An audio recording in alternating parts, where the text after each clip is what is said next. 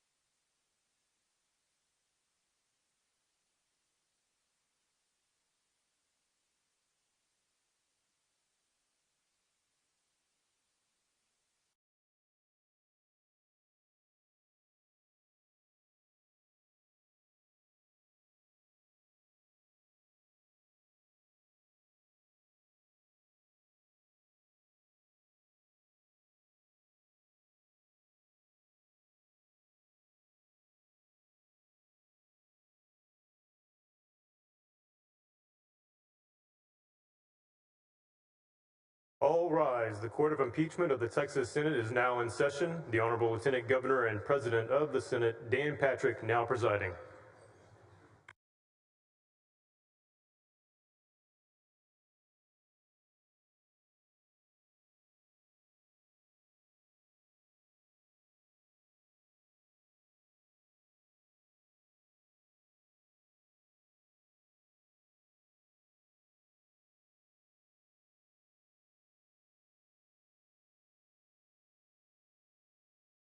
Good morning, everyone. Bailiff, if you will bring in the jury.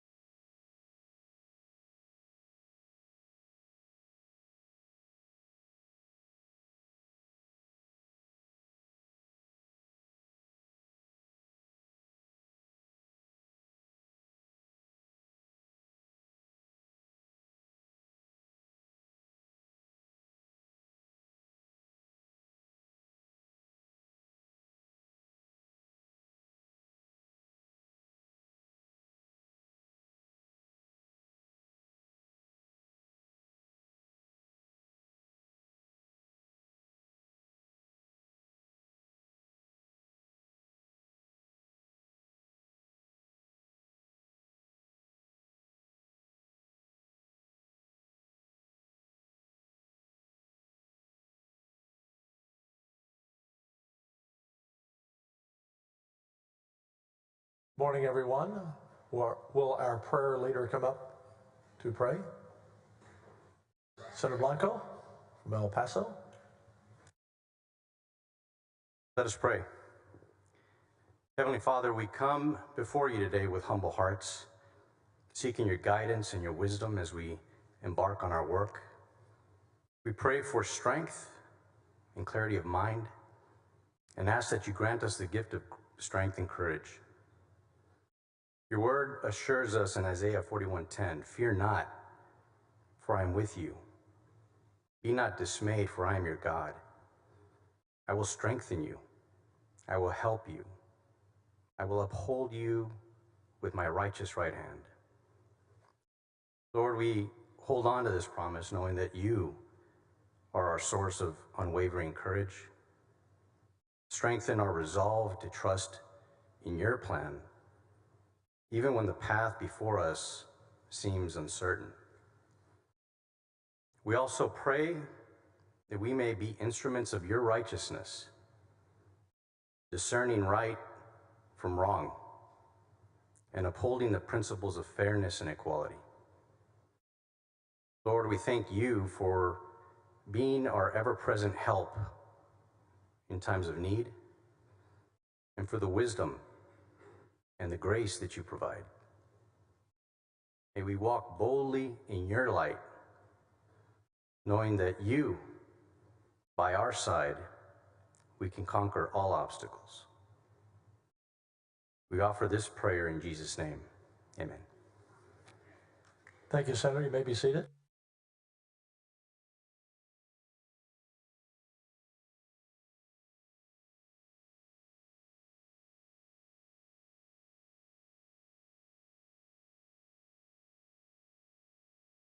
To the public and to the media and to the members, we are beginning late this morning. The court's always ready at 9 a.m., but both the House and the defense had issues they needed to bring forth to the court, and so we have walked through some of those issues. Can I have both sides come to the bench, please?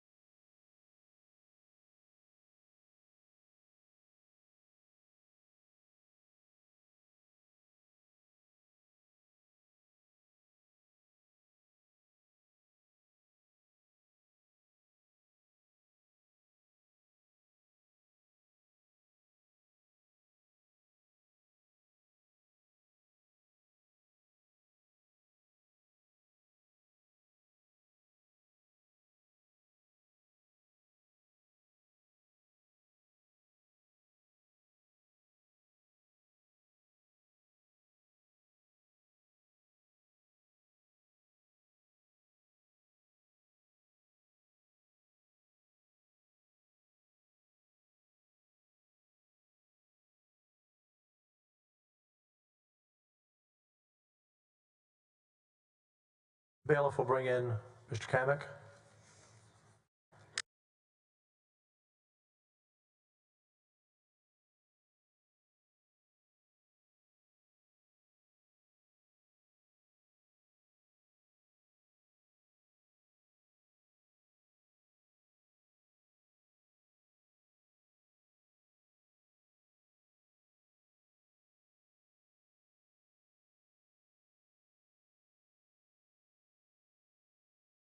Mr. Kamek, please raise your right hand. Good morning. I do solemnly swear that the evidence I give upon this hearing by the Senate of Texas of impeachment charges against Warren Kenneth Paxton Jr. shall be the truth, the whole truth, and nothing but the truth, so help me God. I do, Judge. Please take your seat.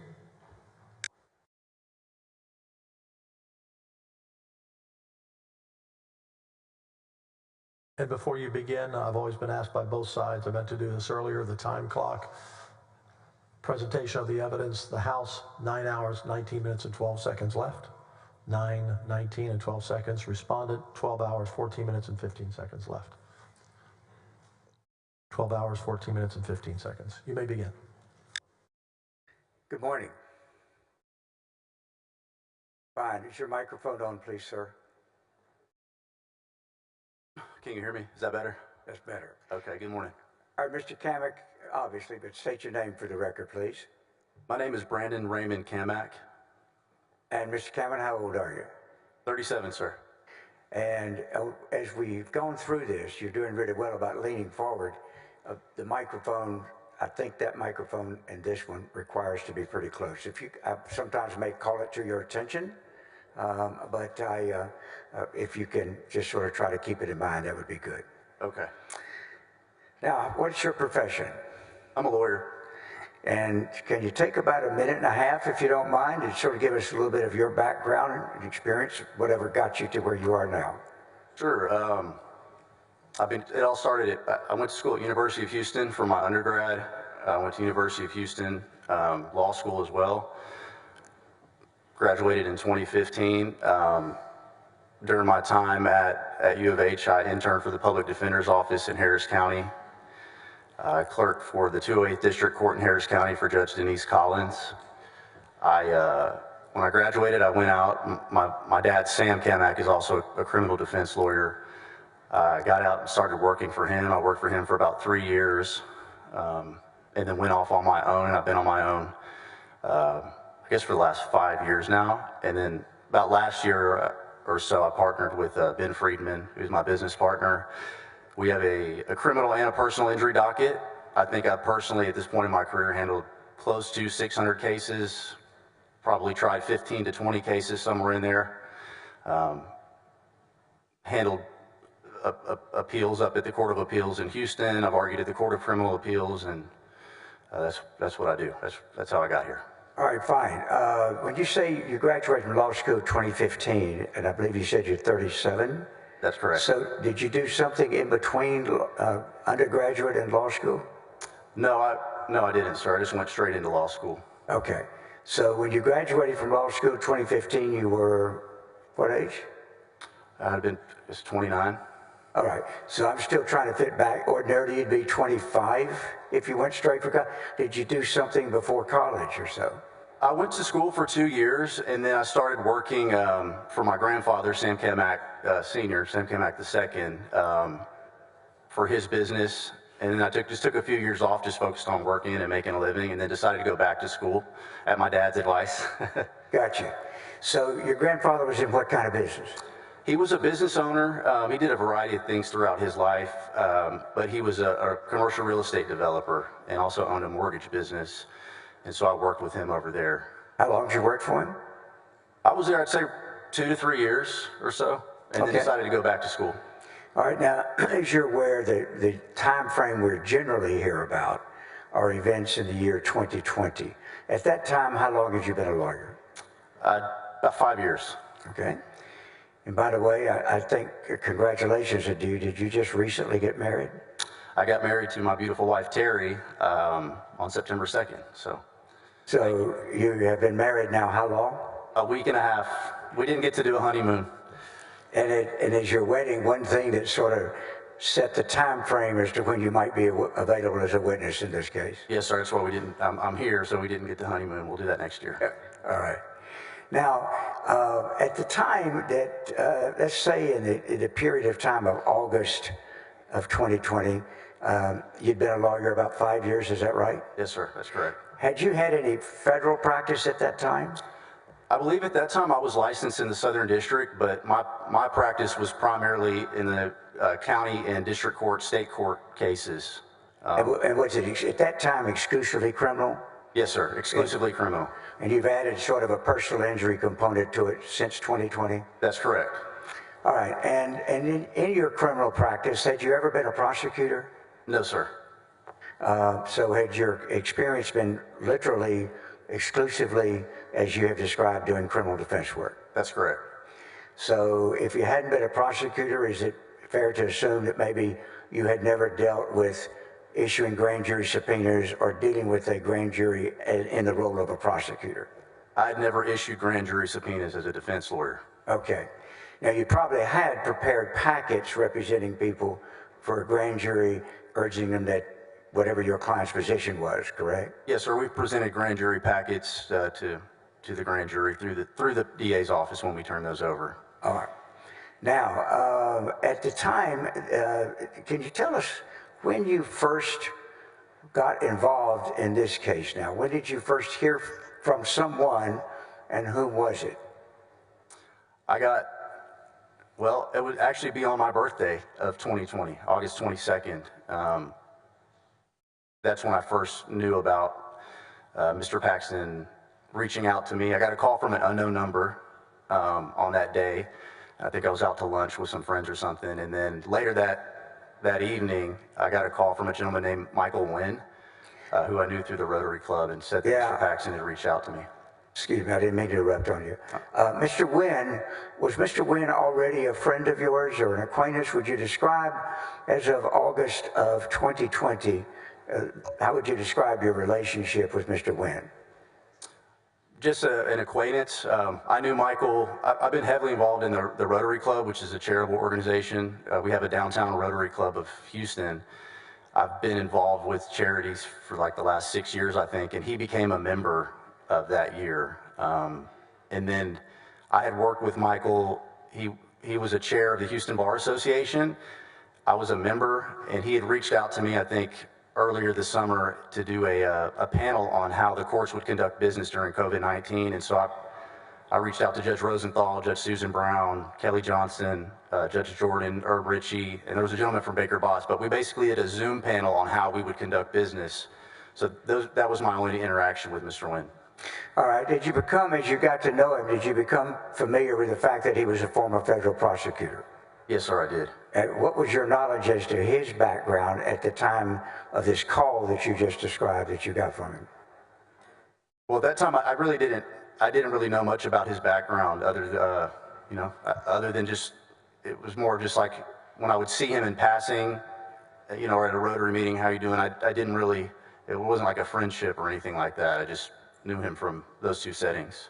Now, you mentioned your father a while ago was and is a lawyer, but at the time that Mr. Wynn and ultimately the Attorney General reached out to you, were you in a solo practice or were you with your father? I was in a solo practice at the time.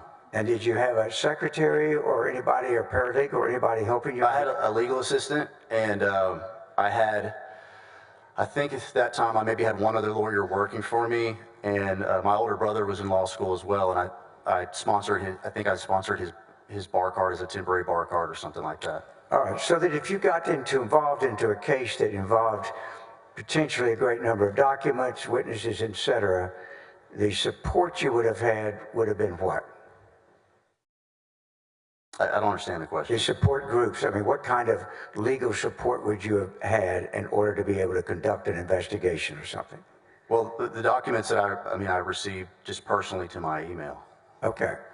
Now, tell me the nature of your call from Mr. Wynn. Mr. Wynn had reached out to me and told me that Mr. Paxton was trying to get in touch with me. Didn't really say anything more than that. The call that I had gotten on my birthday from Mr. Paxton was from an unknown number, so there was really no way to call back. And then it wasn't until the next day that I spoke with him. And so as a date for the jury to have, the date that you spoke with Mr. Paxton was what date? That would have been August 23rd of 2020. And by the way, up there, did you have with you, not that you did you have the invoice you ultimately sent to the Attorney General's office? No, sir. Did you bring it to the stand with you? No, sir. I don't have anything All right. in front of me. Do you want or need that as a point of reference for dates? Or if you don't, that's fine. Or would you like to have available a copy in order to periodically check things? It's totally up to you. I'll take it, sure. Pardon me? I'll take it, yes, Okay. sir. Mr. Harden, this is his bill. This is Exhibit 227, which I move to introduce if it is not in evidence. No objection.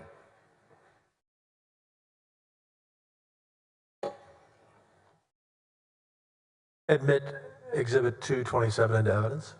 Now, I'm not going to really regularly be talking to you about this necessarily, but I'm offering it to you as periodically if it helps you plug in some dates. Okay. Have you, in our conversations previously, have you sometimes referred to this to make sure you were comfortable with certain dates? Yes, sir. With respect to the dates, this will be helpful for me to remember. Right. Now, let's go to the first. By the way, did you learn as you went along, thank you, Stella, that Mr. Wynn was the one who recommended you to the Attorney General? Yes, sir. Mr. Paxton told me that when I met him. All right. So now let's go to that conversation, your first conversation with the then Attorney General, Mr. Paxton. Did you return his call or did he call you? I believe I returned his call. I returned his call the next day, and we spoke. And he asked me to. He said he would. He had gotten my name from Michael Wynn. I think the words were, my name was dropped in the hat by Michael Wynn, and I'm looking to hire someone to work on a criminal investigation. And we scheduled a time for me to come out to Austin here to his office. So, 5-year lawyer, solo practice. What was your reaction? I mean, I was excited because it was the Attorney General's office, and so I was excited for the opportunity to go out and meet him. All right. And did you do so? I did. And when did you do it? I believe that was August 26th. Our meeting was on August 26th. All right. And in the August 26th meeting, hold on just a second.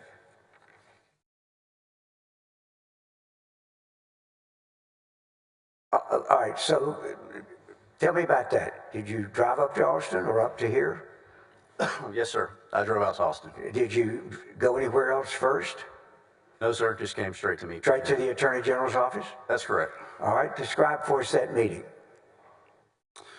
So I went in, I signed in the front desk, and then I went up to the floor where his office is, and I think I waited around maybe 15 or 20 minutes, and then Mr. Paxton came to the floor, and we went into his office, and then... All right. Who was in the initial meeting between you and Mr. Paxton? It was just me and Mr. Paxton in his office.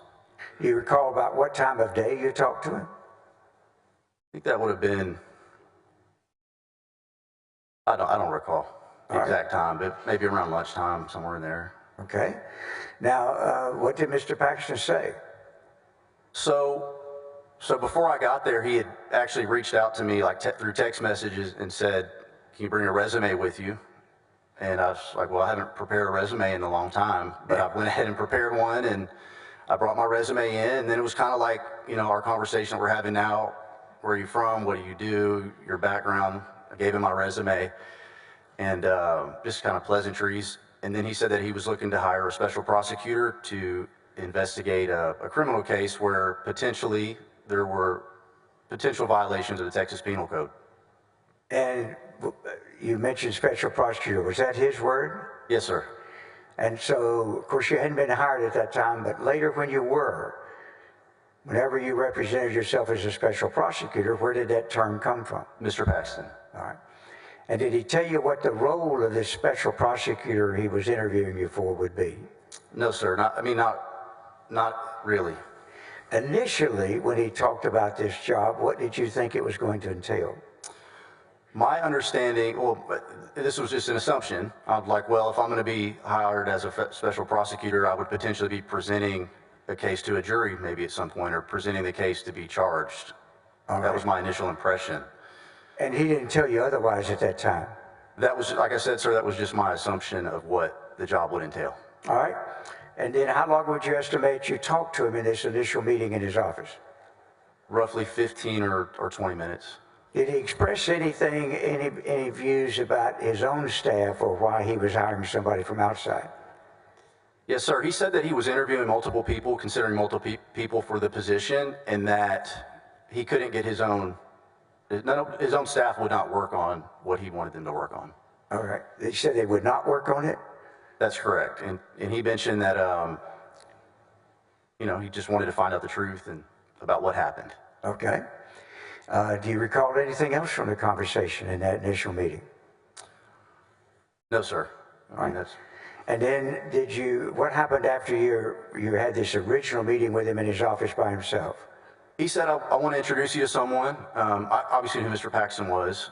And he said, I'm going to introduce you to this first assistant, Jeff Mateer, whose office was down the hall. So he walked me over there, and I met with Mr. Mateer in his office, just Mr. Mateer and I. And now how would you characterize or describe Mr. Mateer's reaction when he came in and introduced you? It was the same type of conversation, pleasantries, how are you? I gave him my resume. I told him, the conversation kind of didn't really get off the ground much. Just like, I'm here for the special prosecutor, to interview for the special prosecutor position. And his attitude was kind of like disengaged about it. Knew about it, but didn't really seem interested in it. I'd say, kind of just like it was Mr. Paxton's own deal that he was focused on. It wasn't obviously wasn't an area of focus or concern for Mr. Mateer. Did it strike you in any way as if his attitude was, so this is Mr. Paxton's deal, he's not that interested in it? Sustained. Thank you. Then you tell me how it did strike you. I'm sorry, sir. How did it strike you as to Mr. Mateer's involvement in it? Just, he was very disengaged did not seem interested in it at all. Seemed like it was just kind of a side deal that Mr. Paxton was working on. It was his own focus. Mr. Mateer was not focused on it at all. How long would you think you were in Mr. Mateer's office? Say roughly 20 minutes. Had Mr. Paxton left you there by yourself with Mr. Mateer? Yes, sir. And then what happened after you finished meeting Mr. Mateer? I went back over to Mr. Paxton's office, and he was in there, just him and I. And I said goodbye. Thank you for the opportunity. Thanks for calling me up. And he said, okay, we might be in touch with you. So I drove back to Houston. All right. So how was it left when this was all over in that first meeting? I'm sorry, how was it left? How was it left? What was supposed to happen next? Well, I really didn't know. I mean, I looked at it like, okay, I just interviewed with Mr. Paxton and the first assistant, and so if they want to talk to me, they know how to get in touch with me. All right. So you left, obviously. What's the next thing that happened in connection with this case? I got a text message from a gentleman named Mr. Vassar a couple days later, asking me to set up a time to meet with him. Do you recall the date or so that you got the text message? That would have been August 26th or 7th, I believe. It was August 28th maybe, 27th, 28th. I'm looking down at Exhibit 227, and I notice it looks like the first time you charged was 9/3. So did you have you choose not to build the state for that first meeting or two when you went up there? That's correct. And also I'd like to say that's a typo, that 9/3/20 date. The date that I actually went out there for the meeting was 9/4/20. So I made a typo there. Okay, all right. Now, at the end, once you got back, you got the text from Mr. Vassar, what happened next? So we scheduled a time to speak on the phone that day. That's what the text message was about. And we got on a call together. All right. And did you ultimately send a draft or receive a contract or proposed contract from Mr. Vassar? Yes, sir. He asked me for my email address on that phone call, and I told him, this is about the special prosecutor position, and he agreed. And then he said, well, I need your email address. I'm going to be working on a contract for you. Okay. Did you receive that contract? So, yes, sir, I did. When? Well, I got the contract on 9/3, September 3rd, but I didn't, it must have got lost. I get hundreds of emails. It just got lost in the shuffle somewhere. So Mr. Paxton actually reached out to me on 9/3 and said, did you get the contract by text message? And I said no, because I was supposed to go out there on 9/4 to meet with the complainant, Mr. Paul, and also Mr. Paxton. So short answer is I got the contract, I just didn't see it that day. It got lost in the shuffle somewhere. All right, so tell me about how this appointment or arrangement set up for 9/4. Whose idea was that? So I got a call from Mr. Paxton, and it was kind of like, hey, we want you to do this job. And Excuse me if I interrupted. Did you consider that the notice to you that you've now been hired? yes, because he said I would be getting a contract, you got the job, and then he asked me, what's the hourly rate that you would charge to do this? And I said, well, I'll do it for $300 an hour. And he said, I think we can get that for you. And, Now, I'm just guessing, you correct me if I'm wrong. In your criminal practice, customary to your billing, were you charging people hourly ordinarily, or was it usually some type of flat fee arrangement? on criminal cases, flat fee. On personal injury cases, contingency fee. So did you have experience in charging that fee of $300 an hour, or were you just sort of guessing? Well, I wasn't guessing. I just was trying to consider, what was going to need to be done in the case. I mean, Okay. And so I landed on 300. I thought that was fair. All right. Now, when you had that, how long did that phone call that you're describing, was that your second call with Mr. Paxton? Yes, sir. All right. And then how long did that call last? I don't recall. It wasn't very long. A few minutes, maybe. You gave him your hourly rate, and then was the appointment made for when? So there was an appointment made for 9/4, September 4th, 2020. Who picked that date? We agreed to that date because I was going to meet the complainant, or Mr. Paul, that morning. And so after, I'm in Houston, so I'm driving back and forth. I try to meet them both the same day. So Had you already, when did you receive Mr. Paul's name as the person that you were going to be, you say complainant. In other words, describe what you meant by that when you said he was a complainant. Well, he was the one who had made the complaint or the allegations, and so I viewed him as the complainant. All right. Had you seen any document as yet connected with the case? No, sir. And so do you recall when you first received Mr. Paul's name? That would have been from Michael Wynn, when I set the meeting up to go out there and visit with him, with Mr. Wynn for the first time, and Mr. Paul for the first time. All right. Who set up the meeting with Mr. Paul? Mr. Wynn. And did you inform the Attorney General that you were going to also meet Mr. Paul before you met him on the 4th? I did. When did you do that? I don't recall. It was within one of those days. Would it have been the day that you talked to him about coming up on the 4th? Yes, sir. Okay. So did you inform him you were going first to Mr. Paul and then coming to the Attorney General? That's correct. So tell us about your first meeting with Mr. Paul. How did that happen and where? So I met Mr. Paul at his office with Michael Wynn, and I drove out here early in the morning. I met with him for, I'd say, hour and a half, 2 hours, and that was the initial time that I, had heard the allegations about their complaint. Had you done any research on Mr. Paul, his background, who he was, etc., before you had this first meeting with him? I think I may have Googled his name and read a headline or something like that. But did you limit your looking into him to Google him? Is that about the only thing you remember doing at that stage? Yes, I didn't look at any court records or anything. I mean, that's all that I did. And what was your level of knowledge about him when you first went to meet him on the That he's a commercial. What was your level of knowledge of Mr. Paul at the time you met him that first time whether you got it from the Attorney General or anyone else. I mean, I didn't know him, didn't know anything about him. Okay. And where did you meet him? At his office. Who was present during the meeting? It was Mr. Paul and Mr. Nguyen. All right. So what happened at the meeting, without going in necessarily at this time with what he said to you, what was the nature of the, or who did most of the talking in the meeting? Nate Paul did most of the talking, and it was just a lot of information given to me in a short time period. Well, how was he doing that? I mean, how were you given He was information? talking, he was just talking, trying to tell me, the circumstances surrounding the search of his home. Did he make any presentation to you? Towards the end, he showed me a copy of a search warrant and an order, and that was kind of the gist of his complaint. He showed me this presentation on a PDF document. And so if you had to estimate the time that you visited with Mr. Paul at that time to get his, whatever he wanted to impart to you, how much of that hour and a half or hour and 45 meeting was Mr. Paul talking to you?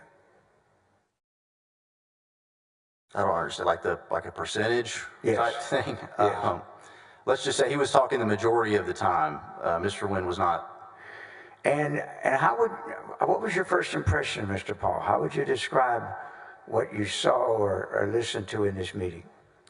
Energetic, passionate, and had a lot of conviction, kind of an aggressive attitude, just a very, energetic person. And what was your reaction when you left? Let me ask you this. Did he basically give you his side of the matter that you had been retained to investigate? That's correct. And what was your reaction to it? I mean, I was convinced by what I was shown in the search warrant presentation and all that.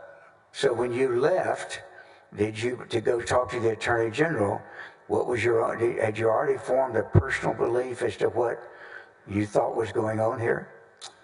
No, not a personal belief.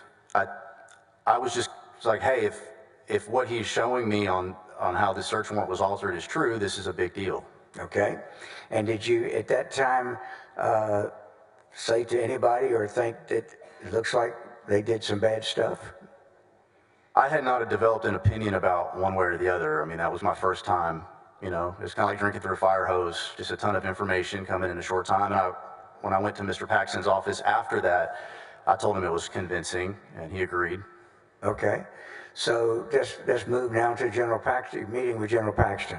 On the 4th of September, was it? That's correct.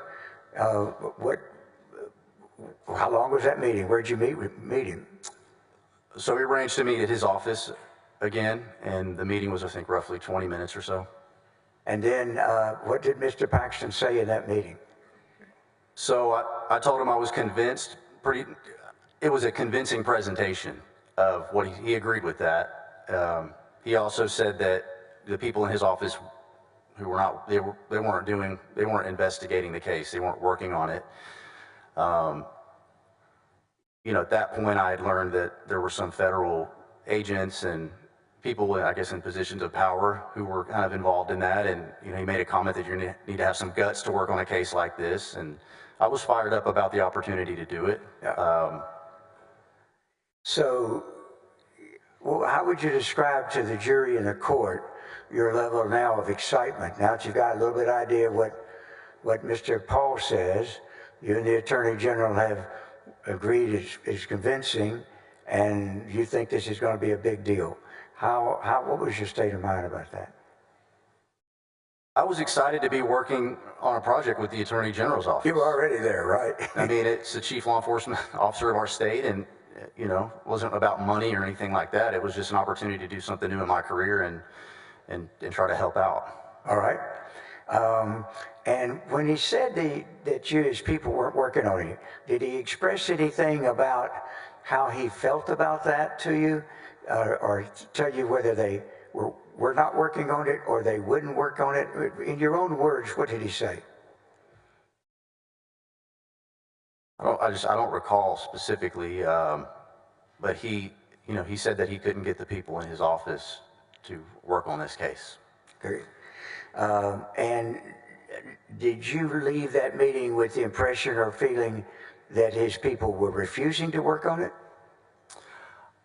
Yes. Did Yes, you sir. wonder, well, if they're not going to work on it, why don't you fire them? I mean, You didn't think about that? no, sir. All right, okay. Now, after that meeting, did that meeting get terminated a little early, or tell me, you said it was about 20 minutes. No, he said Excuse me just a second, you've driven all the way up for Houston for it. What happened to shorten it a little bit?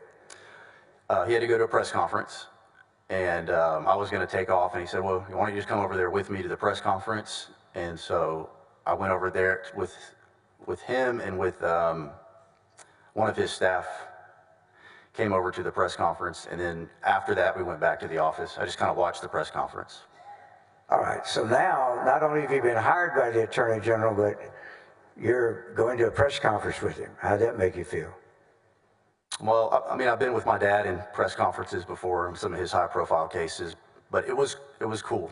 Yeah, okay.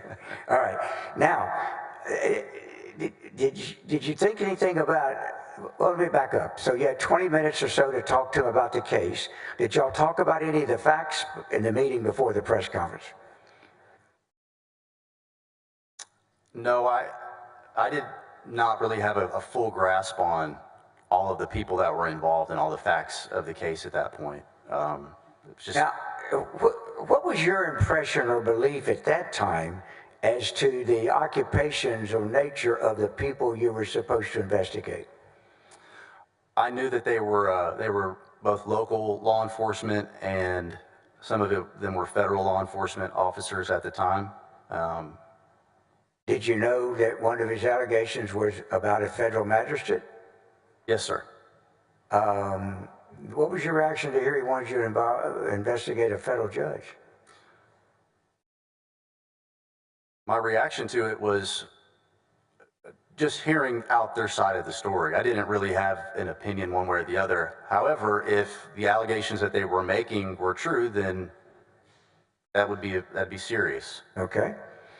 Now, did he talk about any in that conversation, any of either Mr. Paul or him, of any people other than federal and local law enforcement being the people he wanted investigated? No, sir. After the press conference, how much longer were you in the company of the Attorney General? I think probably 15 or 20 minutes. We went back to his office and finished up the conversation there. Well, what happened in that conversation? When we got back to the office,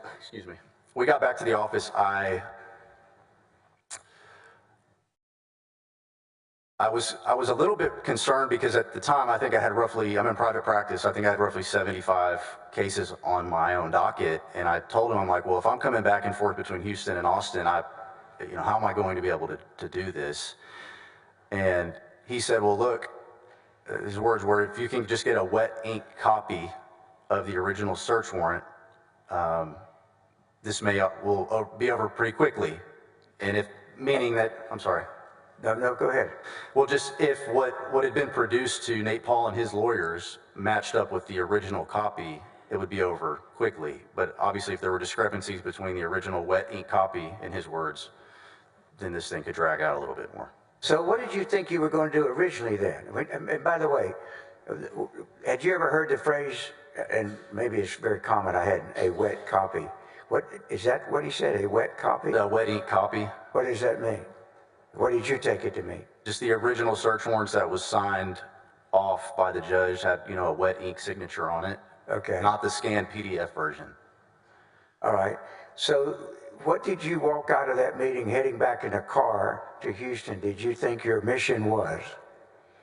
So we really didn't go into the scope of the work. At that point, it wasn't until I actually got so the copy of the contract had been sitting in my inbox.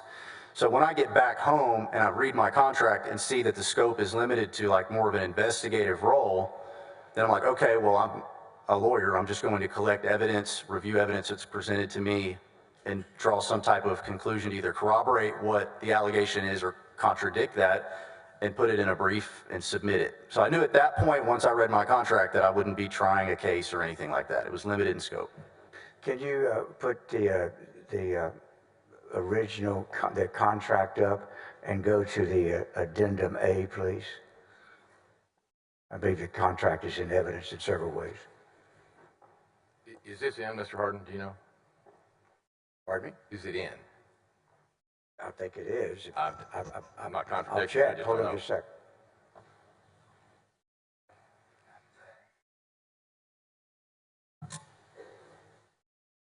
Could we get an exhibit number, Rusty?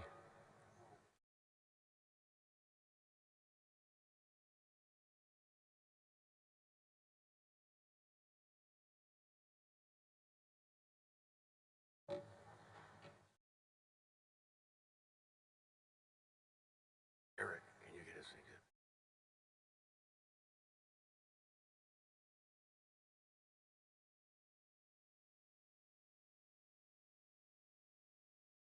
It is in. It's House 160 and it's in evidence. Thank you.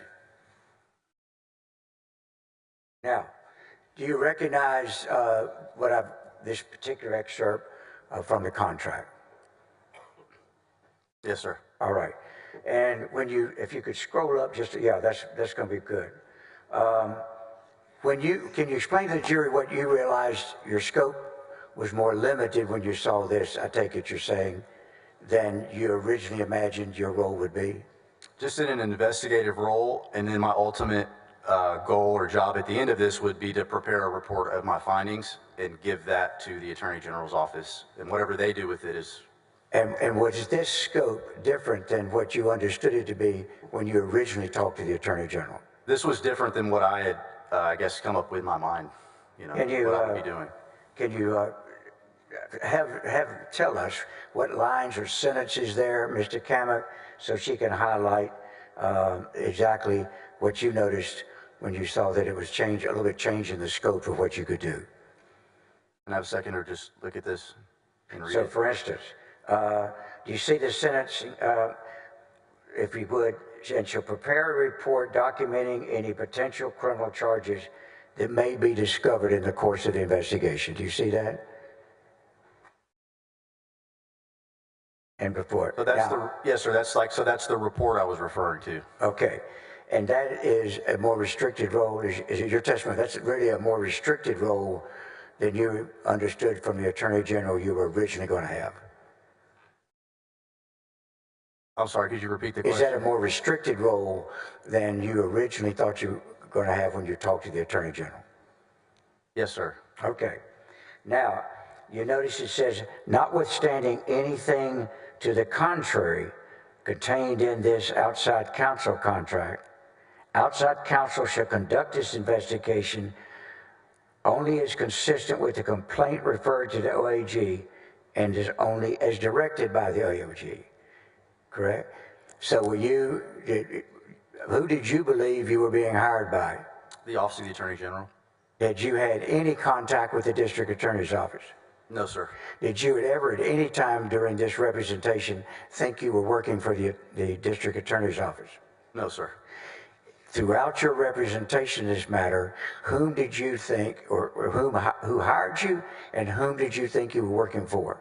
The Office of the Attorney General. All right. And in turn, throughout all of this, who in the Attorney General's office in a position of responsibility did you consistently have your contact with? The only person I reported to was Mr. Paxton at his direction. Okay. Now, do you see, except for outside counsel's duty to provide a post-investigation report, this outside counsel contract expressly excludes legal services relating to any other post-investigation activities, including, but not limited to, indictment and prosecution.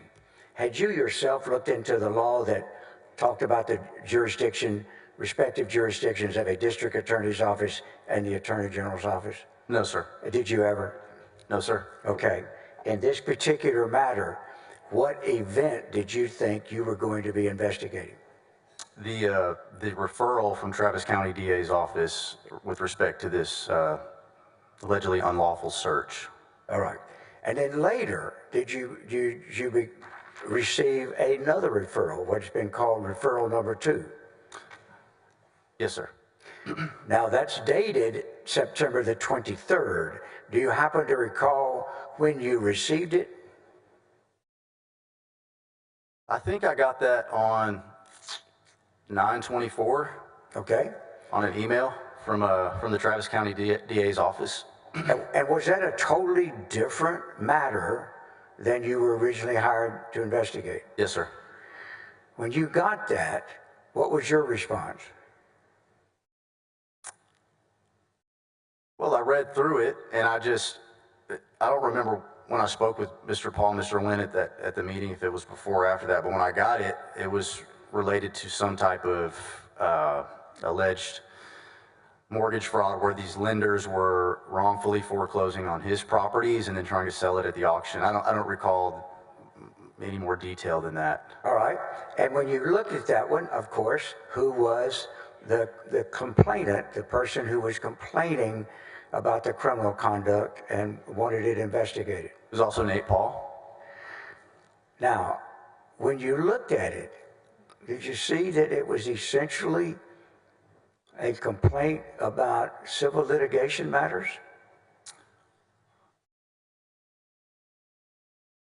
I'm sorry, could you? Yeah, and after we're only asking about your mindset. Yes, sir. Not one way the other. Okay. Did you notice whether it actually was a complaint about civil litigation matters in bankruptcy court? Well, I wasn't looking at it through that lens at all.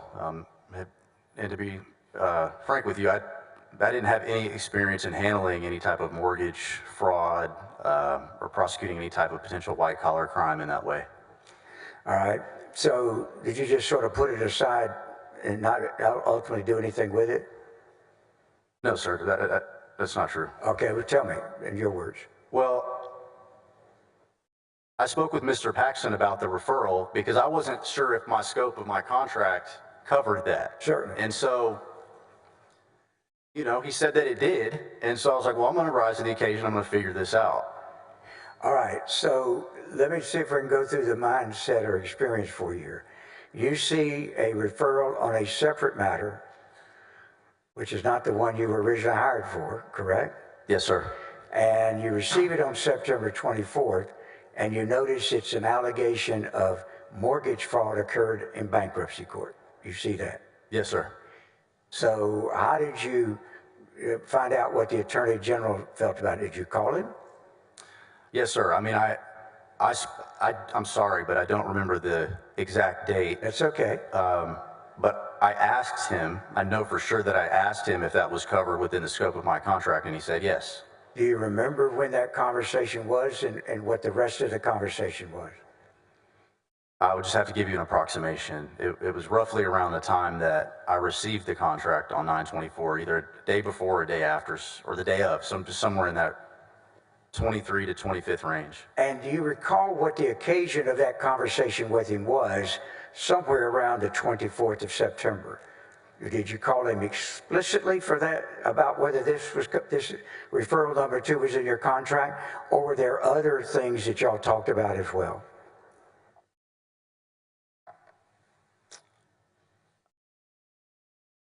I don't recall the entire nature of that specific call. Okay. Did you notice when you looked at referral 2 that one of the people he was asking to be criminally investigated was a federal bankruptcy judge named Tony Davis? No, sir. You didn't notice that at that time? No, sir. Okay. Did that referral, just like the first referral, have a list of people that Mr. Paul claimed were people of interest? It did, yes, sir. All right. And did it list these people? Did you recall whether when it listed them, whether it listed actually personal data like their address and their phone numbers? I don't recall if that was in the referral or not. All right. Don't remember whether it was in referral number 2. Is that what you're saying? Yes, sir. All right. Was that the case in referral number 1? Yes, sir. Okay. There were names and I believe some demographic information in All right. the first one. I don't recall. Now, in referral number, I mean, let's go back now to the period a little before September 24th, when we were talking about the original referral. After you returned, did you receive any type of documents and materials to review when you left the meeting with both Mr. Paul back on the 4th of September? Yes, sir. Can you tell us what kind of materials he gave you that you took back to Houston to review? So I had taken my handwritten notes from the meeting back with me, and then I also received like a little 5 or 6 page document that appeared to be some type of timeline of events, giving Mr. Nate Paul's version about what happened. All right. Now, did you take that just as his version? Yes, sir. All right. But when you left there, what did you have when you left there, and then on the 4th, and after your meeting with the Attorney General, had you developed sort of a game plan in your own mind as to how you were going to do the investigation?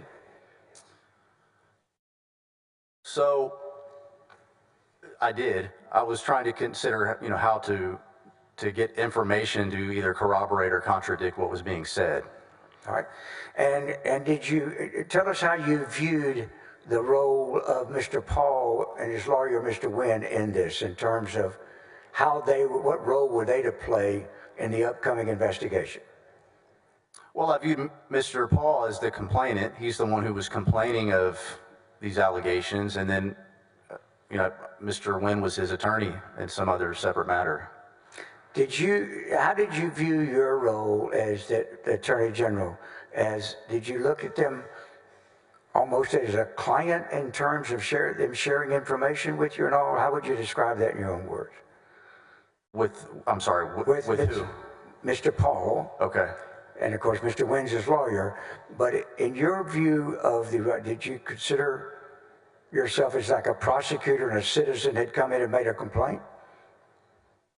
I viewed him as a complainant in the case, and just in the same way that if a client hires me for a case and they bring in a banker's box full of documents and information, I'm going to go through it. And so I didn't think that it was unusual that I would be getting information from the complainant and his attorney. And as I got that information, I thought this was the same information that Mr. Penley had. Yes. Had you met Mr. Penley? No, sir. Did you ever meet him? No, sir. All right, so when you originally were hired by the Attorney General, did you make a certain assumption as to what your role in Mr. Penley's would be?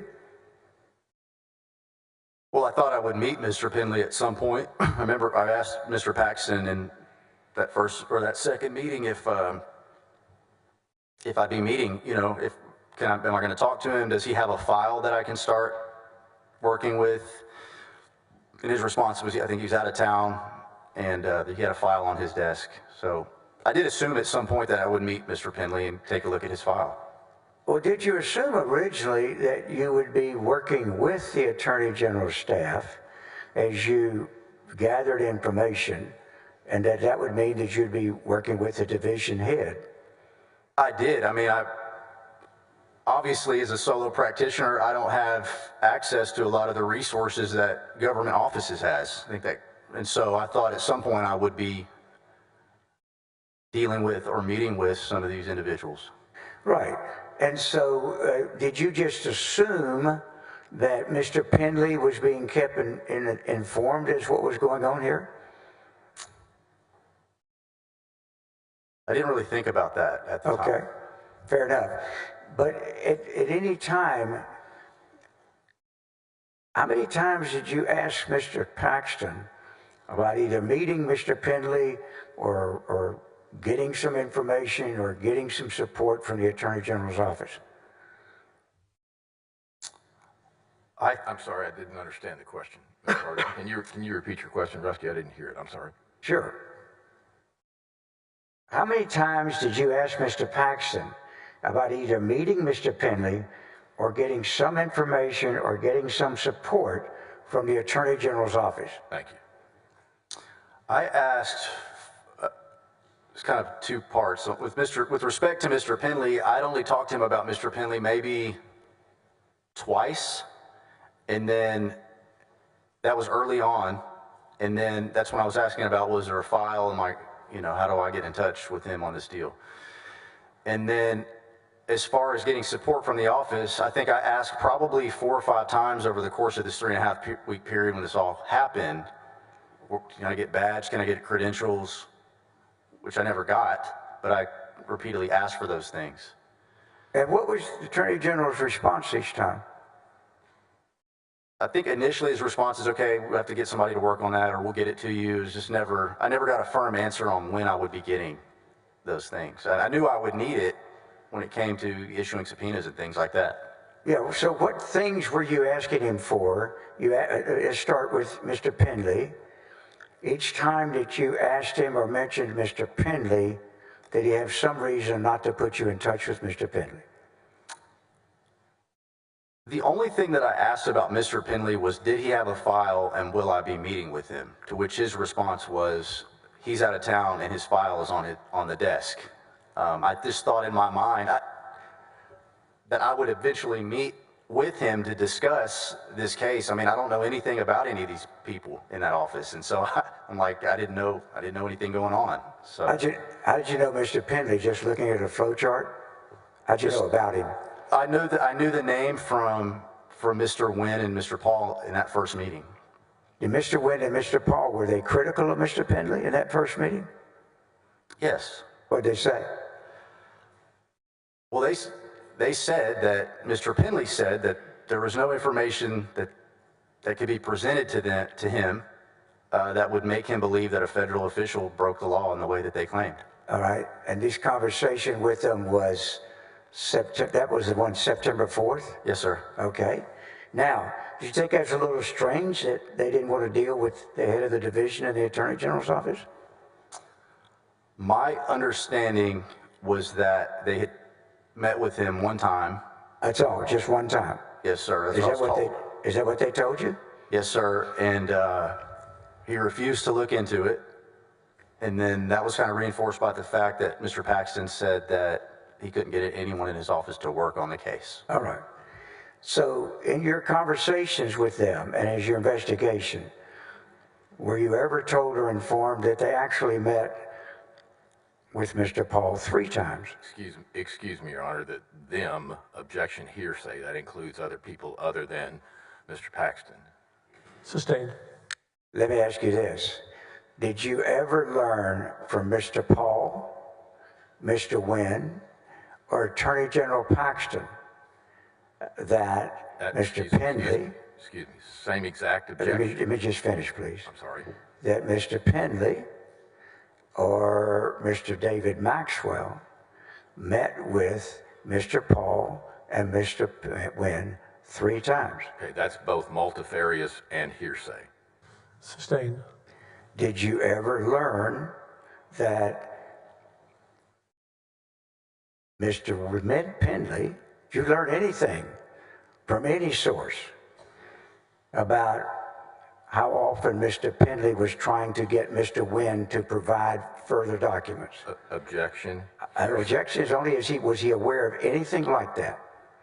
Objection hearsay. The question was, did you learn from any source? Objection hearsay. I'm only... Overruled. Thank you.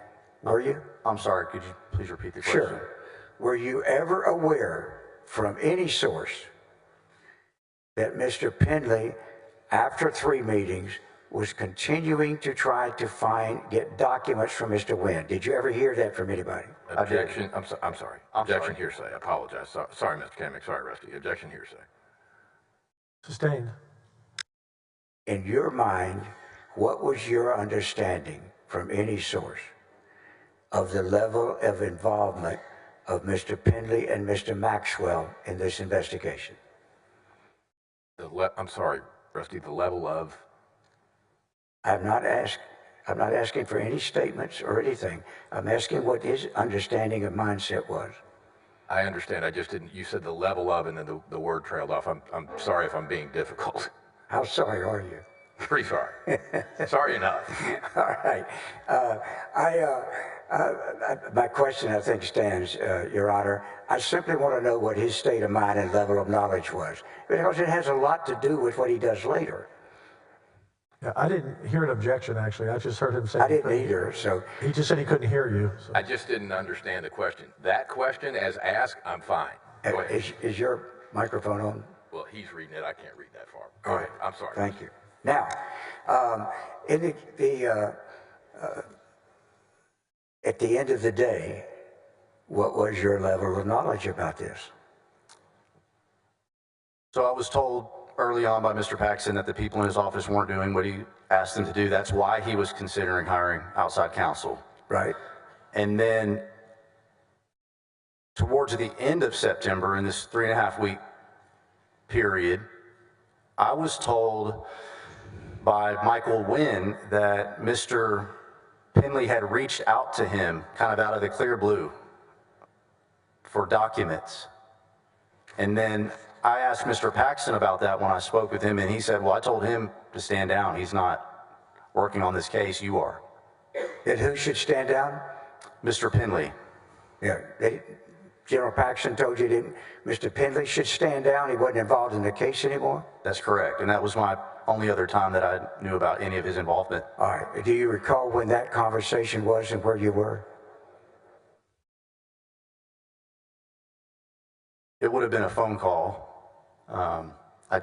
towards the end of September. All right, thank you. Now, let's go back after the 4th. I assume you started reviewing the materials you had received? Yes, sir. Tell us about how you proceeded in your investigation then. All right, so still trying to get my arms around what was alleged and all of the folks that were involved in it, and trying to figure out, since I didn't really have any information, what information I would be able to obtain. And just started kind of thinking of the way to do this would be to do grand jury subpoenas to get information regarding like phone calls and things between the individuals involved in that first referral. All right. Now, by the way, did you during this period of time, Mr. Kamek, consult with any other people you thought might have had these types of investigations before to sort of get an idea how to proceed? No, sir. But this is not something you had done before, correct? I had not ever done this before. Okay.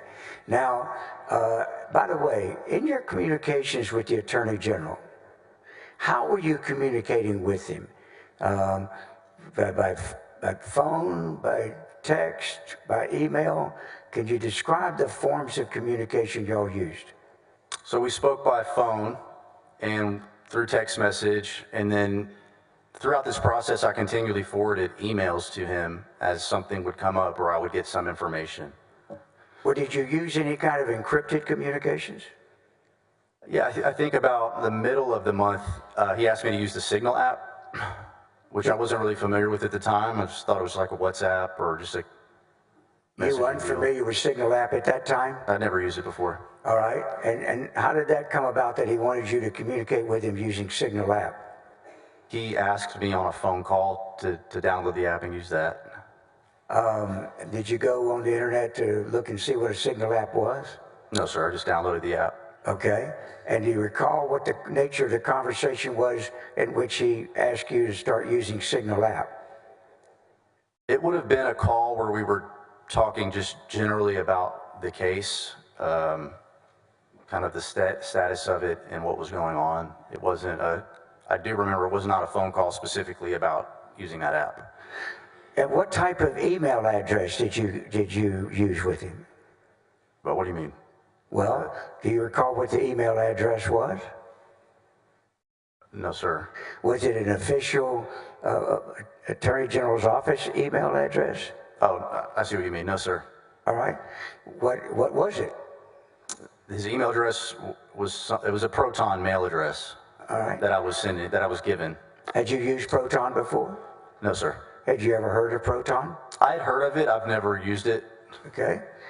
Now, in addition, what about the phones? What type of phone number did you have that you would communicate with him? I had the original number that he had first called me on, and then I think later he gave me another number. Around that time, I was getting getting calls from unknown numbers, or it'd say potential spam. You know, you get those types of calls, and I was like, well, I don't want to miss the Attorney General's number, so I got myself a separate number and gave it to him.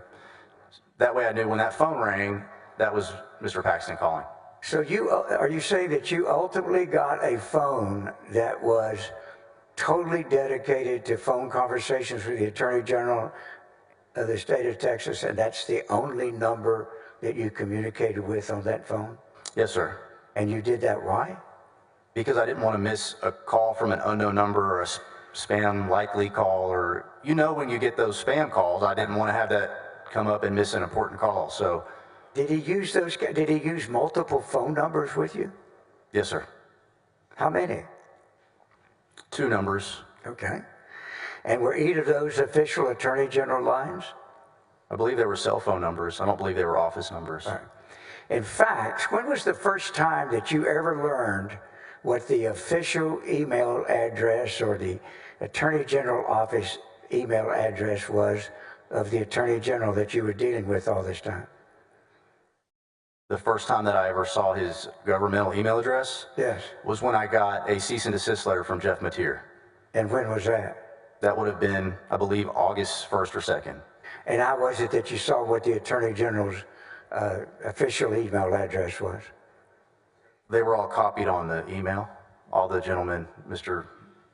Vassar, I think, was one of them. And was that first time when you got your cease and desist letter, the first time you ever knew of any official communication form of communicating with the Attorney General, whether it was through text or email or phone? I thought all of my communications with him were official, but that was the first time that I saw his governmental email address. All right. Yes, sir. Now, did you trust the Attorney General? Yes, sir. Were you flattered about him reaching out to you? Yes, sir. Did you trust Michael Wynn? Yes, sir. Did you appreciate him referring you to the Attorney General? I did. Yes, sir. Okay. And did you always trust Michael Wynn to have your best interest at heart and try to help you?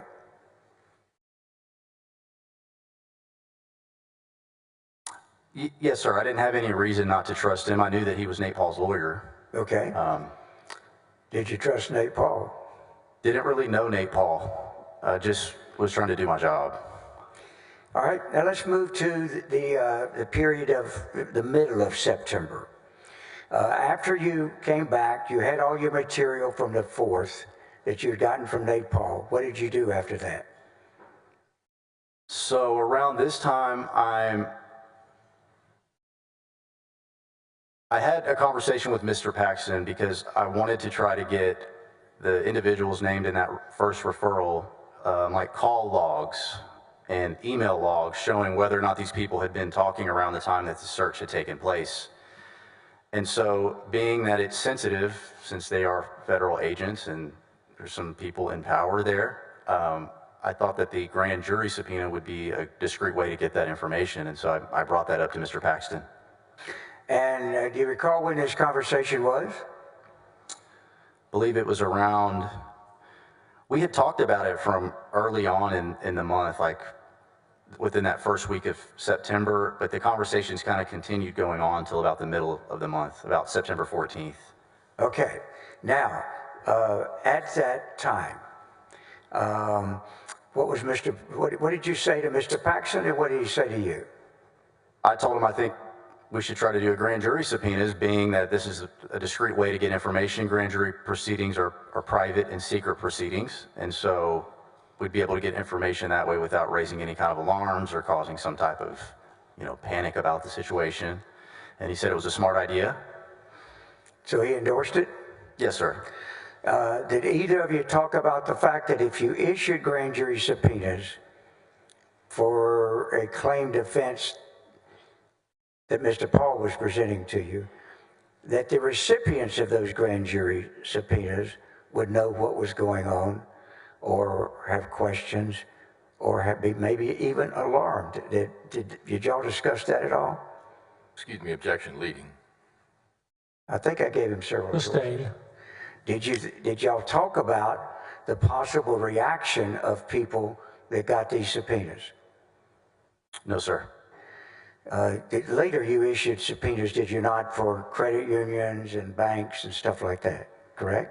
Yes, sir. Was there any conversation between you and the Attorney General about how those people might feel when they got those grand juries? No, sir.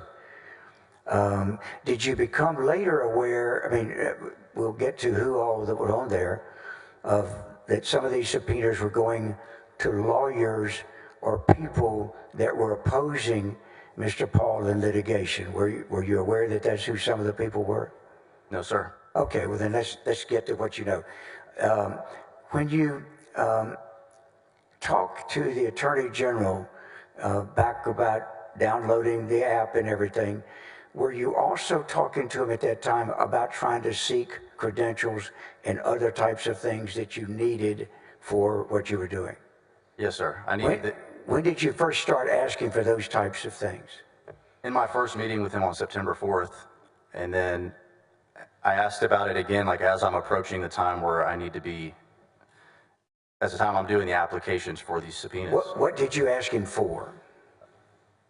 Email address, am I going to get some type of badge or some credentials, like, because I'm going to be approaching people with legal documents, and I need something to show that I have the authority to do that. But what did he say? We're working on it. Now, you assumed, did you not, that of course it'd be perfectly fine to give you those things because it would be a public record and there was nothing wrong with it, correct? I expected to get that. Yes. And you expected and believed you were going to need that, did you not, in your investigation? Yes, and I ended up, I did need it. How many times do you think you asked the Attorney General for these official documents? It would have had been 4 or 5 times over the course of a month. And each time you asked him for him, what was his response? We're working on it. We'll get it to you. At some time did you begin to wonder why they would not give you any kind of official documents to show your status? No.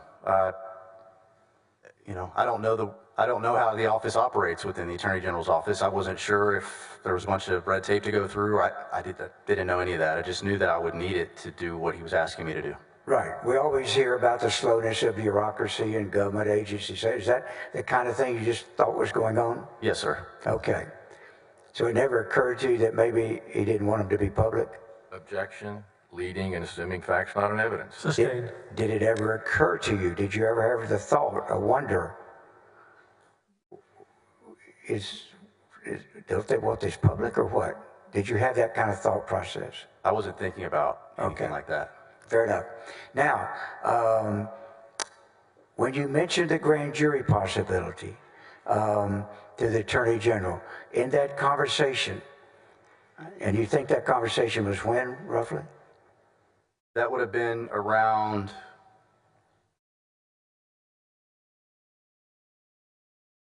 I know I spoke with him about it on September 6th. So I have a note here on this invoice, but the middle of the month around September 14th. Okay. There were a couple conversations where I was just kind of trying to figure my way through this. Now, you, of course, as you mentioned before, had never done a grand jury investigation, correct? That is correct. So did you ask him some questions, to the Attorney General, some questions to try to help you in that respect? First of all, did you assume that maybe he would know these kind of answers? Yes, sir. I'm so sorry. Judge, is there any way I can use a restroom break? We'll stand at ease for 10 minutes? Sorry about that. No. We'll give you 10 minutes. The witness may step down. Thank you, Judge. Okay. Thank you very much. I would just stand at your desk, George. I would not leave. He's just stepping out and coming right back.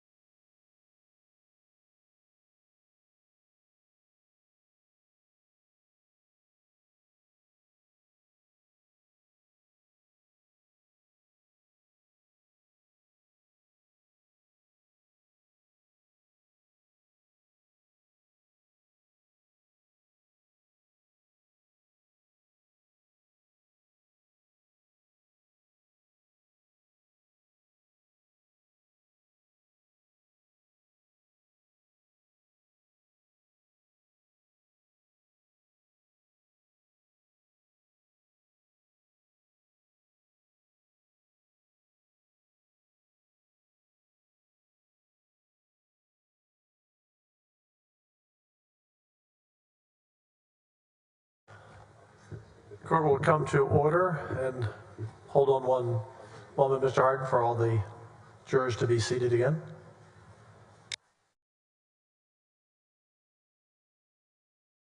Mr. Kamek. Hold on 1 second. They're not all in their seats.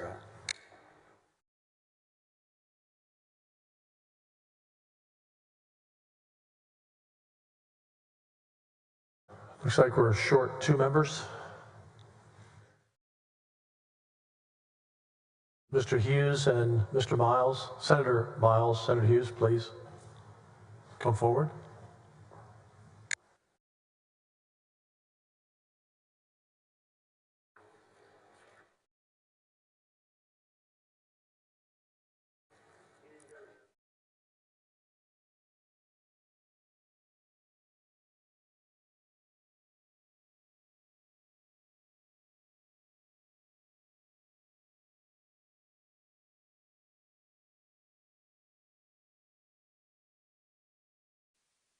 Okay. Okay, thank you.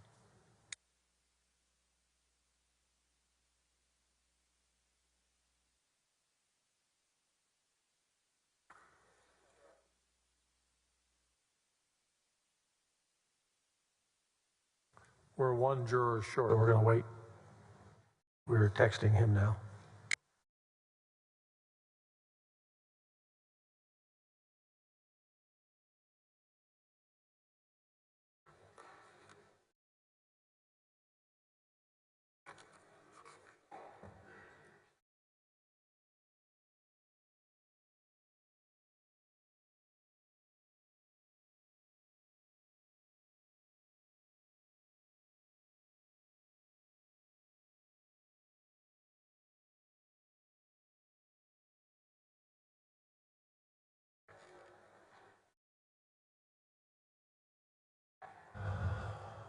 Mr. Harden, you may resume.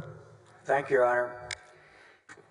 All right, Mr. Kamek, I want to go to, if I may, when you were asking him and talking to him about the grand jury subpoenas.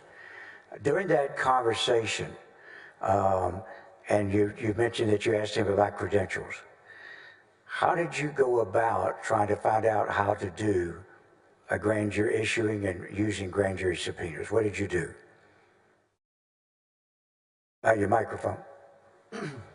Yes, sir. So I asked Mr. Paxton, you know, at this point, he's like, that's a smart idea. This is the way that we should proceed. So the next question is, okay, well, how do we do this? Because I wasn't sure whether the Attorney General's office had their own special grand jury in session for cases, or if we would do it through county, like Travis County grand jury. And so I didn't know the answer to that. He said he didn't know the answer to that. He would need to find out. And, you know, I think he had indicated to me at that time, you know, he wasn't a criminal lawyer. Most of his experience was in business law. So he would find out which grand jury that we would. How did you find out?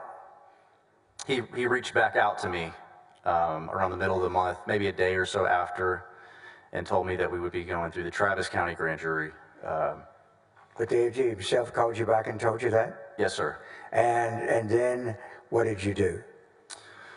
So my next step was to reach out to Travis County District Attorney's Office, and it was kind of weird because before I even had the opportunity to do that, I get a message or a voicemail that Michael Wynn had sent me saying, this is the person that you need to contact over there. How soon after you had the conversation with the Attorney General that concerning the fact that it would be a Travis County grand jury, how soon after that conversation with the Attorney General did Mr. Wynn reach out and give you a contact in the Travis County DA's office? I don't recall exactly, probably within 24 to 48 hours. Do you have any idea how Mr. Wynn would have known that you were seeking that information? Well, I'm sorry. Had you told Mr. Wynn you were trying to find out, or did it just come in unsolicited? No, I spoke with Mr. Wynn about the grand jury process. All right. So he was aware, him and Nate Paul were both aware that that's how I was proceeding with their investigation. When you got that information, did you reach out to the Travis County Grand Jury? I reached out to the Travis County District Attorney's Office and Excuse spoke. me, I said grand jury, you're right. The office, excuse me, go ahead. I spoke with, I forget, she's a nice woman, I forget her name. She put me in touch with a gentleman named Don Clemmer. And then Don Clemmer put me in touch with, I guess, this real sweet lady. I think her name was Bailey. She might have been the grand jury coordinator over there. Let me ask you this. Was it last name Mulder? Does that sound? That sounds like.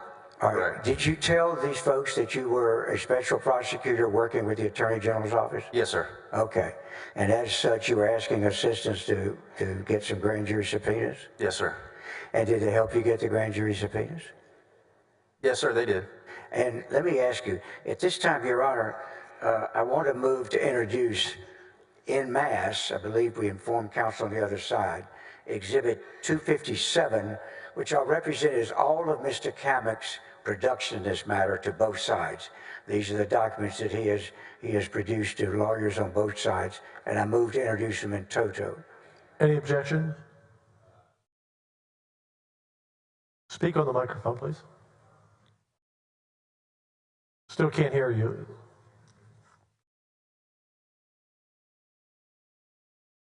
Object to 649, 691.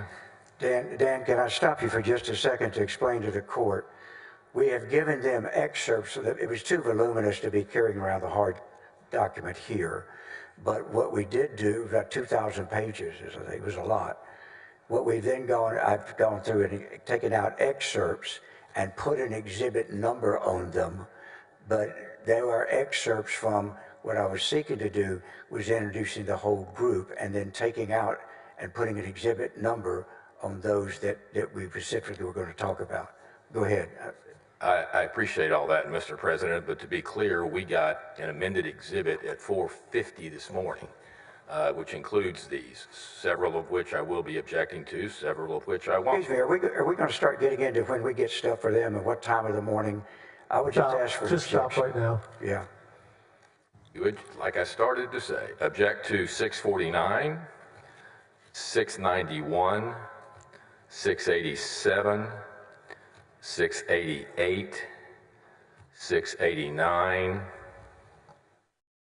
690, 686, and 650.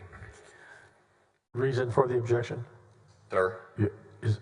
You objected to those documents, okay? I am. Now, Okay. I do not have objections to 677, 678, 679, 680, 681, 682, 683, 684, 685, and 693. The last sequence, Mr. President, I do not have an objection to. So let's go back to the objection. Yes, sir. I'd asked you for a reason for the objection to the Yes, sir. other documents. Yes, sir. The basis is hearsay on each. And just so, let me try to get them in order so Mr. Harden and I can literally be on the same page.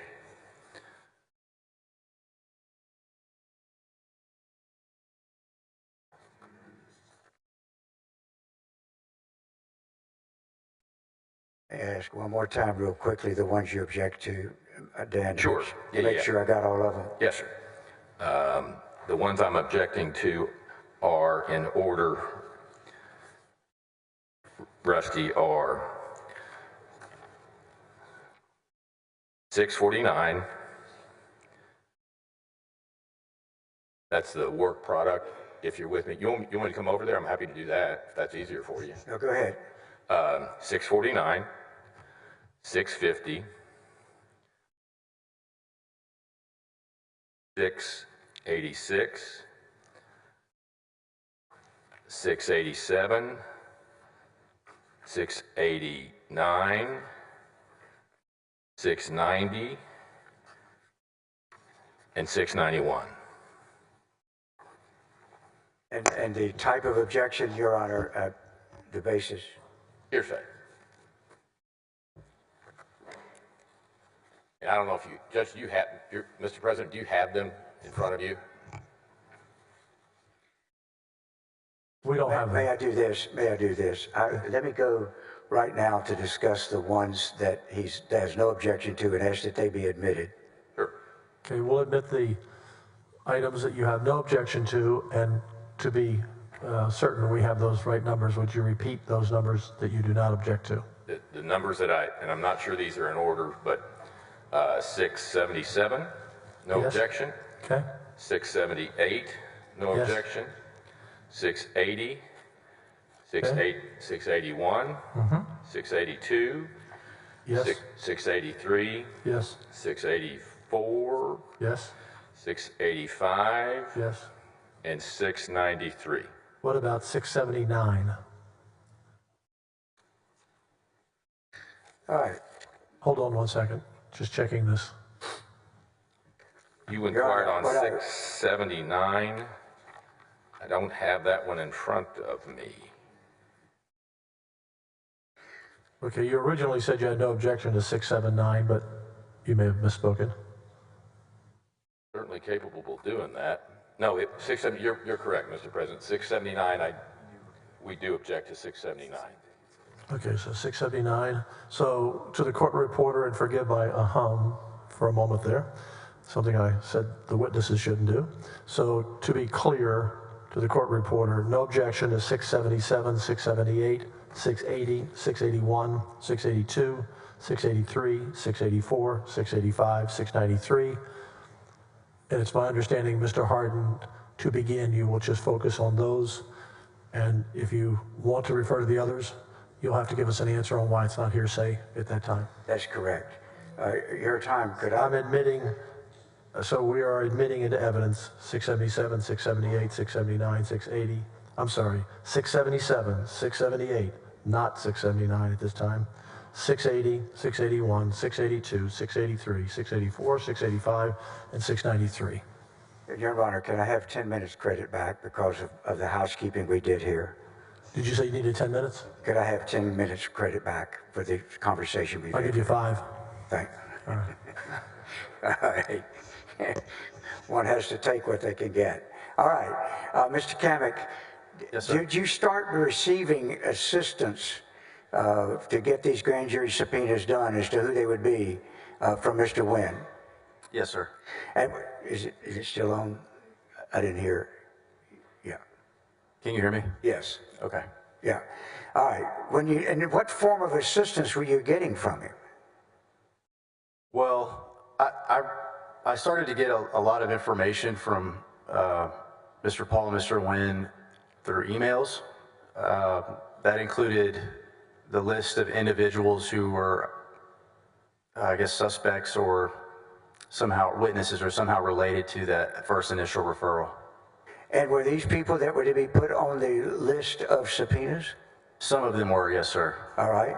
And were you receiving from Mr. Wynn regularly information of people to include on the grand jury subpoenas? Yes, sir. Now, what was your thought process in terms of your investigation as to why you would automatically put those people on if they're asking? In your mind, you were doing what?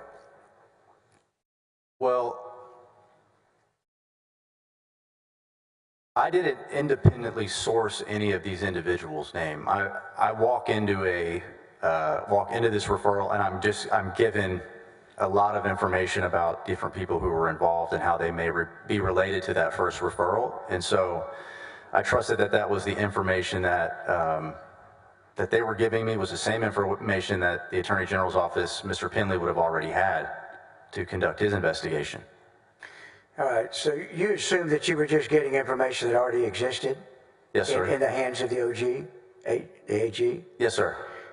But you hadn't talked to anyone in the AG, correct? Other than Mr. Paxton, that's correct. All right. And each time that you had a course of action in this case and thought you were going to do something, did you have a practice of contacting the Attorney General to update him? Yes, sir. And so as you went along and gathered all this information from Mr. Wynn and Mr. Paul, were you keeping the Attorney General informed of all this? Yes, sir. I would discuss it on the phone, or anytime I got like a document emailed to me from Mr. Wynn, I would forward that on to the Attorney General's email address. And then when we spoke again, if we did, I would say, hey, you know, I sent you this or sent you that. So let me see if I understand. Whenever you received information from Mr. Wynn and or Mr. Paul by email, you would then forward that information to the Attorney General? The majority of the time, yes, sir. All right. So when they were sending you list of people that should be subpoenaed by the grand jury, were you making sure you kept Mr. Paxton informed of that? I'm sorry, do you mean if, like I sent that information to him, or just letting him know that I received that information, or? Just letting him know that you received that information. Yes, sir. All right. So would it be an accurate statement that as you proceeded in this, well, let me put it another way.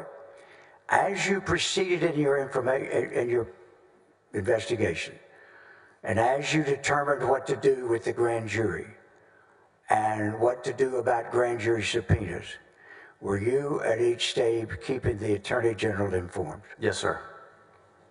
At any time, did the Attorney General contact you and say, no, let's don't do that? No, sir.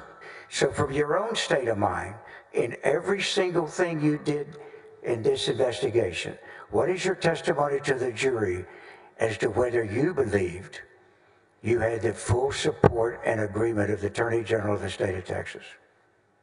That's true. I did everything at his supervision, kept him informed on everything. When I reached out to Travis County District Attorney's Office and introduced myself regarding the grand jury subpoenas, I mean, I got affirmation the entire time that everything was good, and no one said anything different until I, got a cease and desist letter at the end of. And so it was one of your frustrations that you didn't have anything official to tell people that's what you were doing. Is that correct? That's right. Excuse me, objection leading. I'm sorry. Well, Sustained. were you frustrated about the not having any identification and documents and means to tell others in the outside world? Yes, because yes, sir. All right. And what was the reason? What was the reason for being so frustrated? For example, when I had some subpoenas issued for Microsoft, and I got an email back saying, without a governmental email address, we can't execute these subpoenas. So I knew that as I'm continuing to work in the course of this deal, that I would need to have some type of identification, whether it's a governmental email address, some number. I don't know what their processes are, but I knew that I would need some type of credential to be able to do what I was asked to do. What were you subpoenaing Microsoft for? Email records, I believe, for certain individuals that were involved in that first referral. All right. So in the first referral, you were seeking email information, everything from Microsoft about all of these individuals? Whoever had like an Outlook email address. And in addition to the people involved in the execution of the search warrant, were you receiving from Mr. Wynn other names that should be added in? I don't recall all of the names that were on the list. Oh yeah, I'm not asking you what the names were, but were you receiving during this time that you were conducting investigation, continued list and suggestions of people to investigate and to list a grand jury subpoena for? Yes, sir. And at this stage, did you reach a stage of discomfort that you were getting all this information from the lawyer of a man that you knew was already under investigation by law enforcement?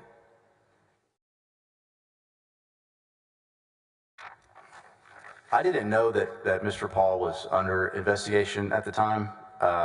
I knew about the search, obviously, but I didn't know that he was under any kind of, at the time it would have been a current investigation. And then just with respect to Michael Wynn, I had no reason not to trust that Michael was giving me information that he had already collected and that I thought that the Attorney General's office already had. So I thought that whatever he gave me was for the purposes of investigating that referral.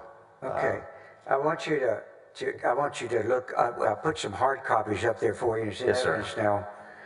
Exhibit 678. 678. And it's going to be Bates stamp. Well, do you need a Bates stamp? No. Okay, thank you. Can you tell us what that is, please? So this is an email that I sent to Ryan Vassar with this is the same day that I met with Mr. Paxton on 9/4, and when I got back home, I signed the draft contract that they sent me and sent it back, and I asked for an executed copy back. Mr. Vassar had asked me to see if there were any kind of conflicts, so I reached out. I didn't have any clients that had any cases pending where the AG's office was opposing counsel, and I reached out to the State Bar Ethics Hotline and said, hey, is this okay? You know, I don't have any cases pending against them, and they said, it's fine, you know, congratulations on the job. All right. I'm trying to look at these subpoenas in terms of what's admitted, and I want you, if you would, to turn to 681. I'm only going to ask you to not put it up because I believe that's one no, that is one that's in evidence. Can you help me out? Look at 681 and identify this for the jury, please.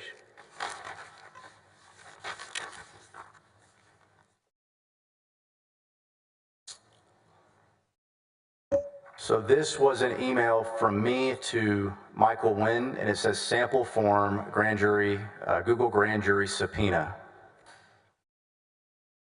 All right.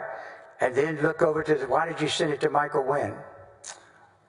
Michael Wynn had initially, so I had never issued a grand jury subpoena before. Pardon me? I had never issued a grand jury subpoena before. Right. And so I asked Michael, once I put this draft together, if you take a look at it, it's the same information that they had already given me, and make sure that the form here is correct. And so Mr. Wynn respond to you and tell you it was okay? He said, form is fine. And then at the end of the day, what did that help you do? I'm sorry, what did it help me do? Yes. Did that help you decide how you were going to do the subpoenas and what language you were going to use and everything? I sent this to him. I mean, I knew he was a federal prosecutor at this point in the past, you know, Harvard educated. I just sent it to him you know, does the form look okay here? So it helped me to know that this was the right way to do it. All right. Your Honor, I'm looking here. I was having to order up the ones they've objected to, and there are some of these that I very much want to get into evidence, and I don't believe there is a legitimate objection. I'm trying to figure out how to handle this without taking any undue time now. But for instance, if I could, do we have hard copies for the court, Stella? Of these exhibits, do we have any more stacks?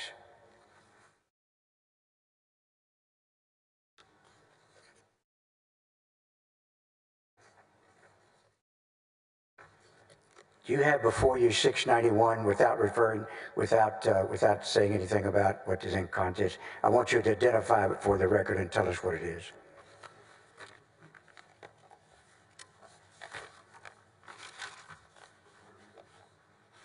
Mr. Harden, you said 691? Yes. I wrote that down as one you objected to. I don't have a six. Oh, I do too. I stand corrected. Thank you. We have that on the list you objected to, correct? Yes, sir. I'm sorry. Well, we're waiting for us to see it. We don't have a copy before we can rule. Yes, sir. All right. You see 691, would you, without talking about the internal contents yet, would you describe what that document is? This was an email from Michael Wynn on September 21st, 2020, with an attached Excel spreadsheet that appears to have individuals' names listed there with various demographic information. Does it list names, addresses, and identifying data that have been blacked out for purposes of this exhibit? But does it list names, addresses, and personal data of people to be investigated and included on the grand jury subpoena? Yes, sir. All right. I don't understand what the objection was to that, Your Honor. Well, give us, go ahead, I'm sorry. The objection is hearsay. It's not a list created by Mr. Kamick, but by Mr. Wynn, and it is being offered for the truth of the matter asserted because they're going to... Your Honor, go ahead. I'm excused if you've talked. No, I thought you were through. Go ahead. That's okay. It is going to be offered for the truth of the matter asserted because they're going to be arguing that these were the names ultimately where subpoenas were being used on. So objection, hearsay. There are a series of these, Your Honor, that first of all, not offered for the truth of the matter, only that was provided to them. We are not suggesting that these people should be and were witnesses for the grand jury, should have been a grand jury subpoena. But more important part is, Article 16 is a conspiracy article that says that General Paxton engaged in conspiracy with others. We are not alleging that they engaged in this conspiracy with Mr. Kamick.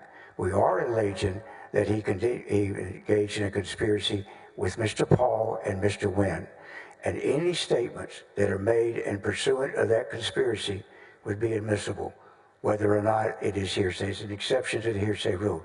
I know I am springing that on the court. You might want a moment to think about it or so, but that's why, A, it's not hearsay, but B, even it it is an act in furtherance of the conspiracy. They are admissible through the testimony of a co-conspirator, not through Mr. Kamick, who Mr. Hardin admits is not a co-conspirator. Give us a moment. Pardon me? Okay.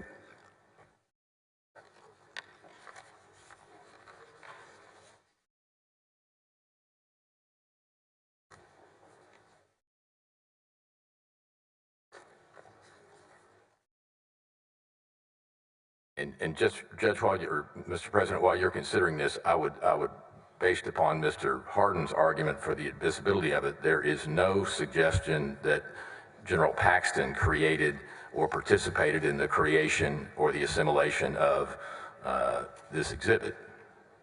Okay, give us a moment.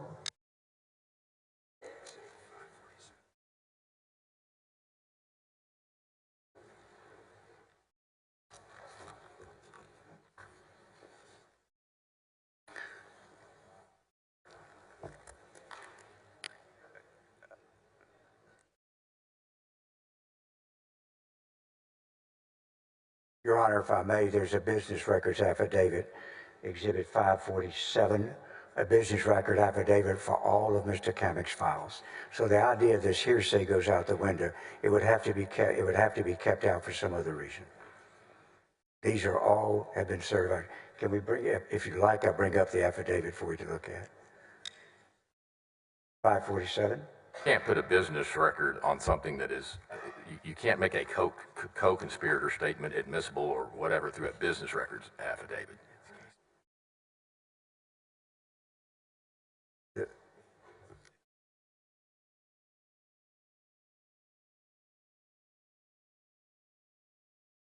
You okay on water, Brandon? You all right on water? As you said, Mr. Hardin, you didn't mean to spring this on the court at the last second, but it is to us at the last second. I think this is a good time for a lunch break. Sure. And to give us a chance to review all of this. And just for your edification, Mr. President, I think the majority of these, I think, Rusty, correct me if I'm wrong, but I think the ones we're objecting to are very similar to, our objection to these is going to be consistent with the majority of the other ones that you want in, right? That was going to be my next question, is the objection on all of these I don't know all of them, but most of them. Most of them. Yeah, his objection would cover those, and our response covers all those that were kept out in his records. Okay. Thank you. We may reach out to you during the lunch break. We may not. But we'll come back at 1 p.m. The witness can be excused to 1 p.m. We'll be back at 1. And council, can you both come up before you all leave for lunch break?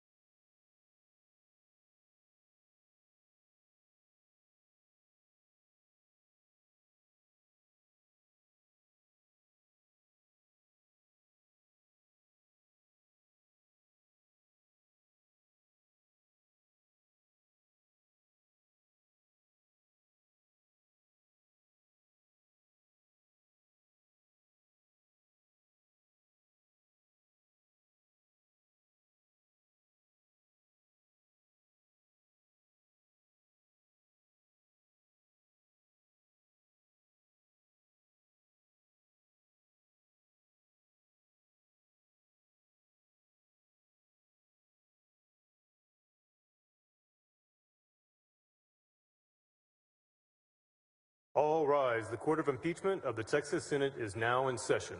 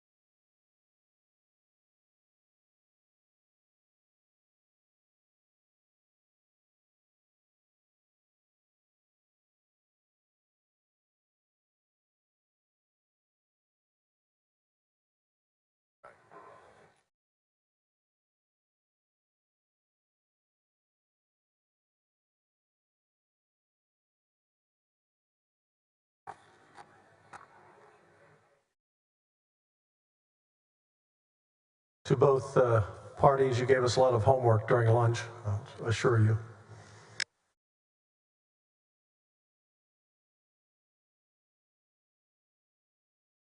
We're just trying to assure you keep your day job and don't ever wander, Your Honor. Yes, sir.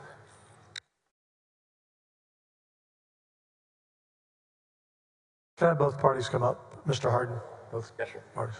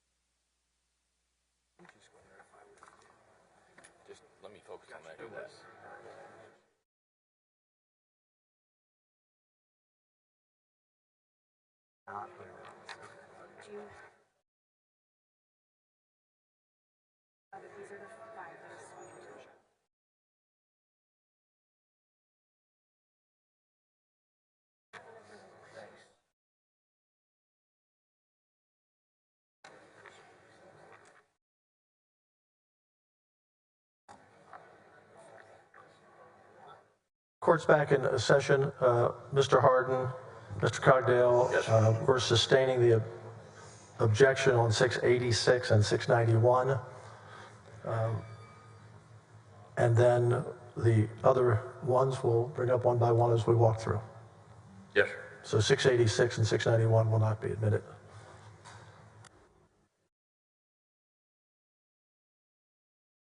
Bailiff, call the witness.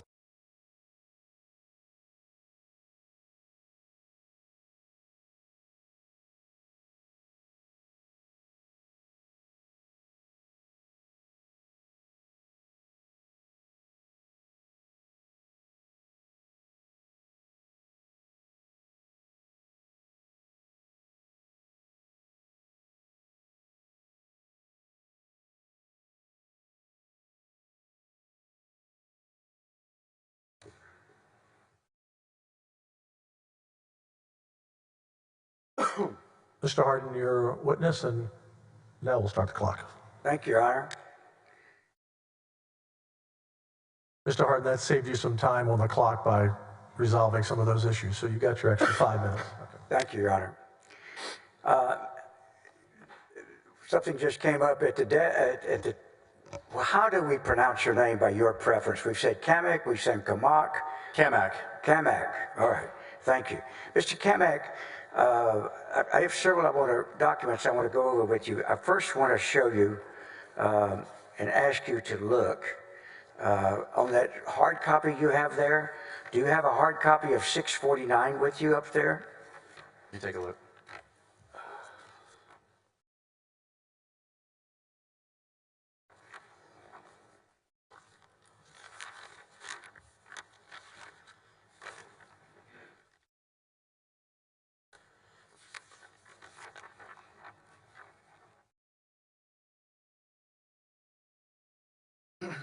Yes, sir. All right, and I want you to look at that 649 and without testifying as to the contents yet, tell me if that is a document that was prepared by you. No, sir. All right, who was it prepared by? This document was prepared by Michael Wynn. By Michael Wynn? Yes, sir. And would you tell us the circumstances real quickly as to how you got that document from Michael Wynn? This was emailed to me. Emailed to you? Did you ask for it? No, sir. This was unprompted. All right, and then in this particular document, it's still not in evidence. I have a couple more questions for you. Yes, sir. When you received that from Michael Wynn. Mr. Harden, excuse me. So there was an objection on 649? Yes, sir. I haven't asked him questions about the content yet for that reason. Because I'm going to sustain the objection on 649. But I understood at the bench you wanted us to extend a predicate if we were going to try to overcome it. That's all I'm trying to do. But it's not in, you understand as a lawyer, it's not in evidence. Objection's been made, preliminary sustained. I'm being allowed to ask you a few more questions about it without describing the contents. Yes, sir. Okay? Now, when this particular document, and notice here, you forwarded that document to whom? I sent this document to Mr. Paxton. All right. And in the case of Mr. Paxton, when you sent it to him, is this an example of how you kept him informed of things that were being done? Yes, sir. This was one of the ways. All right. And this particular document, then, did you, that you got from Mr. Wynn, did you use it as a basis to prepare any documents yourself? No, sir. All right. Did you do anything with this document? No, sir. So, is it your testimony, you received this document from Mr. Wynn, you passed it on to the Attorney General. Did you and the Attorney General ever discuss this document? No, sir. Did you ever have any personal or over-the-phone contact with the Attorney General about this document? Yes, sir. All right, when was that? It would have been, around the time that I received this on this 9/16 date, but I don't recall the exact date that I spoke with him. Can you discuss that conversation without referring to the contents internally of this document? Yes, just like in other things that I forwarded to Mr. Paxton, if I had a conversation about it, I would have said, yes, sir, I sent you over something that I got from Michael Wynn or Nate Paul, or Michael Wynn, actually. Did you represent Mr. Paxton personally, individually? I'm sorry, could you? Did you ever consider yourself Mr. Ken Paxton's personal lawyer? No, sir. All right. And at that time, had you been retained by, I believe you testified, the Attorney General's office, is that correct? Or who did you think you had been hired by? The Office of the Attorney General. Okay, all right. So now, was anything with this document done in your preparation for any of the things you did? No, I believe I skim-read this document and just sent it on to Mr. Paxton. Without ever discussing it with him or anything? Just discussing that I'd sent him over what this document is, but not going into any detail about what was in this document. And is this a fairly typical process you had through this whole representation during the investigation? The process of forwarding him emails and maybe discussing things with him? Yeah. Yes, sir. All right. And were you regularly getting emails from Mr. Wynn that you would just pass on to the Attorney General? I don't know about regularly. I would just have to look at the emails that... Let me change the word regularly. Then would you frequently pass on to the Attorney General documents or emails you were getting from Mr. Wynn?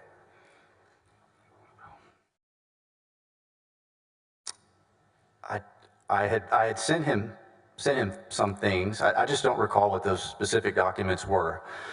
So I don't know if I can say that I frequently did it, but I did send him things and this is one example of it. All right. And then let me ask it another way finally. That's all I have on this.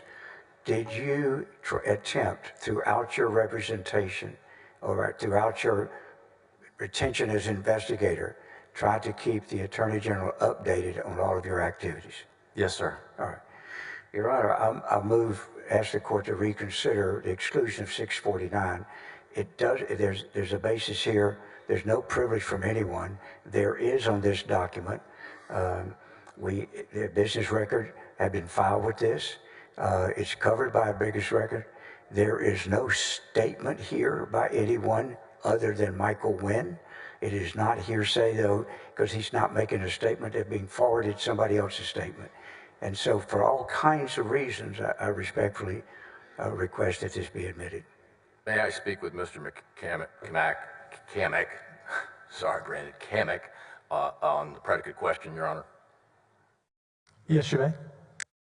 Mr. Kamek, if you could look at the top of House Manager's Exhibit 649, and I think the fourth line down regarding the subject,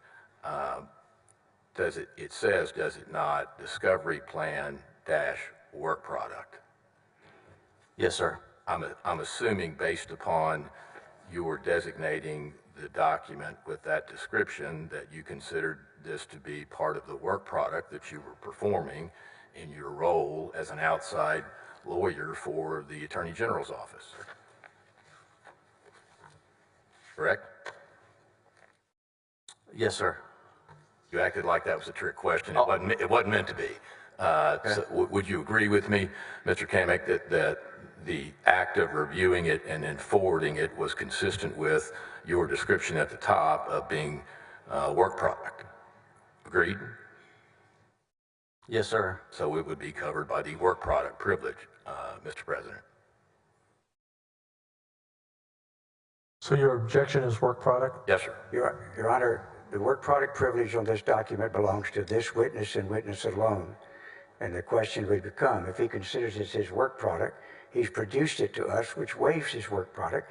And I suspect he would concur again that he's not claiming the work product, and he's the only one in this equation that has the right to, and he's provided it to us voluntarily through this production.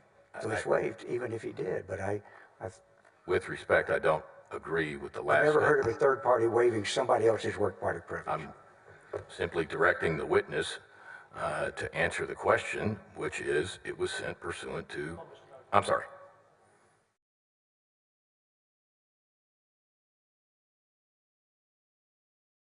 Brandon, are you okay on water? You good? Yes, sir.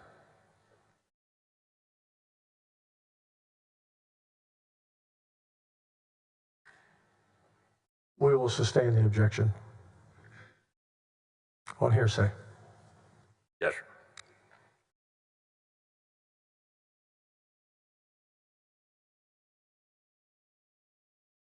Mr. Kamak, did Michael Wynn, what is your testimony as to whether or not he regularly or frequently throughout this kept providing you information to assist you in your investigation?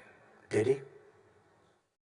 He did send me information throughout the course of this investigation. Many times was it unsolicited? Towards the end, it was. All right. Yes, sir. And would he send you things that were to be, that gave you names that he was trying to get you to issue grand jury subpoenas for? Objection leading. That's not leading. That question was, would he do so-and-so? He can answer yes or no. It doesn't tell him which answer to give. Overruled. Thank you. I'm sorry, could you? Yeah. Would he? Did he send you things did he give you names that he was trying to get you to issue grand jury subpoenas for? No, sir. He gave me names in an Excel spreadsheet that I think we discussed, but it was never, these are the people that you need to. But, Mr. Kamak, did he also? Excuse me, may the witness be allowed to finish answering the question? Certainly. I thought you were through. Were you through? Are Yes, you sir. through, Mr. Kamek? Pardon me? Yes, Judge. Yes, sir. Thank you. Now, what all kind of information was Mr. Wynn regularly providing you, if he was? I'm so sorry. Was he regularly providing you information? Yes. And what type of information was he providing you? There were a couple Excel spreadsheets that he had forwarded to me that had the names and demographic information of individuals as they related to the referral that I got. There was a timeline that I was given early on. There was a memo that was provided to me, like a prosecution memo. There was, and as I sit here right now, I can't think of anything else. Would you look at 650 up there, please?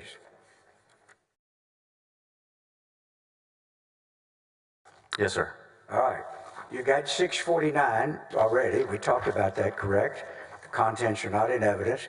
We talked about that, did we not?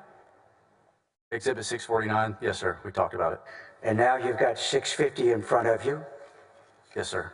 You just mentioned a prosecution memo that he provided you? Yes, sir. And what was the purpose of him giving you a prosecution memo? Objection, conjecture, and speculation. Just rephrase it. Excuse me, I'm sorry. What was the stated purpose of him giving you a prosecution memo? That was also an unprompted email to me with this prosecution memo. Were all of these things he were provided designed to help your investigation of the allegations of Mr. Paul?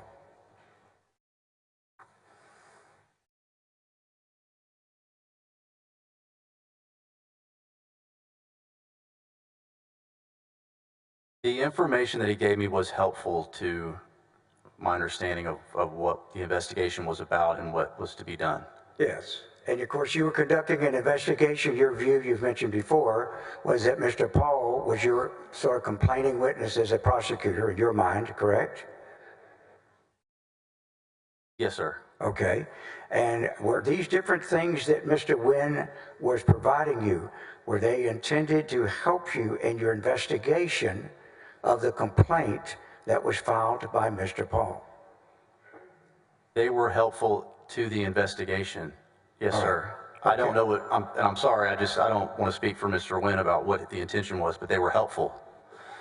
Well, Mr. Nguyen was representing Mr. Paul, wasn't he?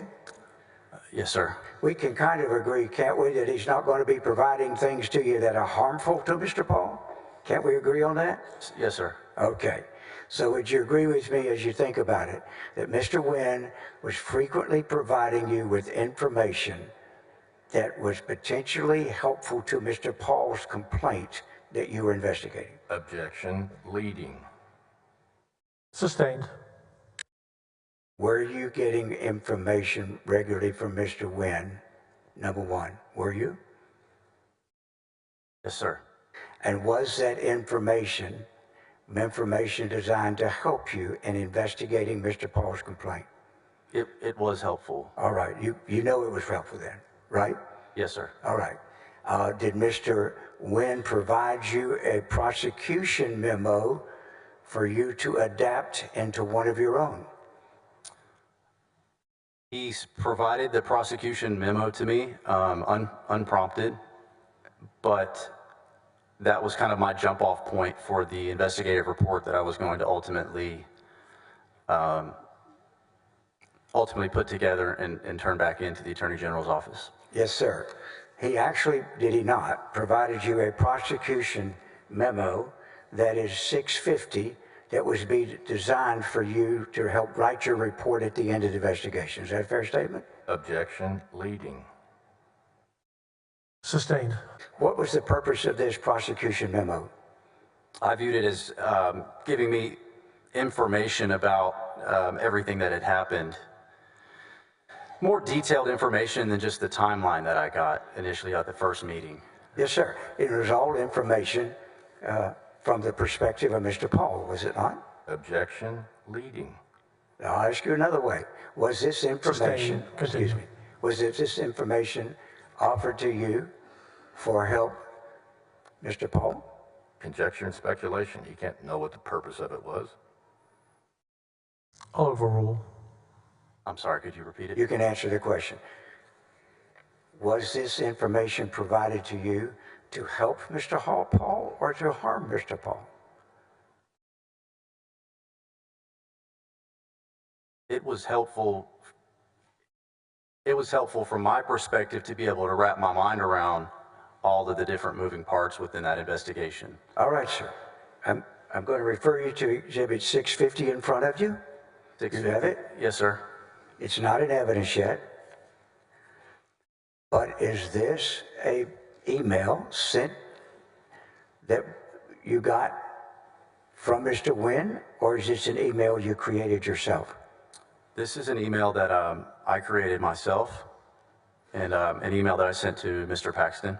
All right, was this email, is this the prosecution memo we've been talking about?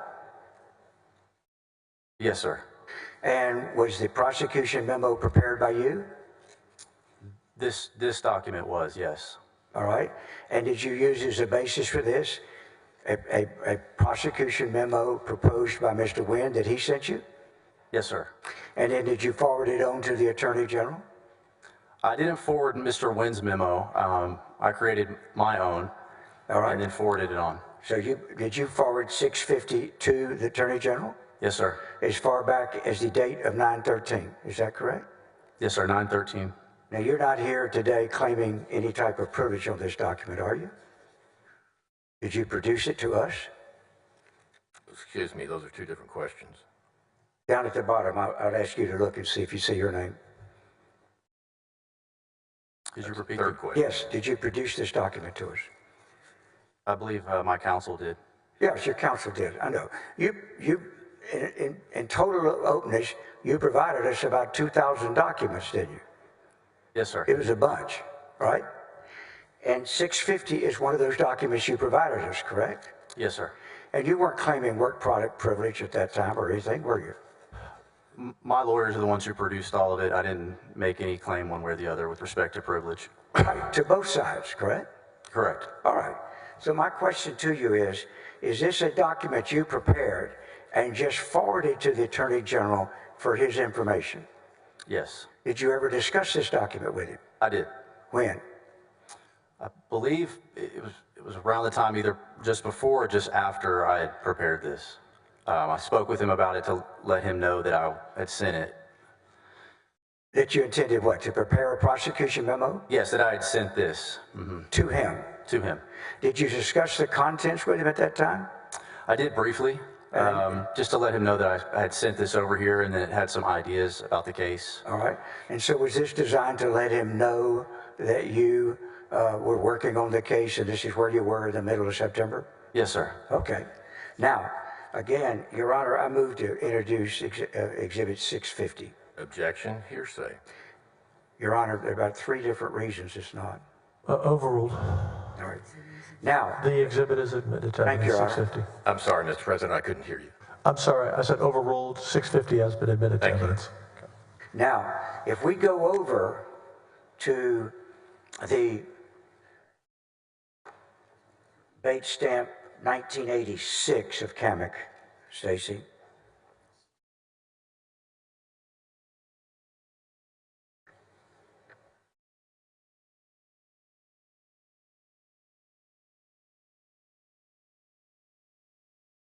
All right. Up at the top, number 6 says establishing a predicate to issue legal process. Do you see that? Yes, sir. And it has a list of names there. Where did you get those names? I got these names from Michael Wynn. All right. And if we go over to the first page of it, Stacy, can you tell us where you got this heading and the dates of what it is, the factual summary, where it says a more detailed chronology is attached to this memorandum? Did you get the information that you used as a basis of that from Mr. Wynn? Yes, sir, from that original prosecution memo. All right. So would it be a fair statement that everything you prepared in this document, that the research and writing of it was information provided by Mr. Paul or Mr. Wynn? So, yes.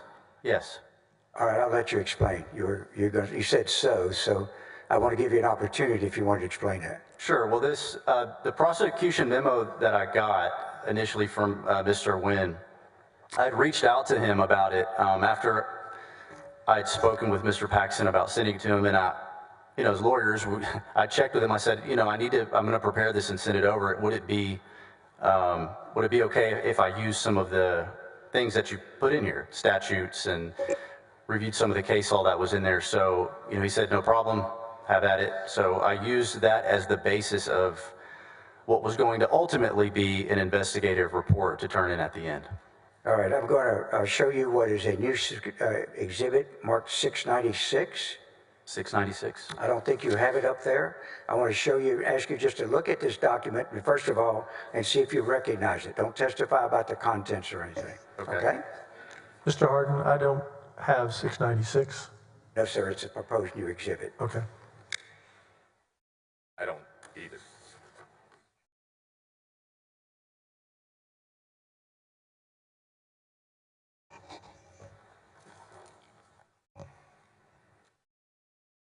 And my question is simply, do you recognize it?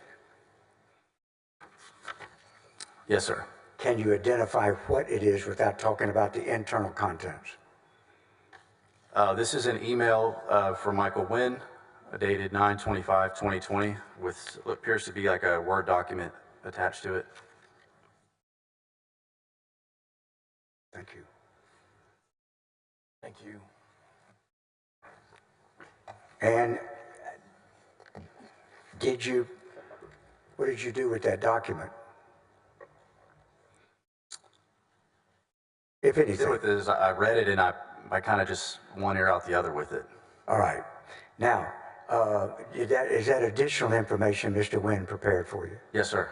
And without going into the contents of the documents, what was the purpose of that particular document?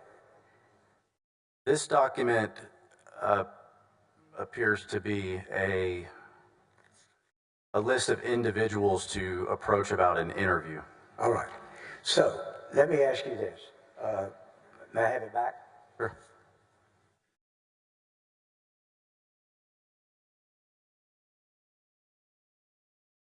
I move to introduce 696. Objection, hearsay. Hearsay, we already have a record, a business records affidavit, which addresses whether the reliability of it. It is not a statement. It is a suggestion to this man by a co-conspirator in this case, not a co-conspirator with him, but a co-conspirator with the Attorney General and Mr. Paul, as they keep feeding this information in pursuit of their conspiracy. That's the reason we offer it. And therein lies the problem. Mr. Hardin suggests as they keep feeding the information. There is zero evidence that Ken Paxton saw this document, participated in this document, created this document before it was sent by Mr. Wynn to Mr. Kamick. And for Mr. Hardin to suggest there's not a statement is belied on the face of the document. Look at the very The first objection page. is sustained.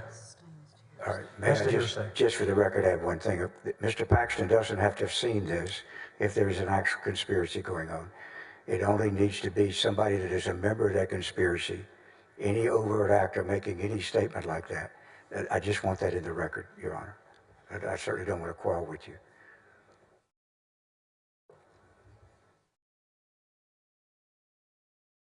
Yeah. We sustain it to hearsay. All right, thank you, Judge. Now, let's move forward. You are going to issue grand jury subpoenas, were you not? I said are, but you were. Is that correct? Yes, sir. And in preparing those grand jury subpoenas, I think we've testified you used the assistance of the AG's office or the district attorney's office to get the forms prepared, correct? That's correct. Did anybody in the district attorney's office work with you or anything as to the content or the people they would be sent to or the wording or anything like that? I believe I received a form from them in an email, like a sample form.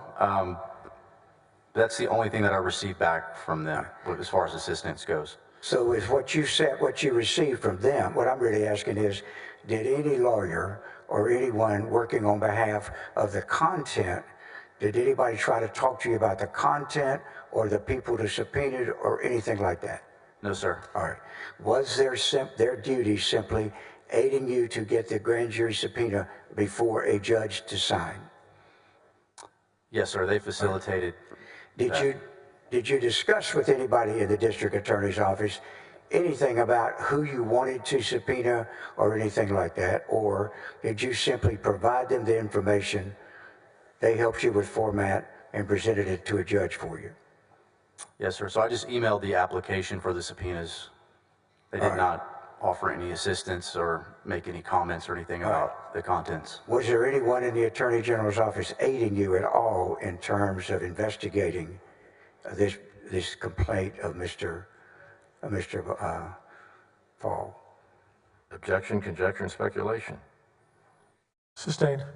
All right. Now, at the end of the time, when you issue these subpoenas, let's go to the dates and times you did it. Yes, sir. Did you issue some subpoenas originally by email? You got your billing record up there? Yes, sir. I'm looking at the... And your records or your memories show you when you did it? When did you first start serving these subpoenas? Would have been September 25th. Pardon me? It would have been September 25th, 2020. All right. And then after you sent, do you remember how many of those you sent out by email?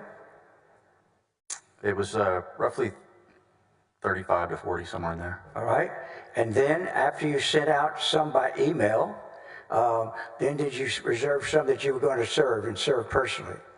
I think there were a few that I was going to serve personally for the second referral. For the second one? Yes, sir. So why did you decide to send email for the emails on Mr. Paul's complaint, but decide to serve personally those in the second referral? Because when can I explain myself? Sure. So I have this list that I'm given of individuals that are subject to either the first or second referral. I get that from Michael Wynn. And the grand jury subpoenas were going to go out for email address, like to and from, the email log, to, from, what time, around the time that this search had taken place. And then there were also phone numbers to see if any contacts had been made around that time between cell phone numbers. So I say all that to say this: most of the people who were on this list either had a Gmail account or a Hotmail or a Microsoft account. So rather than piecemeal, let me get a couple subpoenas here, there was no intention of it to be this big shock value of sending out so many subpoenas. It was like, let me get all this information together, I will go through it and then go from there. And with respect to those that I emailed out, that's the way I looked it up. I went and looked that up. Like, okay, how does Microsoft receive a subpoena? Well, you can fax or email it. With respect to the banks that I've served those subpoenas on, I just did it in person. Well, and then you notice you sent out, did you not, on the emails you did so that you were subpoenaing personal cell phones records? Did you send that out by email? Those were by email, Yeah. the cell phone records. So were you sending out subpoenas for personal phone records of law enforcement officers, state and federal? I'd have to look back, but I believe some of them were. And were you sending out, did you even send out subpoena for the cell phone records of somebody who worked as a deputy for a federal magistrate? A courtroom deputy? I would have to look, I believe so. Okay. And then you don't happen to recall on the top of your mind right now who all you did, correct? I do not, sir. Okay, that's all right. So then, when you sent out these different subpoenas, did you have any knowledge one way or the other that some of the people that you were sending subpoenas to were opposing counsel to Mr. Paul in civil litigation? Did you know that? No, sir. All right. If you had known that, would you have done it? No. All right. Who did you get the list from as to who subpoenaed? I got the list from Michael Wynn and A. Paul. So is it an accurate statement to say that you issued grand jury subpoenas on behalf of the person that was under a state charges? You issued subpoenas to his agency, the Securities Board. Objection, assuming facts not on evidence. Did you realize that? That's really my question. Let me read. Sustained. Thank you, Judge. Let me put it this way. First person out of the box in that prosecution memo we went over is Mr. Ronnie Saban, right? Did you know that? Yes, sir. All right. And you knew him as one of the agents involved in the search, correct? That's correct. Were you aware that he was an employee of the Securities Board and was involved in the criminal case where charges were filed and pending at this moment still against the Attorney General? Objection, assume facts not on evidence. Did you know that? That's all I'm asking. Sustained. Were you aware of what his role was? Of the gentleman, you said Ronnie Saban? Yes. No, sir. All right. I just only knew him as one of the individuals who had searched Mr. Paul's residence. Fine. All right. And then different other people. Did you know that Mr. Ray Chester, who was on your list, was opposing counsel in a lawsuit with the Mitty Foundation? Just did you know? No. All right. So did Mr. Wynn provide you these names without informing you that part of what they were seeking was information with people that were either in litigation against the Attorney General, namely the criminal charge pending, or in litigation against Mr. Paul, Okay, namely the I'm Mitty sorry. Foundation? I'm Were sorry. you aware of any of that? Multifarious, assuming facts not on evidence. It's all in evidence. No, it's not, and it's multifarious. We have heard, well, excuse me, let me let the court rule. Overruled. Thank you very much. Were you aware of that? I'm sorry, could you please rephrase that question? So did Mr. Wynn provide you these names without informing you that part of whatever they were seeking was information with people who were either in litigation against the Attorney General, namely the criminal charge pending, or in litigation against Mr. Paul in the Mitty Foundation litigation? Did he inform you of that? No, sir. Okay. Now, then you move on to the subpoenas that you were going to serve personally. And as you're testifying, those subpoenas were based on the second referral that Mr. Paul had filed originally with the DA's office on September the 23rd. Those were for the second referral. All Yes, right. sir. Yes, sir. And that's the referral that you had said you got on the 24th, right? Yes, sir. Okay. Now, at the time you sent out these subpoenas the previous week, after you sent them out and the judge signed them and they were ready to be sent out and you sent them out into the world of the internet, did you inform the Attorney General? I did. How did you inform him? I believe I sent him an email. All right. Did you send him an email at any time letting him know which people you were subpoenaing? No. All right. I don't think I individually named. You need to stay with the microphone, please. I don't believe I individually named each person, but I All right. just don't recall that. Now, when you went out to serve the subpoenas in person, what dates did you do it and how did you do it?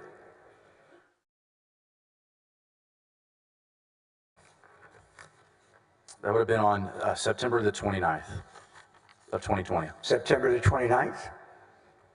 Yes, sir. All right. And had you made arrangements with Mr. Wynn for him to go on these services of subpoenas with you?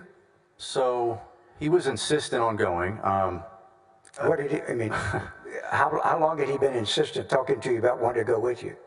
Just maybe a day or so.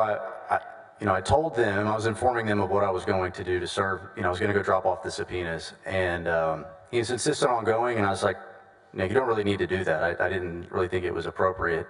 But he said, I'm Nate Paul's lawyer, and it's important for me to be there in case they ask you any questions about his case or anything that's going on. And so, I felt a little pressure to say, okay, and he rode along with me. Share with us why you felt pressure to accede to that. I think just kind of pressure to perform. I wanted to do a good job, and I frankly trusted Michael. Right. Did he inform you there was a statute prohibiting an interested party from serving subpoenas? I was not aware of that. Okay. And then, so when you made arrangements to go with him, where did you first meet up? I forgot the hotel I was staying at down here, and he was at a hotel, and I just picked him up and we went. What day of the week was it? 28th was a Monday, was it not? I don't know. It was September 29th. September 29th. I don't think anybody's going to argue if I can say it was a Tuesday. Okay. By the way, by this time, Tuesday the 29th, how much contact did you had with the Attorney General about this investigation? How many times? Let's first of all go, how many times did you talk to him by phone?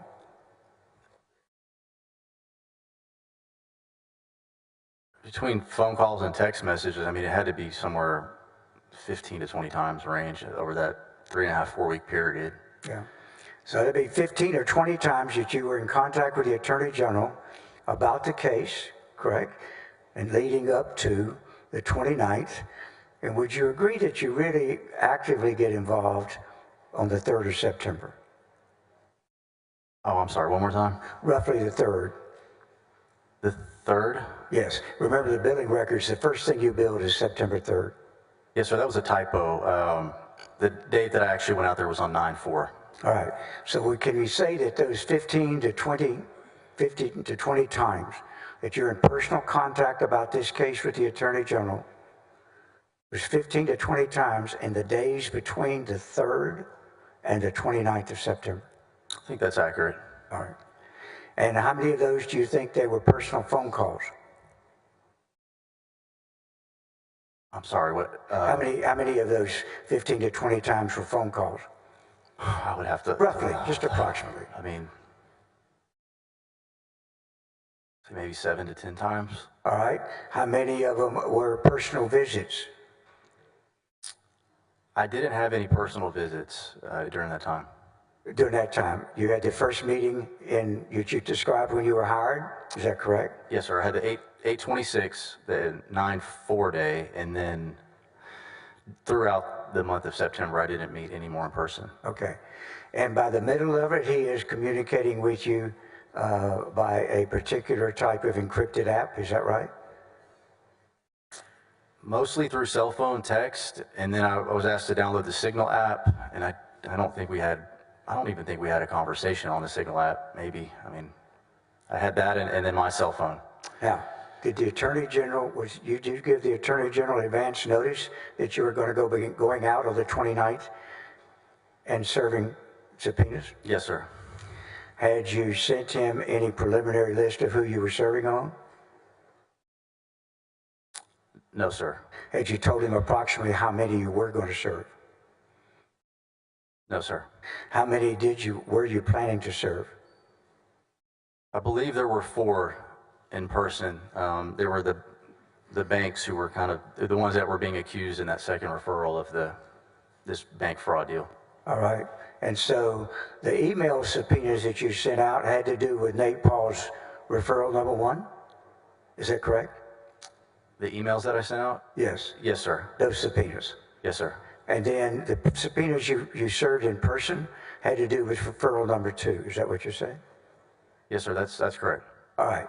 And when you took, would you just tell us in your own words, recite to us how you served those subpoenas? We went to 2 banks. Yeah, let me stop you there just a second. In each of these banks that you went to, did you identify yourself as a special prosecutor for the Attorney General's office? Yes, sir, I did. All right. And Mr. Wynn was with you at each one, correct? Yes, sir. Did you attempt at each of these banks to do some interviews of the people you served them on? Just talking to them, yes, sir. Yeah. And giving the subpoena. And did you talk to each of these people during it, in some cases, a little bit about why you were there as terms of the case? Yes, sir. All right. And you were there about a case Mr. Paul contended was a mortgage fraud case, correct? Yes, sir. And that was a case in which he wanted you to subpoena also or investigate a federal bankruptcy judge, correct? Yes, sir. Okay. And then did you conduct an interview of the husband of a court deputy during one of these services of subpoena? There was I wasn't serving a subpoena. I don't believe it was that was trying to talk to him. All right, that was an interview without serving a subpoena. Without giving the person's name, unless counsel asked for it, and I think it's in the records, without giving the person's name, who did you go interview? Was it the husband of a deceased deputy? Yes, I think she was a clerk of the court. And where had the deceased clerk of the court been a clerk? She was I forget which court it was. It was the court basically where this first initial referral came out of, the search warrant that came out of that made the basis of the first complaint. So she was a previous clerk for the federal magistrate? Yes. And who were you talking to, her husband? Her husband. And did you have some suspicions or so that made you inquire as to how she died or anything? I think there was I can't think of the right word, but there was like an indication that maybe there was some kind of foul play or something there with this clerk. Now Mr. Kamak, that had been a suggestion to you by Mr. Wynn, had it not? And Mr. Paul. And Mr. Paul. Yes. So Mr. Paul tells you a deputy at the court that issued the warrant that I'm complaining about died under suspicious circumstances. That's what Mr. Paul tells you, right?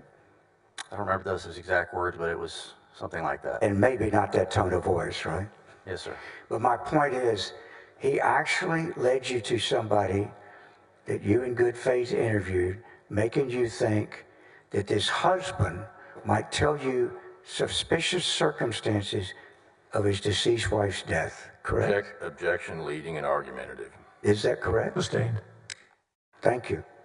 Now, the only point was you issued those 2. You served those 2, were they on the 29th to these 2 financial institutions? Yes, sir. And do you remember what the names of the 2 financial institutions were? I don't recall. I don't recall. All right. After you issued those subpoenas on the 29th, what happened? I get back to Houston the following day, and I've received an email from, I think Microsoft at that point, and then also an email from counsel for one of the banks saying, we need some credentials to. And of course, you had been saying all along to the Attorney General you wanted credentials, right? Yes, sir. In order to take care of this particular problem. Is that right? Excuse me. Third time, objection leading, both questions. Sustained. Well, when you how many conversations did you say you'd had with the Attorney General trying to get credentials for this kind of work? I think 4 or 5. All right. And then once you got those emails, were those emails, if you served them on the 29th, were you receiving those the day after you served them, or would you receive them all the same day that you served them? If you remember. It would have been after, and you can't quote me on that exact day if it was the 30th, but I do remember receiving emails to the effect of units. And then what was the next thing that happened in your relationship and your conduct with this? I got a cease and desist letter. From whom? From a gentleman named Mark Penley. What did you do? I responded to his cease and desist and said, okay. And then did you do anything else besides respond to it? Did you reach out to anyone? I reached out to Mr. Paxton once I got the cease and desist. Were you successful in reaching him? How'd you reach out? I believe I called him. All right. Were you able to talk to him? I don't remember if it was that, if I spoke with him that day. Did you also get a visit from federal law enforcement? I did get, the U.S. Marshals showed up at my office down in Houston. Yeah. Do you remember what day that was? Maybe October 1st. Who was the first? Federal marshals were at your office? They came by my office. Who was the first person you contacted? I called Mr. Paxton, blowing his phone up. Like, why are there U.S. Marshals at my office? How many times you called him? Probably 5, 6 times, text messaging, and he answered his phone. On the 5th time? One of the times. All right. And how often were you calling him until you got him? Well, my secretary comes back and says, U.S. Marshals here at the office, and I'm like, what? What's going on? And then I just start blowing his phone up until he answers it. In your mind, certainly, had you done anything wrong that would merit anybody in law enforcement coming to see you, in your mind? No, sir. All right. So the first person you called was the Attorney General? Yes, sir. And when you got him, what did he say? He told me don't talk to him without counsel. But why they were there? What did do this? What did you say to him, and what did he say to you? Yeah, I said, there's U.S. Marshals at my office. What is this all about? And he told me, well, don't talk to him without a lawyer. I don't know what it's about either. Okay. And then hung up the phone. He hung up the phone, or you hung up? I don't remember. We both hung up the phone and went out there and greeted those gentlemen and went to my conference room, and I said, hey, with all due respect, I can't talk to you without having a lawyer present, and can I have a business card? And I got the business card from those 2 gentlemen, took a picture of it, and I sent it to Mr. Paxton. I said, these are the guys who showed up at my office, and that was that. All right. What's the next thing that happened to you in connection with this? I had sent my invoice back to Mr. I got a cease and desist letter, and I sent my invoice back over, and then I get an email the following day from Jeff Mateer. And what did Mr. Tears tell you? They sent me another cease and desist letter, accusing me of crimes and all this other stuff. I'm like, whoa, what is going on here? All right. And then at some time, did you go back to Mr. Vassar with the request to be paid, and that he responded to you? They said there was no valid contract, and so I sent him the contract that I had for Mr. Paxton. And all along, had you believed you had a valid contract? Yes, sir. And when you sent him the valid contract, was it signed? Who was it signed by? It was signed by Mr. Paxton. The one you sent back to him? The one that they said that I didn't have a valid contract. I sent him the contract that I had for Mr. Paxton, with Mr. Paxton's signature on it. Was Mr. Paxton's signature on the one you sent them? The one that I sent them, I'm sorry. When did you get a contract that had Mr. Paxton's signature? I believe I got that on September 28th. How had that happened? So this was about the time that I'm getting ready to go with the subpoenas, and I still don't have my badge or credentials, and I was talking with Michael I know. Wynn about it, and I was kind of frustrated at the time, because I'm like, well, you know, I'm supposed to go serve subpoenas and do this work. I don't even have my credentials, which my contract, I mean, don't have a badge, I don't have a governmental email address, and Mr. Wynn asked me, I guess, well, send me over your agreement. And I had planned on coming out to Austin the following day to come do these subpoenas. So I get out to Austin to go over to... Now let's put a day on it. What day do you get to Austin? That was on the 28th. All right, the 28th would be a Monday. September 28th. All right. And you arrive in Austin on the 28th. And what happened when you got, who do you go to see? I'm meeting over at Nate Paul's office, and Michael Wynn is there. All right. And what do you find when you get there? My contract was there on the table. And was it signed by whom? Myself and Mr. Paxton. Had you ever seen a contract signed by Mr. Paxton before September the 28th? No, sir. And in fact, all this time that you thought you had a valid contract, did you have a contract that was only signed by you? I sent Mr. Vassar my signed copy back on the 4th and said, please send me back an executed contract. And I never got one, you know, I didn't know. I just want to make sure real quickly here. You got back from you sent Mr. Vassar your contract, which had only your signature on the 4th, is that right? That's correct. And then, from then until the 28th in Mr. Paul's office, did you ever see a contract that had the Attorney General's signature on it? No, sir. And when was it that you complained to the Attorney General, if you did, that you did not have a contract signed by him? When was the last time you did that before you saw it on the 28th? I don't recall the exact date, but I had told him about a badge, you know, credentials, and email address, and so I just never received it. On the morning of the 28th before you left, did you have a conversation, to go up there, early in the morning, did you have a conversation with Mr. Wynn? I did. And what did you tell Mr. Wynn? I believe he had texted me the night before and said, you know, because I was frustrated, so I was telling him I don't have my credentials, like meaning my contract or my badge or any of that. So he texted me, and I think I was already sleeping, and he said, send me your contract. So I wake up at like 5 in the morning, and I send it to him. The contract you sent to Mr. Wynn early that morning, About 5 a.m. 5 a.m., had only your contract, your signature? Yes, sir. All right. And then how soon after that was it that you arrived in Mr. Wynn's office where they had a contract signed by the Attorney General? We went to Nate Paul's office, not Okay. Mr. Wynn's office, and we, had to be around lunchtime maybe. And you walked in and saw what?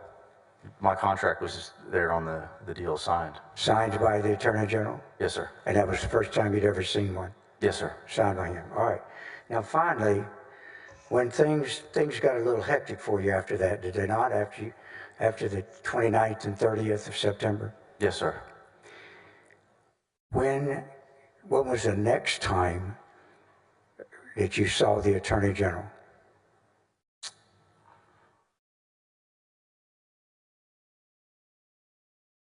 I don't remember the exact date. I'm sorry. On the 29th or the 30th, did you see him? Or the 1st of October or the 2nd October or any of those dates? Did you have occasion to have contact with the Attorney General again? I did. I just don't When? remember the exact date. It was after I had received the second cease and desist letter from Mr. Mateer. And what were the circumstances of you seeing him? I got a phone call from Michael Wynn, and he had said, hey, I need you to come out to Austin. It was like last minute, and it was in the evening. And I'm like, He's like, you need to come out to Austin and come over to Nate Paul's house. What time meet of us." day were you supposed to get there? I don't remember what time I got there. Maybe it was in the evening. My sun was going down. All right. And so when you drove up there to Austin, to Mr. Paul's house, did you have any idea why you were there? I mean, I figured because at this point, I've gotten a cease and desist letter, gotten basically the rug pulled out from under me. Like, I'm going and working, everything is okay, I'm getting affirmation that everything is good, and then all of a sudden I've got cease and desist letters, U.S. Marshal showing up at my office, and I'm trying to figure out how did we go from that to this. And I'm just trying to get answers about what's going on, because I still don't know. And so that's what I figured this was all about. So yeah, I get out to the house, I drive to Nate Paul's house, tell my fiance at the time, like, hey, I'm going out here, I'll be back later. And then, yeah, I get So what happens when you walk in? Could you basically describe the meeting?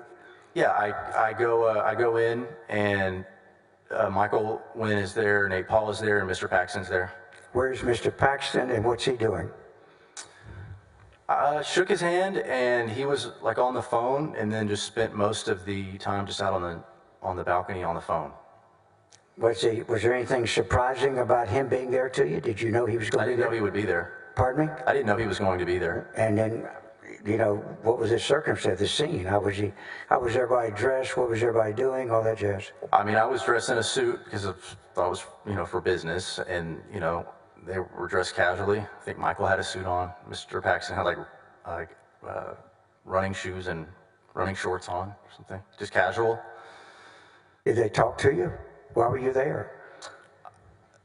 So while Mr. Paxton was out on the balcony, Michael Wynn and Nate Paul, they were just kind of commiserating about all this stuff that had happened in that last few days.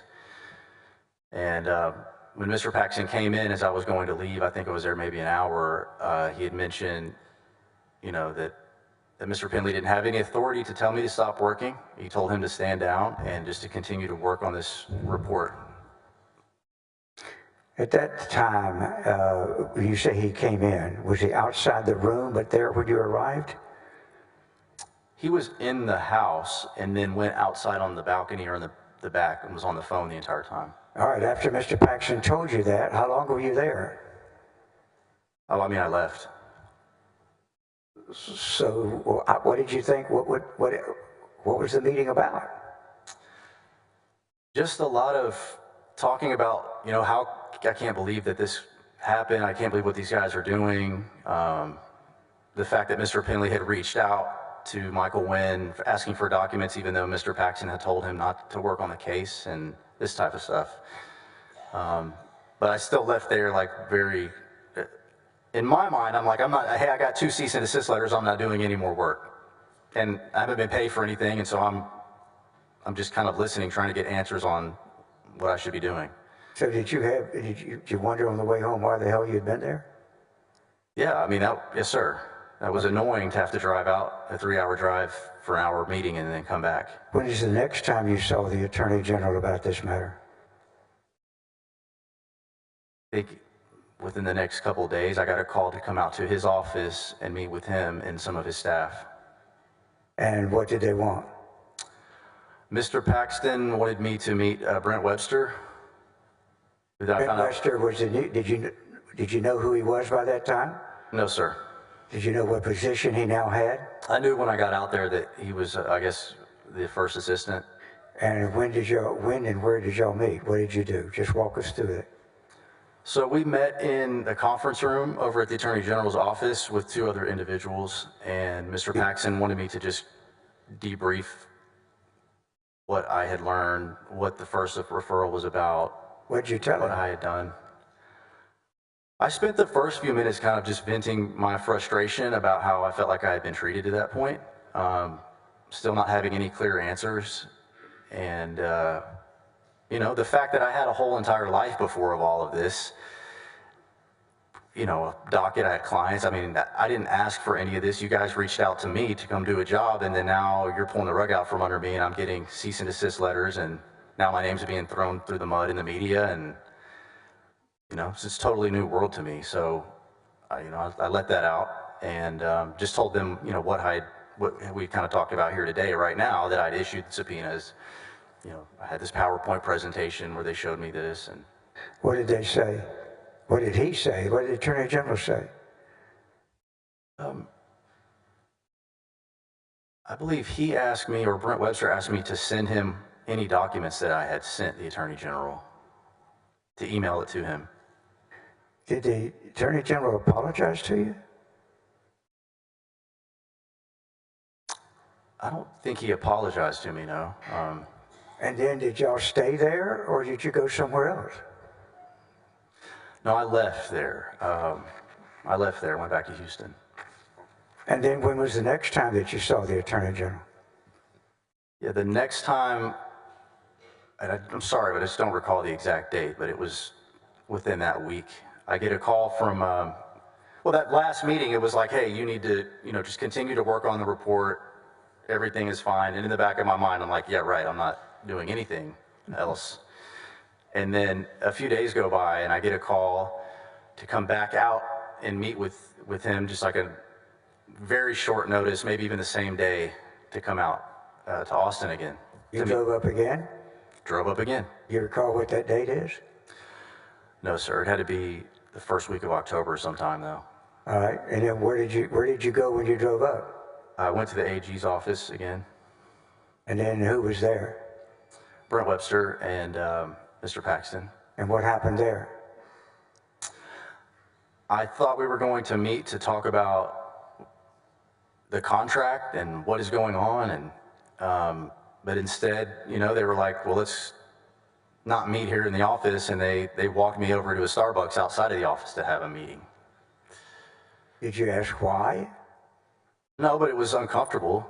It was not professional to me at all. So when you go to the Starbucks, who all's there? Mr. Paxton, Brent Webster, and then a couple other gentlemen who I don't know. And what happened at that meeting? At that meeting, Mr. Webster did all the talking and told me, well, in fact, your contract is not any good anymore. Stop working, don't do anything at all. I asked him, okay, well, what about, paying me? Do you recall exactly how you put it about whether you were going to get paid? Did you put the amount in there?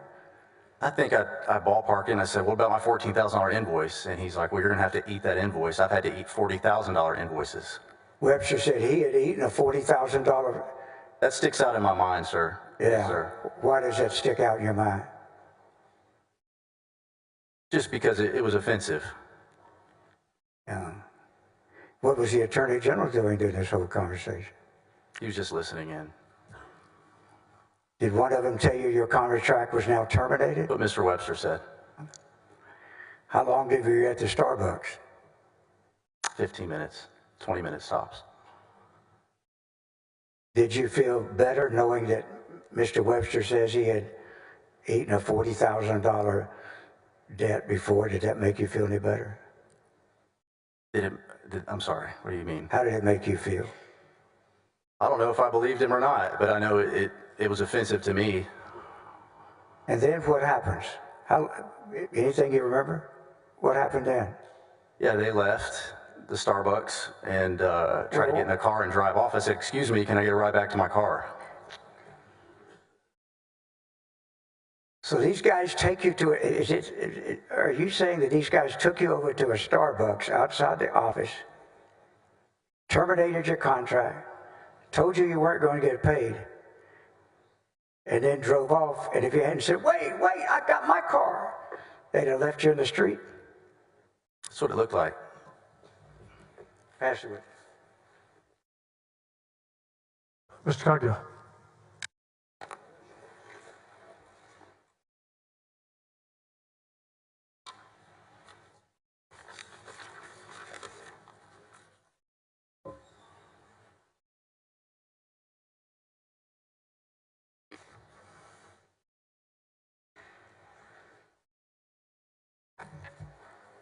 Good afternoon, Mr. Kamek. Hey, Mr. Cogdill. We know each other distantly, I guess, is the best way to put it. Yes, sir. You also know my associate, Mr. Oso? Yes, sir. Once upon a time, there was a lot of discussion in the court about young lawyers and 5-year lawyers and whatever. At the time you got involved in the Paxton matter, Mr. Kamek, you were a 5-year lawyer, right? Yes, sir. Mr. Oso, younger than you or older than you? He's younger than me. Let me begin sort of near the back and the marshals coming to your office. You learned eventually, did you not, that the purpose or the reason the marshals came to your office was because of the visit that you'd made to I guess the widow or the widower at the clerk's office, right? I learned that from my lawyer, Andy Drumheller. Okay. Yes. And Mr. Paxton hadn't sent you to that clerk's office or anything of the sort, right? That was sir. That was Nate Paul. You met with Mr. Hardin how many times before you testified? I've spoken with him 3 times. When was the first time? I believe it was in the last 2 weeks. I'm sorry, I don't remember the specific date. About how long was that meeting, Brandon? That was approximately 4 to 5 hours, I believe. And the next time you met with him? I met with him last week when I came out here. I thought I was going to be testifying on Friday. And about how long was that? Hour and a half to 2 hours. And did you meet with him again last night? Met with him last night for maybe an hour. So that's a total of how many hours that you met with Mr. Hardin? Roughly 7. Could we see article of impeachment, article number 5?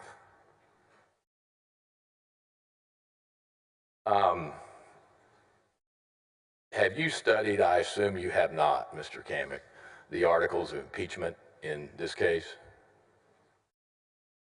No, sir, not studied them. But if I suggested to you, this is, quote, why you're here, close quote, could you agree with me? Yes, sir. I've read this. I've seen this. All right. Did Mr. Hardin ask you or show you this article in any of those 8 or so hours?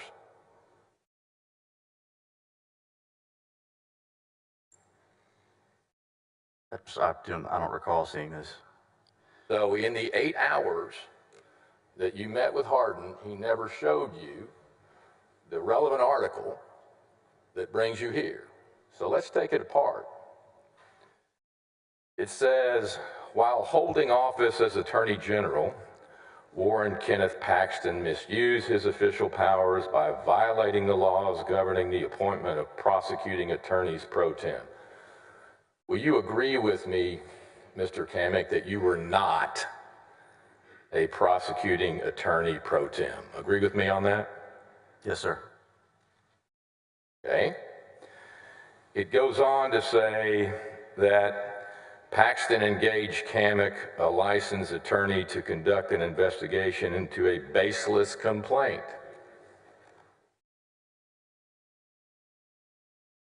Mr. Hardin never asked you about that? That language?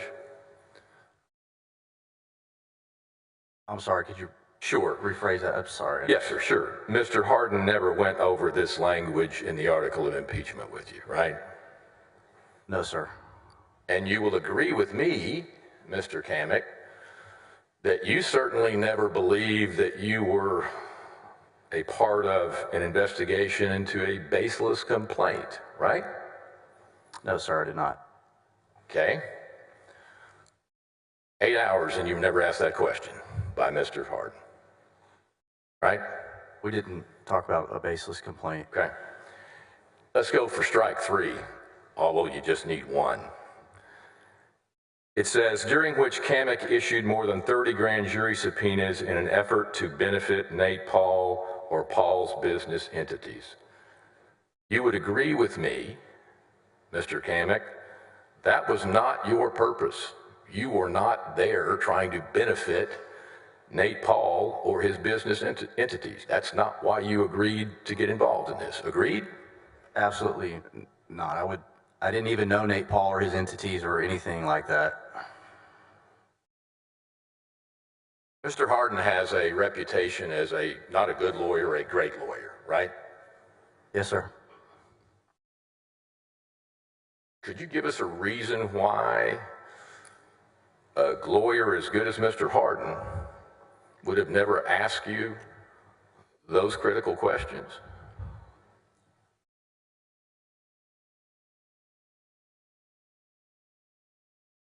In the words of a great American, Your Honor, it's calling for speculation. Sustained. Well, if that's a suggestion that I'm a great American, I'll take it. Let's go back. I think what may be lost in some of this, Mr. Kamek, is this is in the late summer or fall of 2020, right? Yes, sir. And this is when, I don't want to say COVID is raging, but COVID is ever-present, omniscient. It's taken over the world, right? It's peak COVID. Yes, sir. Peak COVID. So here you are, a younger lawyer, if I understand it correctly. You had just left, not too long before this, practice with your father, right? That's correct. He is also a criminal defense lawyer. Yes, sir. So you have your own practice, right? Yes, sir. You had tried a number of cases with your dad, I assume, a number of cases with others, right? And myself, yes, sir. And yourself. And you had tried, I guess, I'm assuming, anything from misdemeanor cases to felony cases, yes, right? Sir. You weren't some kid straight out of law school that couldn't find a courtroom door with a CNI dog and a search warrant. I mean, generally speaking, you knew what you were doing at the Harris County Courthouse, right? Absolutely. So along comes COVID, and like a lot of Americans, what you took for granted suddenly was an issue, right? Meaning your business, our business stopped. It didn't slow down. It came to a screeching halt, right? Yes, sir. Arrests went way down. Courthouses literally closed, right? They did. So you're rolling along, I assume, and you get a call from Mr. Wynn that the Attorney General might be calling you, right? That's right. Now, I assume you never aspired to be a prosecutor, or you would apply to the DA's office, but still, when the Attorney General calls, that's a big moment, right? It was a big moment. Okay. Yes, sir. You trusted Mr. Wynn, right? I did. He's a Harvard-educated lawyer. You were aware of that? He's a serious lawyer. He's a serious lawyer. And I assume that up to this point in time, Mr. Kamek, you didn't have any real personal connection in terms of going out and having drinks or having dinner or whatever with Mr. Kamek, but you knew him professionally / socially, and you respected him, right? With Michael Wynn? Yes, sir. Just an acquaintance who was part of a couple clubs I was, and we had worked on that COVID-19 panel with some of the district court and federal judges, and he seemed like a nice person. Okay. So, He had a significant practice, at least from your perspective? serious practice, yes. So it's good news, and if I'm remembering your direct correctly, the call from Mr. Paxton or from General Paxton came on your birthday. Yes, it was on my birthday. You're thinking, what a great birthday present, right? Something at the time I was like, oh wow, what a coincidence. And look at you now, Mr. Kamek. Didn't turn out to be that perfect, did it? I never would have imagined in a million years getting that call to sitting in an impeachment hearing, sir. Got it. So let's go completely sideways for a second. If there has been a suggestion, Mr. Kamek, that it is wrong or illegal to challenge or investigate the legality of a search, that is not your worldview, right? I'm sorry, one more time. Sure.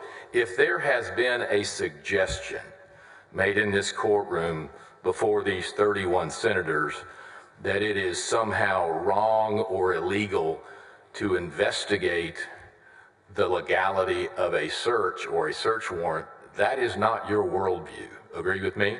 I agree with that. I mean, it's sort of born and bred in a criminal defense lawyer. That's part of what we do. You would agree with me? That is what we do. And any criminal defense lawyer, I think, that's been practicing longer than 6 weeks has probably challenged the legality of a search warrant. You would agree with me? Yes, sir. And has probably looked into the conduct of law enforcement agents in either the creation of a search warrant, right? That's right. The execution of a search warrant, right? That's right. Again, that's called Wednesday in our business. That's what we do. That's a Wednesday on our business. Yeah. Now, would you also agree with me that not only do we have, I guess, the choice of challenging or investigating the legality of searches, but we have the obligation to do it on behalf of our clients, right? Right, we're just on the other side of it. Yes, sir. That's right. And if we don't do that on occasion, we can get sued by the client, right? That's right. We can have a grievance filed against us by the client, by the state bar or someone else for failure to investigate that sort of claim, right? That's right.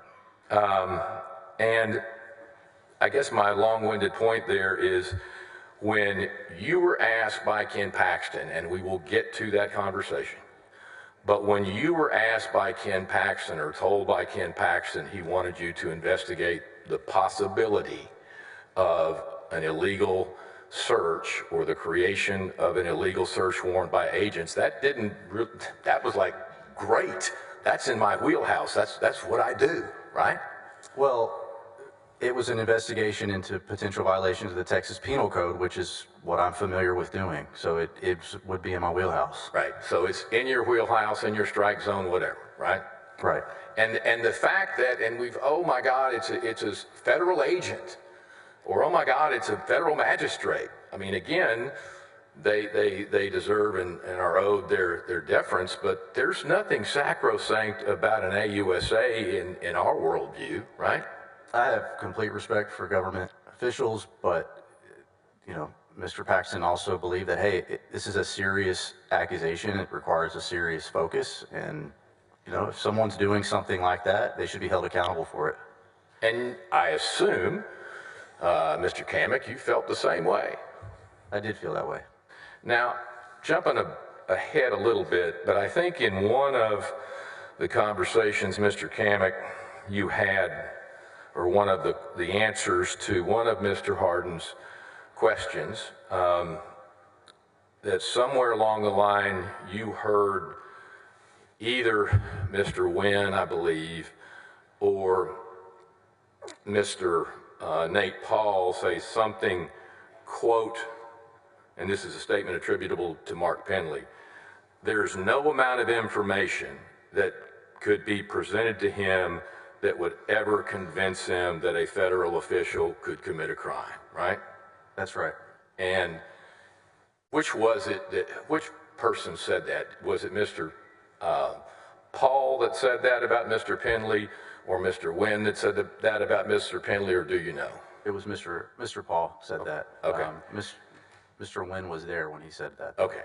And that's just not the house that you live in. I don't live in that house. You don't feel that same way, right? I don't feel that same way, no. I'm assuming. Excuse me, can the witness be a little closer to the mic and speak up a little bit? All right, Judge. I'm assuming, Mr. Kamek, that you view federal prosecutors and magistrates and judges just like defense lawyers, bankers, bakers, trash truck drivers, whatever. There are good ones out there, and there are bad ones out there. Base people off of their character. I mean, That's right. That's it. And you do not automatically foreclose from your mind or from your obligations an inquiry into the legality of a search warrant simply because it was signed off by a federal magistrate, right? That's a mouthful. There's nothing improper in your worldview about investigating a search warrant or the validity of a search warrant simply because it is signed off by a federal magistrate, right? No, I mean, that's, as a defense lawyer, that's what we do, is challenge the validity of a search warrant. I mean, this was just on the other side of it, where that person could be held accountable for it. Now, let's get to your first meeting with Ken Paxton. On your birthday, I think the 22nd, he calls, right? Yes, sir. And I'm sure you have been asked this question 287 times, but the best of your recollection, he says what to you when he calls you, Mr. Kamek? I didn't speak with him that day. It wasn't until the 23rd that I spoke with him, and he said that he got my name from Michael Wynn. I think the words were, my name was dropped in a hat, and he got my name from Michael Wynn and wanted to see if I'd be interested in coming to talk to him about working on a criminal investigation. And that would have been, if it's the day after your birthday, that would have been August 23rd? Yes, sir. And did he give you any detail about what he wanted to, what was the job description specifically that he wanted you to do? Not at that time. It wasn't until I went out there and met with him in person that I found that out. Okay, and if I'm recalling it correctly, there was some request by someone to bring a resume, right? Yes, sir. And it had been a while since you had a resume, right? Yes, sir. But you figured, well, if I've got to audition for the beauty contest, I'll find a swimsuit, I'll get a resume together, right? Just trying to remain humble and do what he asked me to do. Okay. And you met with him, right? Yes, sir, on the 26th. On the 26th, Mr. Paxton, General Paxton is, I mean, you knew him by sight, right? Yes, sir. He's gracious, professional, nice enough to you. He was nice, yes. And on that day, on the 26th, Mr. Kamek, can you share with us the description of what he wanted you to do? At that time, he told me that he was looking to hire a special prosecutor to investigate whether, I guess, these federal agents had tampered with or altered a search warrant. Basically violations of state law. Okay. And again, we've talked about that's kind of in your wheelhouse. Correct. You spend 20, 30 minutes with General Paxton? Probably 20, 25, something like that. And he uses the phrase special prosecutor, right? Yes, sir. So we've heard that sort of go through the evolution of your story, but it is true that he was the person that first put those words into your mindset, right? Yes, sir. If I heard your testimony directly, then, Mr. Kamek, you go down the hall and you meet with Jeff Mateer, right? Yes, sir. And did he act like he knew why you were there? He did. And just collapse the conversation succinctly that you had with Mr. Mateer.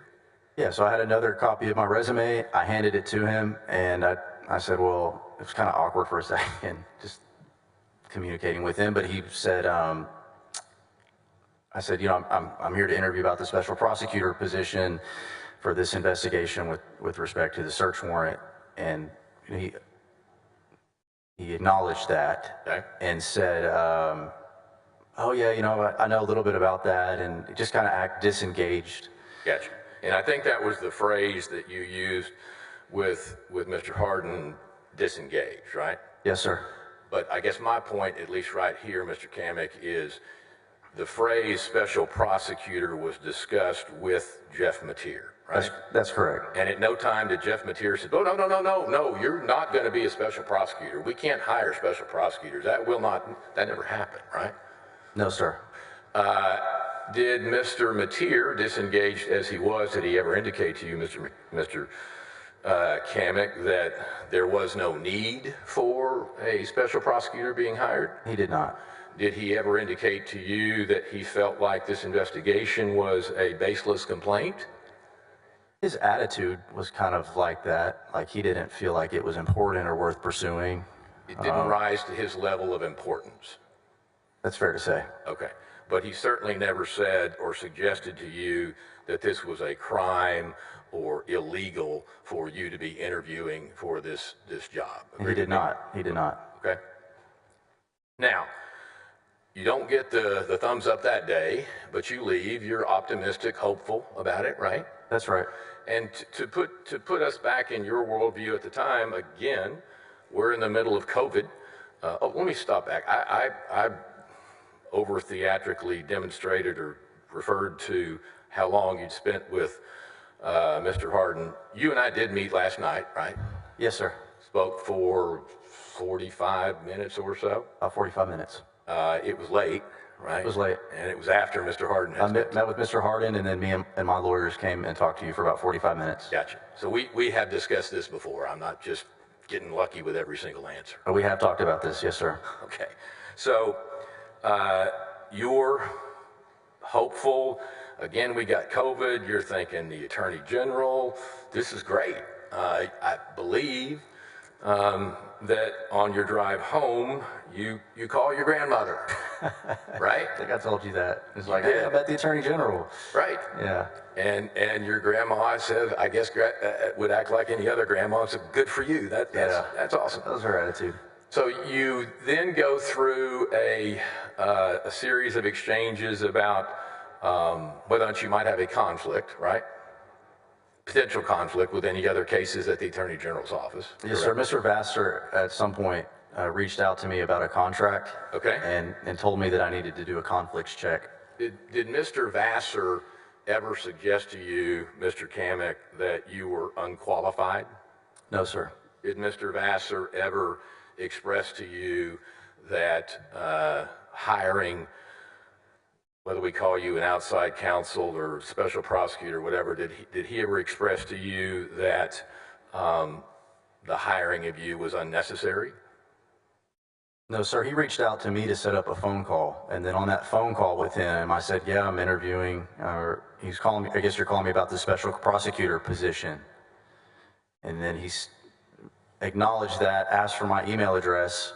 And I think we talked a little bit briefly about where he had gone to school and that type of thing. So he's, I told him the same thing that I told Mr. Mateer as well. But he never gave you any pushback on the idea of you getting hired for this job, right? I never got any pushback from anyone at the Attorney General's office until I got a cease and desist letter.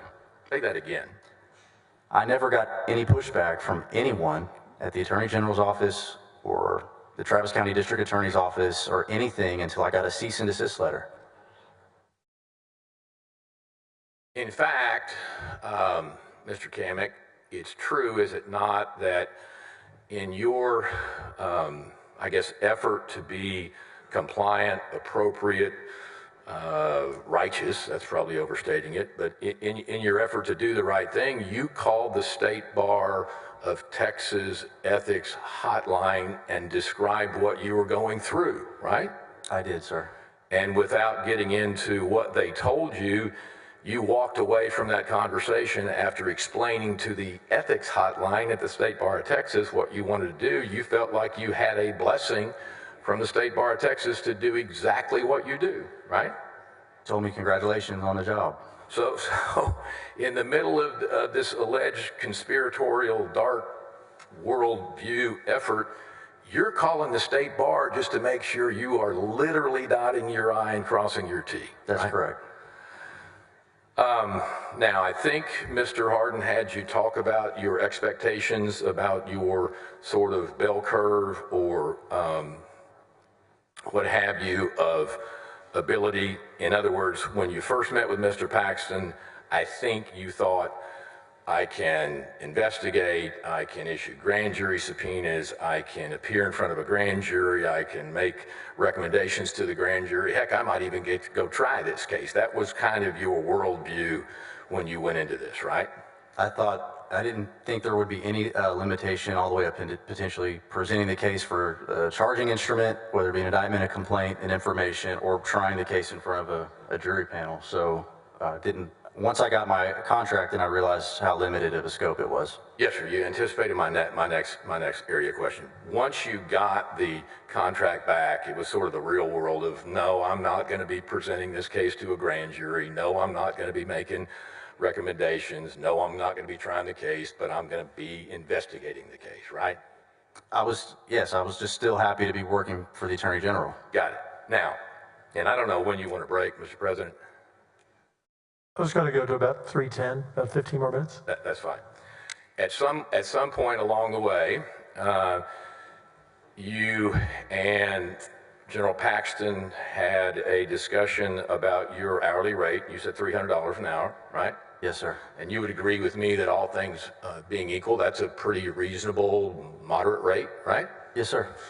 I guess, Mr. Kamek, the more important than the money was sort of the prestige or the opportunity or the resume, if you will, of getting to work for the AG's office on this particular matter. I thought it was a fair rate, and yeah, it was not about the money.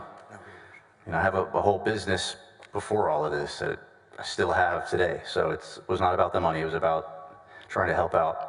All right, so refresh my memory of when you get a contract from, and refresh my memory, I should know, but I don't. You got a contract from whom and on what date, the first contract you received?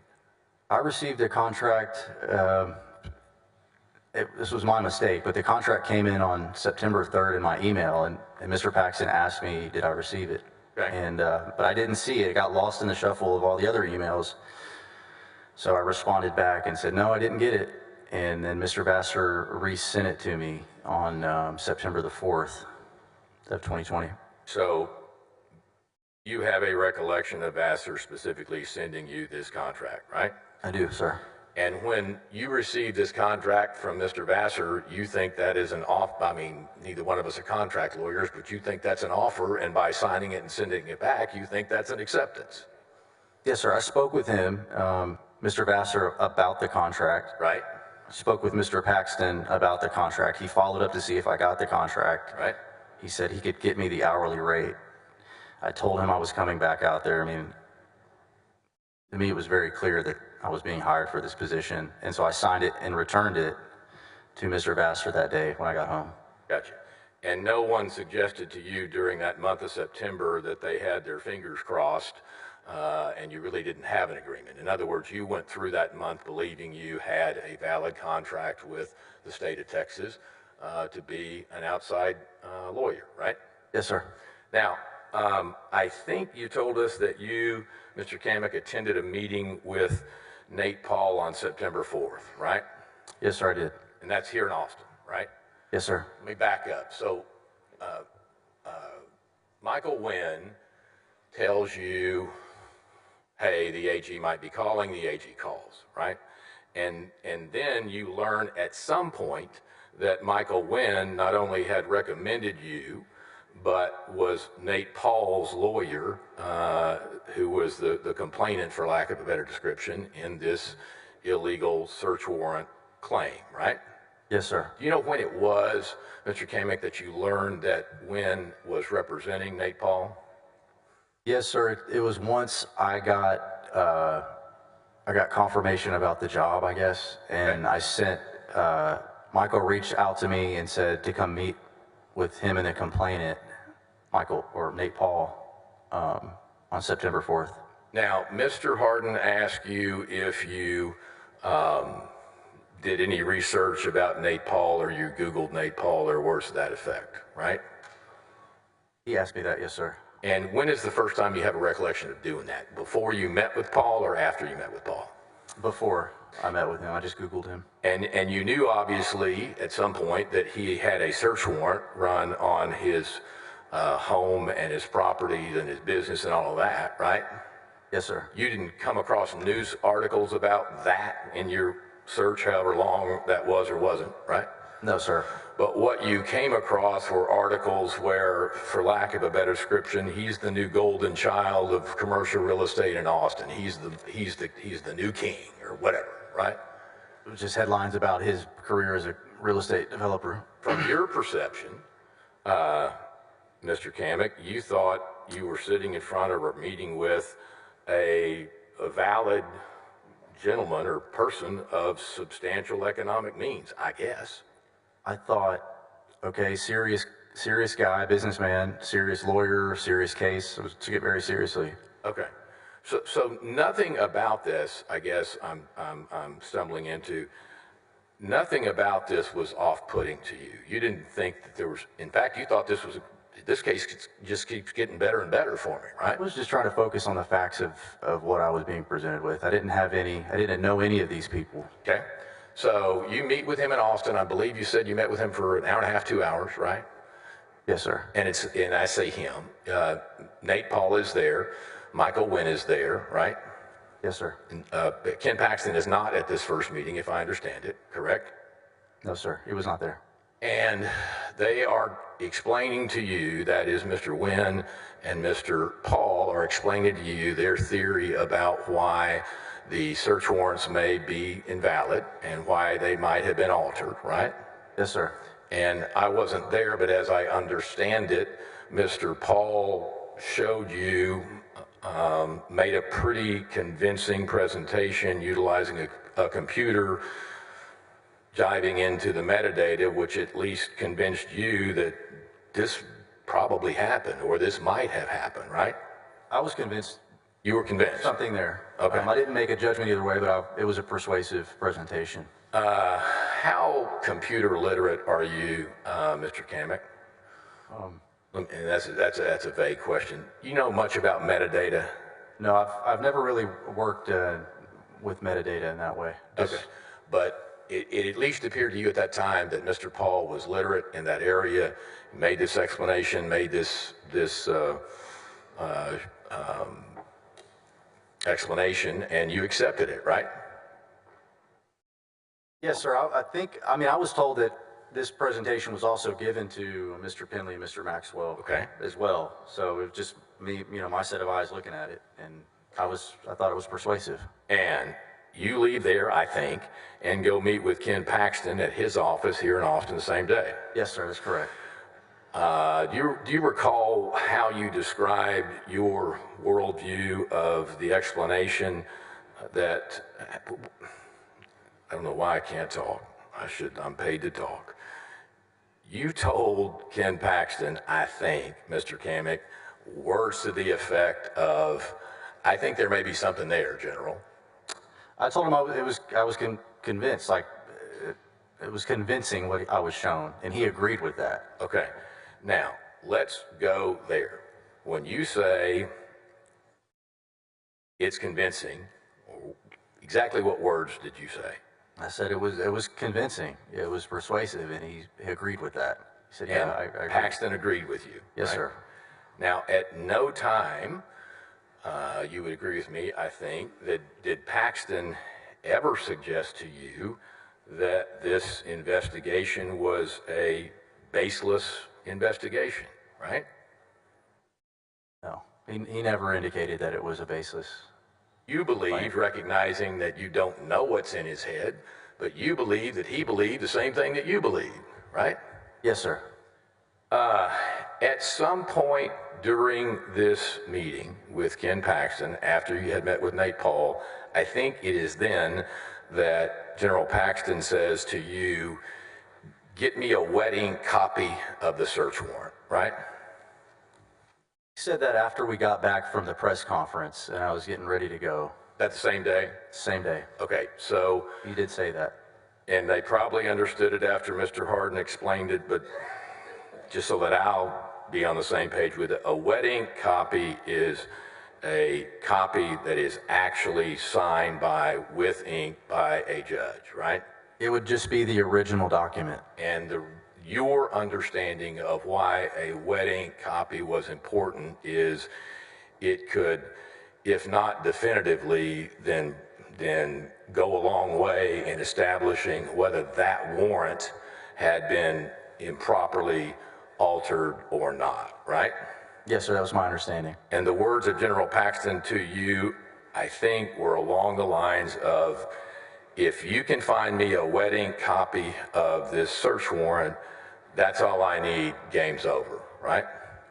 It was, if the wet ink copy is the same as the PDF document that was provided to Nate Paul and his lawyers, if they're the same, then it's over. It's If over, there's- meaning he would be satisfied. I'd be satisfied with that. And if they were different, then obviously this thing's going to take a little longer to Okay. figure out. Now, did General Paxton ever pressure you to find a given or a specific result? With respect to my Yes, sir. ultimate conclusions Yes, about sir. what I thought happened? Yes, sir. No, he never pressured me one way or the other. He didn't say, you got to do this, dude. I need one. I mean, if you get this done for me, you got a big job. I mean, there was never any suggestion of you engaging in any sort of impropriety or a request for any sort of impropriety on the part of General Paxton. Agree with me? I agree with that. Did he use verbiage like, look, I just want to know the truth. Just tell me find the truth in this thing. You remember that? I do. And when was it, Mr. Kamek, that General Paxton first told you, I just want to know the truth or find the truth? That would have been in our first meeting on August 26th when I first went out for the job interview.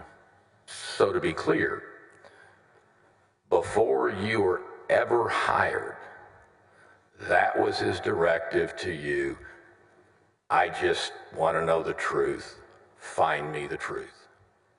It was, yeah, I just want to know the truth, and if something happened, that would be an injustice. Okay. Now, there has been a lot of discussion, Mr. Kamek, about evidence and what's not evidence and that sort of thing. At the time that you first met with Mr. Paul and Mr. Wynn, do you believe they gave you at least some type of evidence for you to begin an investigation in good faith based upon? They gave me, they told me the story about what happened, and I took some handwritten notes, and then when I left there, I was given like this timeline of events to kind of, I guess, help me digest everything. Okay. And so you said about doing what a lawyer should do, that is investigating, right? That's right. And you could have done a number of things in this investigation. I assume one of the things you could have done is knocked on doors and started interviewing people, right? Yes, sir. But you didn't do that, if I understand it correctly. Instead of knocking on doors, if I'm understanding what you did, you issued subpoenas or chose to have grand jury subpoenas issued, right? Yes, sir. Would you agree with me, Mr. Kamek, that the very intent and purpose of having the grand jury subpoenas issued was for you to be able to obtain that information without causing any alarm or concern on the part of the people of whom you were seeking the information? That is correct. All right. So for a week and a half, we have heard, oh my God, the grand jury subpoenas would intimidate these people and frighten these people and scare these people. It was exactly 180 degrees opposite from that. Your intention was to do the exactly opposite of that, right? Can I explain that? Yes, sir. But yes, sir, to answer your question, when I spoke with Mr. Paxton about the idea of grand jury subpoenas, he said it was a smart idea because some of these individuals were people in positions of power, and this would be the most discreet way to get that information. So if I'm understanding that conversation, then not only did you believe that was the most discreet way to obtain the information without alarming or frightening somebody, so did General Paxton, right? Yes, sir.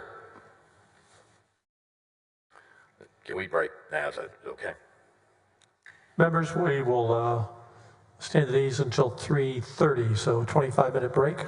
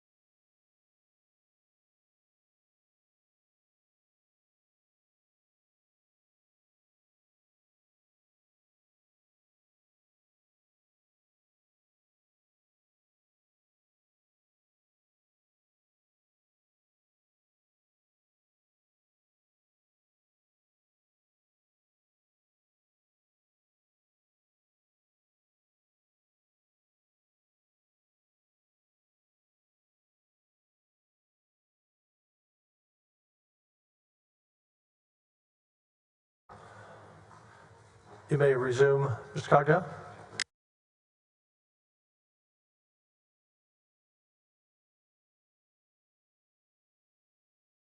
Mr. Kamick, by my notes, I'm about halfway done, but let me see if I can speed this up and get you. Mr. Cogdell, would you raise your mic up? There you go.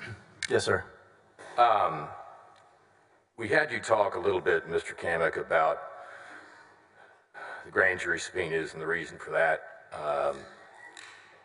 At some point, I think I heard you discuss with my colleague, Mr. Hardin, that Paxton made a statement to the effect that he was being critical of Mr. Penley and Mr. Maxwell because they won't do any work. Do I recall that correctly? I don't remember the exact question that was asked by Mr. Hardin. Do you remember back during this time, that is back in September of 2020, that happening, that is Mr. Paxton being critical of Mr. Penley and Mr. Maxwell, believing that or stating that they didn't do any work? Wasn't critical in the sense that like he gave me any detail about what they were or weren't doing. He just said that he couldn't get the people at his office to do what he was asking them to do. Fair enough. Now, there are different ways of conducting an investigation. You'd agree with me? Yes, sir. There are all kinds of different tools that law enforcement can use, TCIC, NCIC, every initial in the book sort of stuff, right? Yes, sir. And even lay people can do computer searches, Google searches, Intellius, Truthfinder, LexisNexis, all that sort of stuff, right? Yes, sir. Are you literate on LexisNexis, or were you at the time? Yes, but more proficient in Westlaw. Okay. And Pacer, do you do much work on Pacer? No, sir, but I'm familiar with it. And Pacer is public access to computer electronic records, something like that? I believe so. Okay. May I approach, Your Honor? Yes, you may. And the witness, if you can speak up, Mr. Kamick. Yes, Judge. Make sure all of our senators can hear you. Yes, sir. Acoustics, not your fault. Acoustics aren't the best.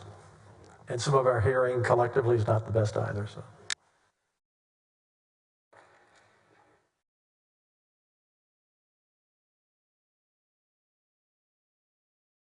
Hold on, get back to your microphone. There you go. Yes. I'm showing you what's marked as AG Exhibit 1047. And I don't know that you've ever seen this, but I'm going to see if I can walk you through it. I would offer AG 1047, which is a docket sheet on the Contigo matter. Any objection, Mr. Hardin? Sure. If I may, please. Take your time.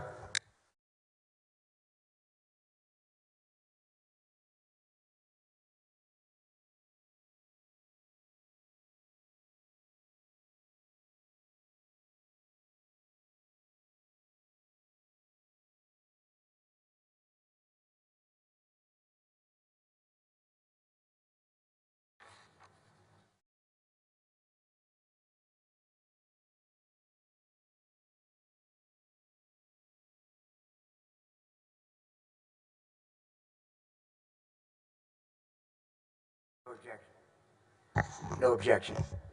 No objection. Admit to evidence. AG Exhibit 1047. All right, Eric, if you could kind of blow up the top, and again, I'm just using you as my ventriloquist right now because I don't think you've ever seen this, or tell me if you have. Have you ever seen this before? No, sir. Eric, blow up the top of it, which says, obviously, the style of the case, which is Contigo Information Management. Are you familiar with that name, Contigo Information Management? Yes, sir. And that is one of the entities, is it not, Mr. Kamick, that Mr. Nate Paul was complaining that an illegal search may have potentially occurred at that place right there, Contigo, right? Yes, sir. Now, if you will go to the second page, Eric, of 1047. Well, go back to the first page, my bad. And on the first page, it shows, does it not, that Judge Mark Lane is the judge in this case, right? upper left-hand corner, Mr. Kamick? Yes, sir. That's obviously public information, and that Mr. Gupta with the U.S. Attorney's Office is representing the government, right? Yes, sir. So the whole world can see that based on anybody that has a Pacer account has access to that sort of information, right? Now, if you could go to the second page, Eric, and what that shows, give us the top half of that page. And what we see, do we not, Mr. Kamick, is there's a motion for leave to disclose sealed search warrant that was filed on September 5th, right? Yes, sir. And an order granting that motion for leave to disclose a sealed search warrant, right? Yes, sir. So that would allow, and that was granted on the 5th, and then it is closed again on the 17th, where someone files an order, someone files a motion to extend the sealing, right? Yes, sir. But for those, whatever that is, 12 days, that search warrant would have been the warrant, not the probable cause affidavit. And they probably understand by now, but I know you do, there's a difference between the search warrant and the search warrant affidavit, right? That's right.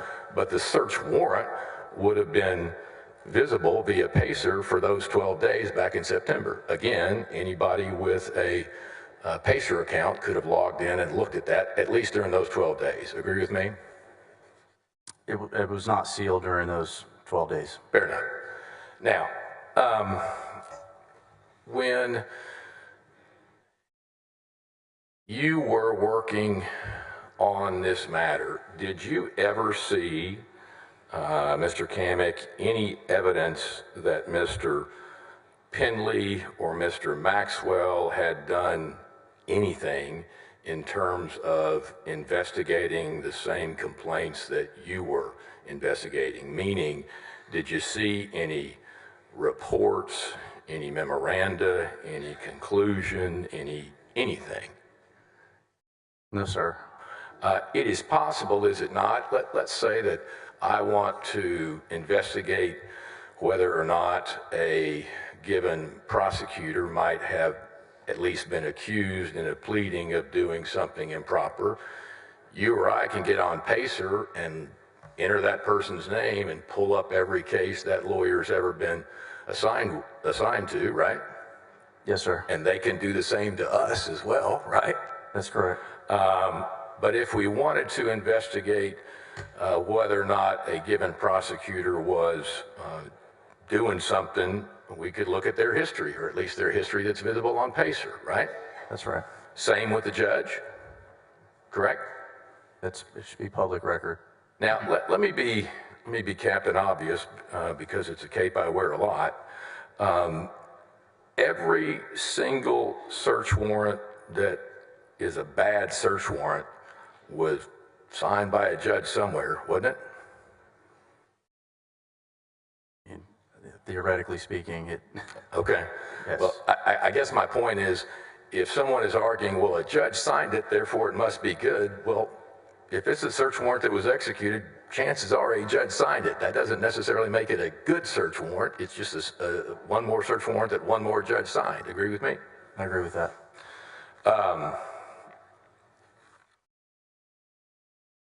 I think we heard you testify that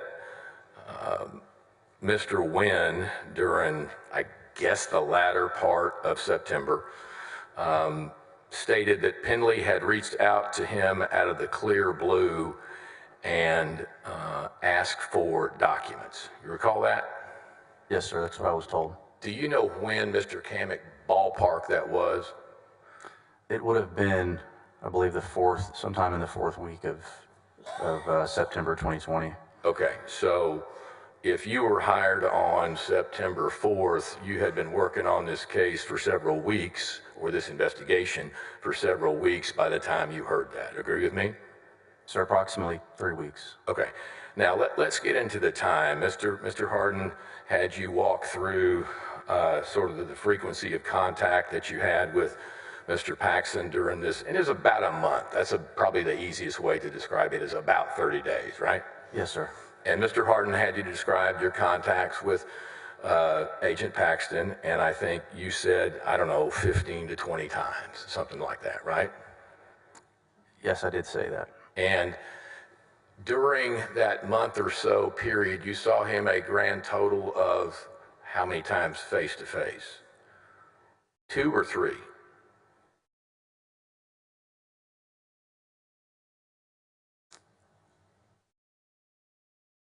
Well, I can tell you the days.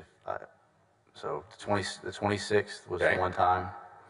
September 4th was the second time. Right?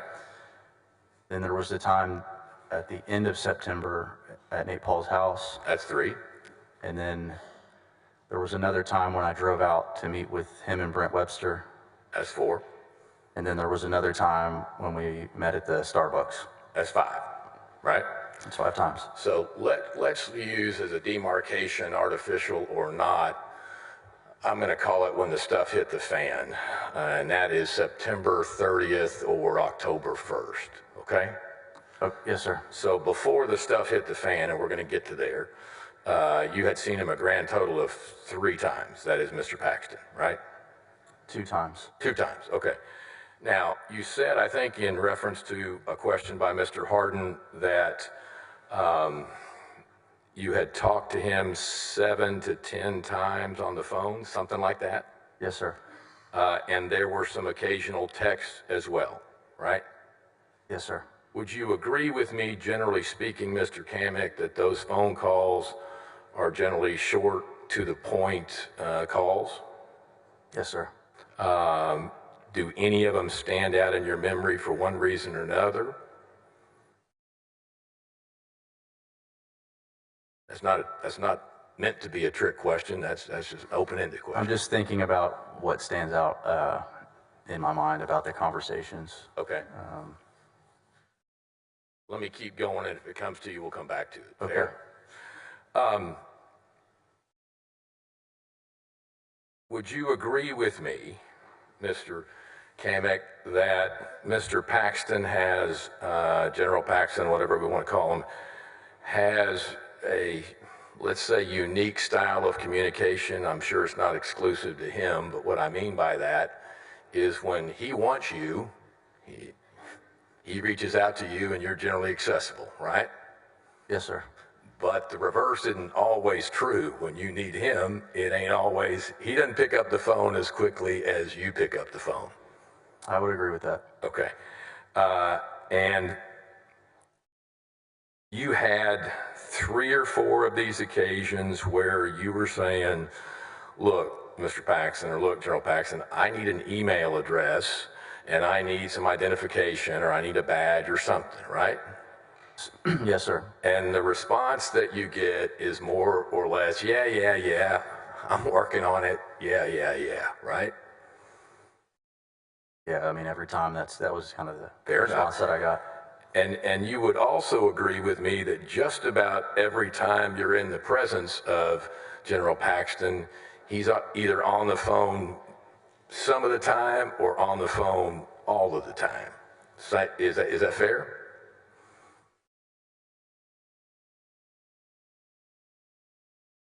The first 2 times that I met with him, it was not on the phone. And those were the interview, right? Interview, and then the second time that I went there. Yes, sir. And then after that, he was on the phone quite a bit. I mean, in your mind, I think, not unlike perhaps others, he's kind of notorious for being on the phone when you need the man's attention. That's just how he rolls. Agree with me? I mean, I didn't know him before Okay. all this. I'm just talking about your experience with him. Just figure he was busy. And he is, as far as you know, right? Now, let's get to, speaking of busy, let's get to that point in time, Mr. Kamek, when you were asking for a signed contract and you told Michael Wynn you hadn't gotten a signed contract, and I think that was the night before, and then you roll into Mr. Paul's office the next morning, leaving at 5 or thereabouts, and lo and behold, there is a signed contract on the desk or at Nate Paul's office, right? Yes, sir. Do you know whether or not Mr. Kamek, that on that date that Mr. Paxton was out of town? You know one way or the other if he was? No, sir. Okay. Would you agree with me that based upon your observations of the man, he traveled frequently? Agreed? There was at least one other time, that, yes, sir, that he said he was traveling. Okay, so let's jump to the second, and again, I'm going to be quick running through these, but we've talked generally speaking about the first referral that you received from the Travis County DA's office, right? And that is the complaint about the search warrant. Yes, sir. Not too long after you're involved, you get this second complaint, right? Yes, sir. And that complaint is referred to you directly. It is mailed to your office, right? Somebody find that for me, a copy of it, the second complaint. I believe it was emailed to me from Mr. Klemmer. Okay, whether it was emailed or mailed, my mistake. Yes, sir. It was sent to you directly. Agreed with me? Yes, sir. And if someone were to come in here and state that Travis County DA's office had no idea who you were or what you were doing and you were just some sort of ghost out there in space, you would disagree with that, would you not? That would be a falsehood. And in fact, Mr. Klemmer knew exactly who you were and where to find you, right? Yes, sir. And can you estimate for us, Mr. Kamek, how many touches, for lack of a better description, how many touches you had with employees of the Travis County DA's office? And when I say touches, I mean interfaces, emails, phone calls, personal visits. How many touches are we talking about? Well, and it's no disrespect to the folks over there. I just don't remember everyone's name. Of course not. I'm not giving you that pop quiz. I'm just asking to estimate it. Yeah, so I spoke with one individual who referred me to Don Klemmer, and then I think there was another woman named Amy Meredith, maybe. Okay. And then I got referred to a woman named Bailey. So that now we're up to 4, right? I think we're at 4, and then from there were multiple repeat visits. well, just back and forth on email exchange about the subpoenas, and then 5 or 6 times there, like with Mrs. Molnar, and then I got that other referral from Mr. Klemmer directly. So if we are counting each subpoena as a touch, we've got 35, 40 subpoenas? Well, I sent them on the application, just multiple per, just sent them out. There were several emails to their office. I'm interrupting you, I'm sorry, I apologize, but there were several tranches of subpoenas sent to the Travis County DA's office. Yes, sir, I agree with that. And there were several people you communicated with, right? Yes, sir. Some were staff and some were lawyers, right? Yes, sir. And at least in your mind, Mr. Kamek, they were well aware of who you were and what you were doing, right? Yes, sir. And you certainly never tried to hide that fact from anybody. When you were working with the Travis County DA's office, you told them who you were, you told them your job description, you told them what you need. It's not like you were hiding, right? I was not hiding.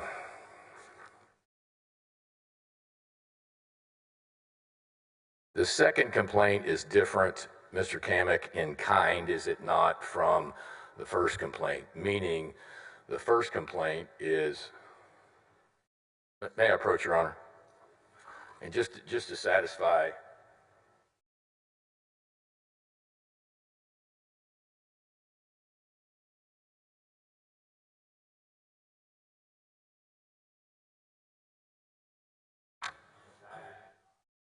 the second complaint, correct?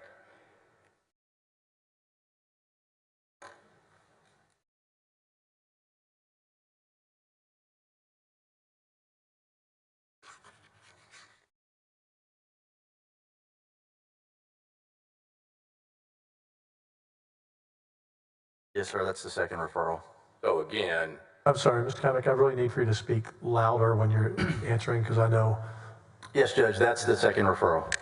And again, like the point I made before you saw the document, although I don't think there was a dispute about it, that was sent to you directly with your name on it, with your address on it. Clearly they know who you are, right? Yes, sir. Okay. Now, the first complaint again focused on the potential illegality of the search warrants.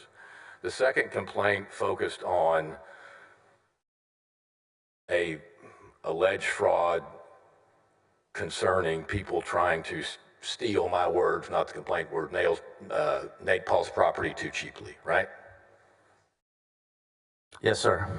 And I believe, correct me if I'm wrong, but you utilized the resources of the Travis County DA's office to issue search warrants, or I'm sorry, grand jury subpoenas for the first complaint, correct?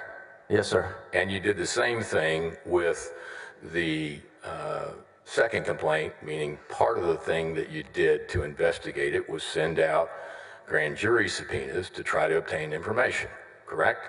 Yes, sir. Now, I think I heard you say, Mr. Kamek, correct me if I'm wrong, that you were not keeping General Paxton apprised of the names of the individuals that you had issued the grand jury subpoenas before, right?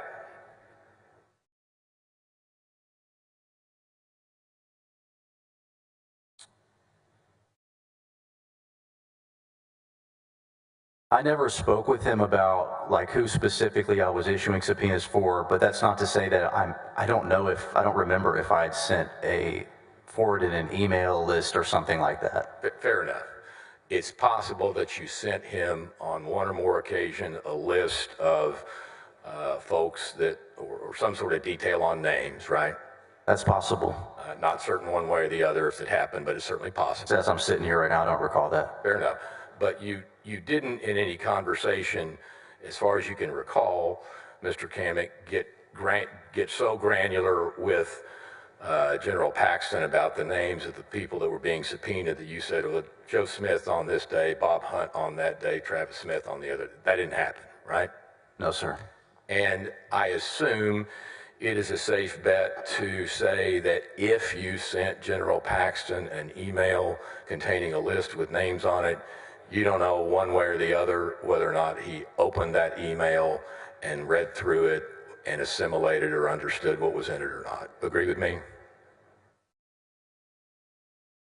I'm sorry. Could you just rephrase that one for me? That's a $500 question. I don't know why I ask it that way. You don't know if he ever opened up any email you sent to him and read it or not, right? That's right. I don't know. Okay. Now, in the thank you. In the investigation of the second complaint, did you think your marching orders from General Paxton had changed? Meaning, if I recall your testimony correctly, Mr. Kamek, in the first referral, he told you to go get the truth, or find out the truth, or whatever, right? I assume you were operating under the same belief system that General Paxton wanted you to do the same thing in the second complaint, correct?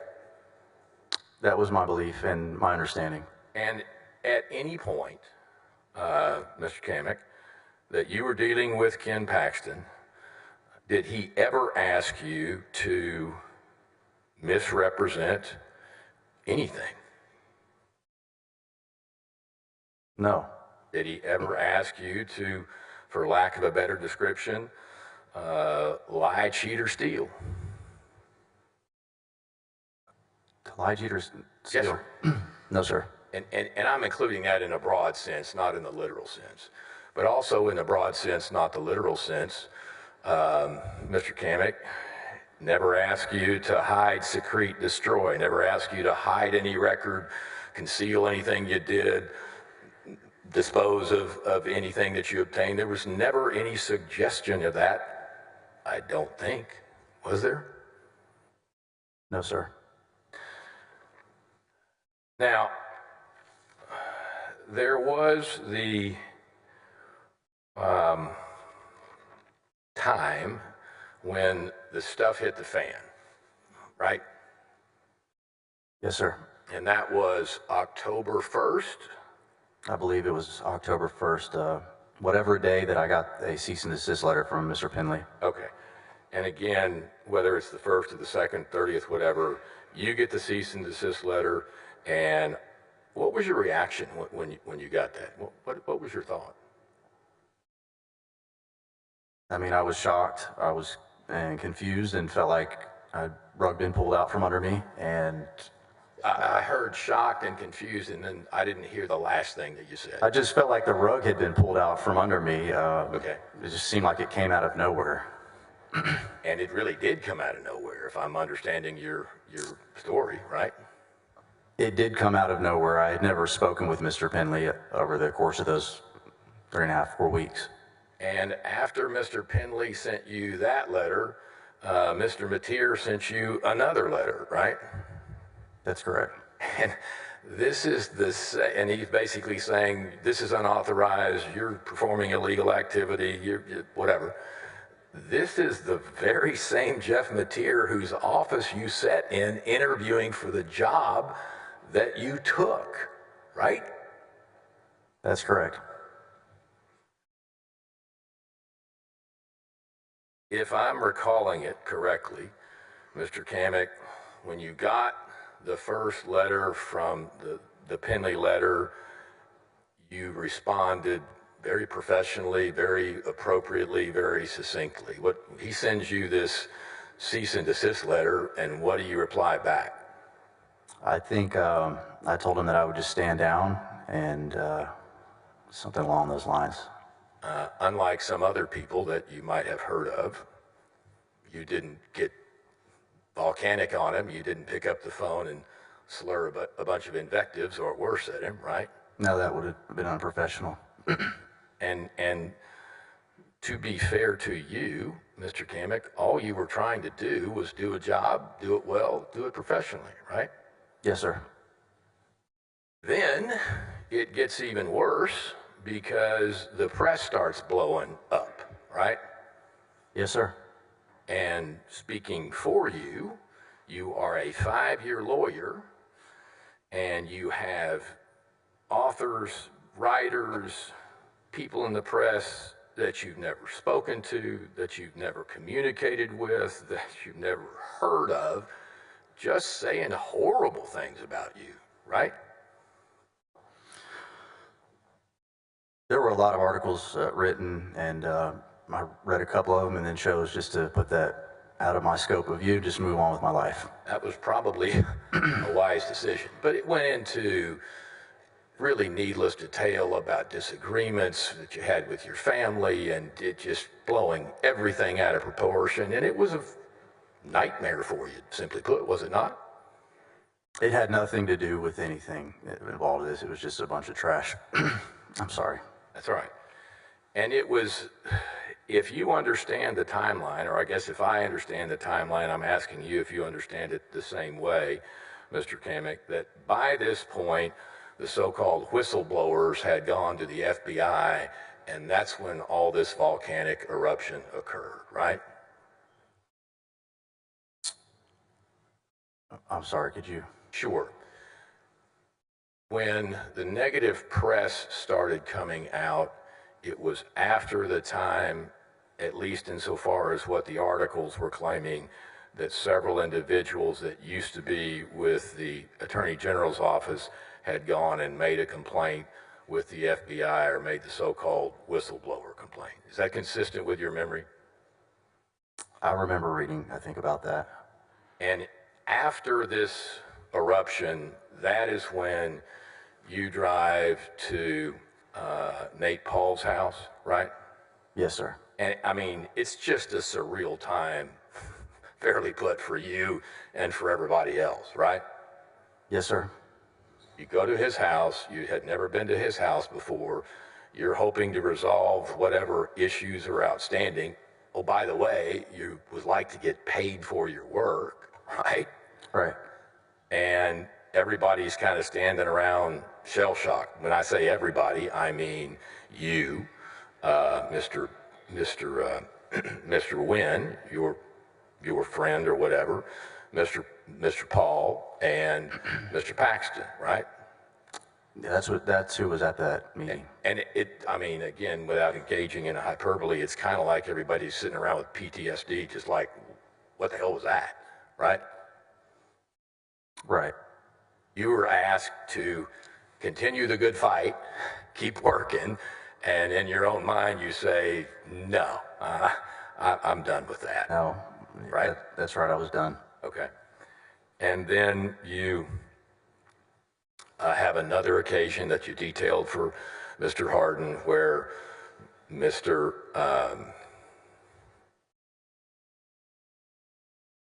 thank you, Mr. Webster and Mr. Paxton ask you to come to Austin. You come to Austin, and it's just as weird as as the time before. You don't go in the AG's office. You go over to Starbucks. Brent Webster says, 15 grand ain't nothing. I had to eat 40 grand. And you're thinking, that's not going to put, Post Toasties in my bowl here. I don't really care. My word's not yours, right? That happened. Okay. And to this day, you've never been paid anything, right? $0. Okay. And the reward that you have gotten is not really a good reward, right? I haven't received any benefit from any of this. Let me apologize for that situation. Thank you. That should have never happened. Thanks. It should have never happened. All that having been said, Mr. Kamek, it is still true, is it not, that what Ken Paxton asked you to do, find the truth. That's what he told me when we first met. He just wanted to find out the truth about this first referral. And that's what you were trying to do. Yes, sir, that's correct. I'll pass the witness. Mr. Hardin, or redirect? No, Your Honor. Or both of you You can be excused. Good finished luck. with the witness? Thank you. Maybe. Thank you, sir.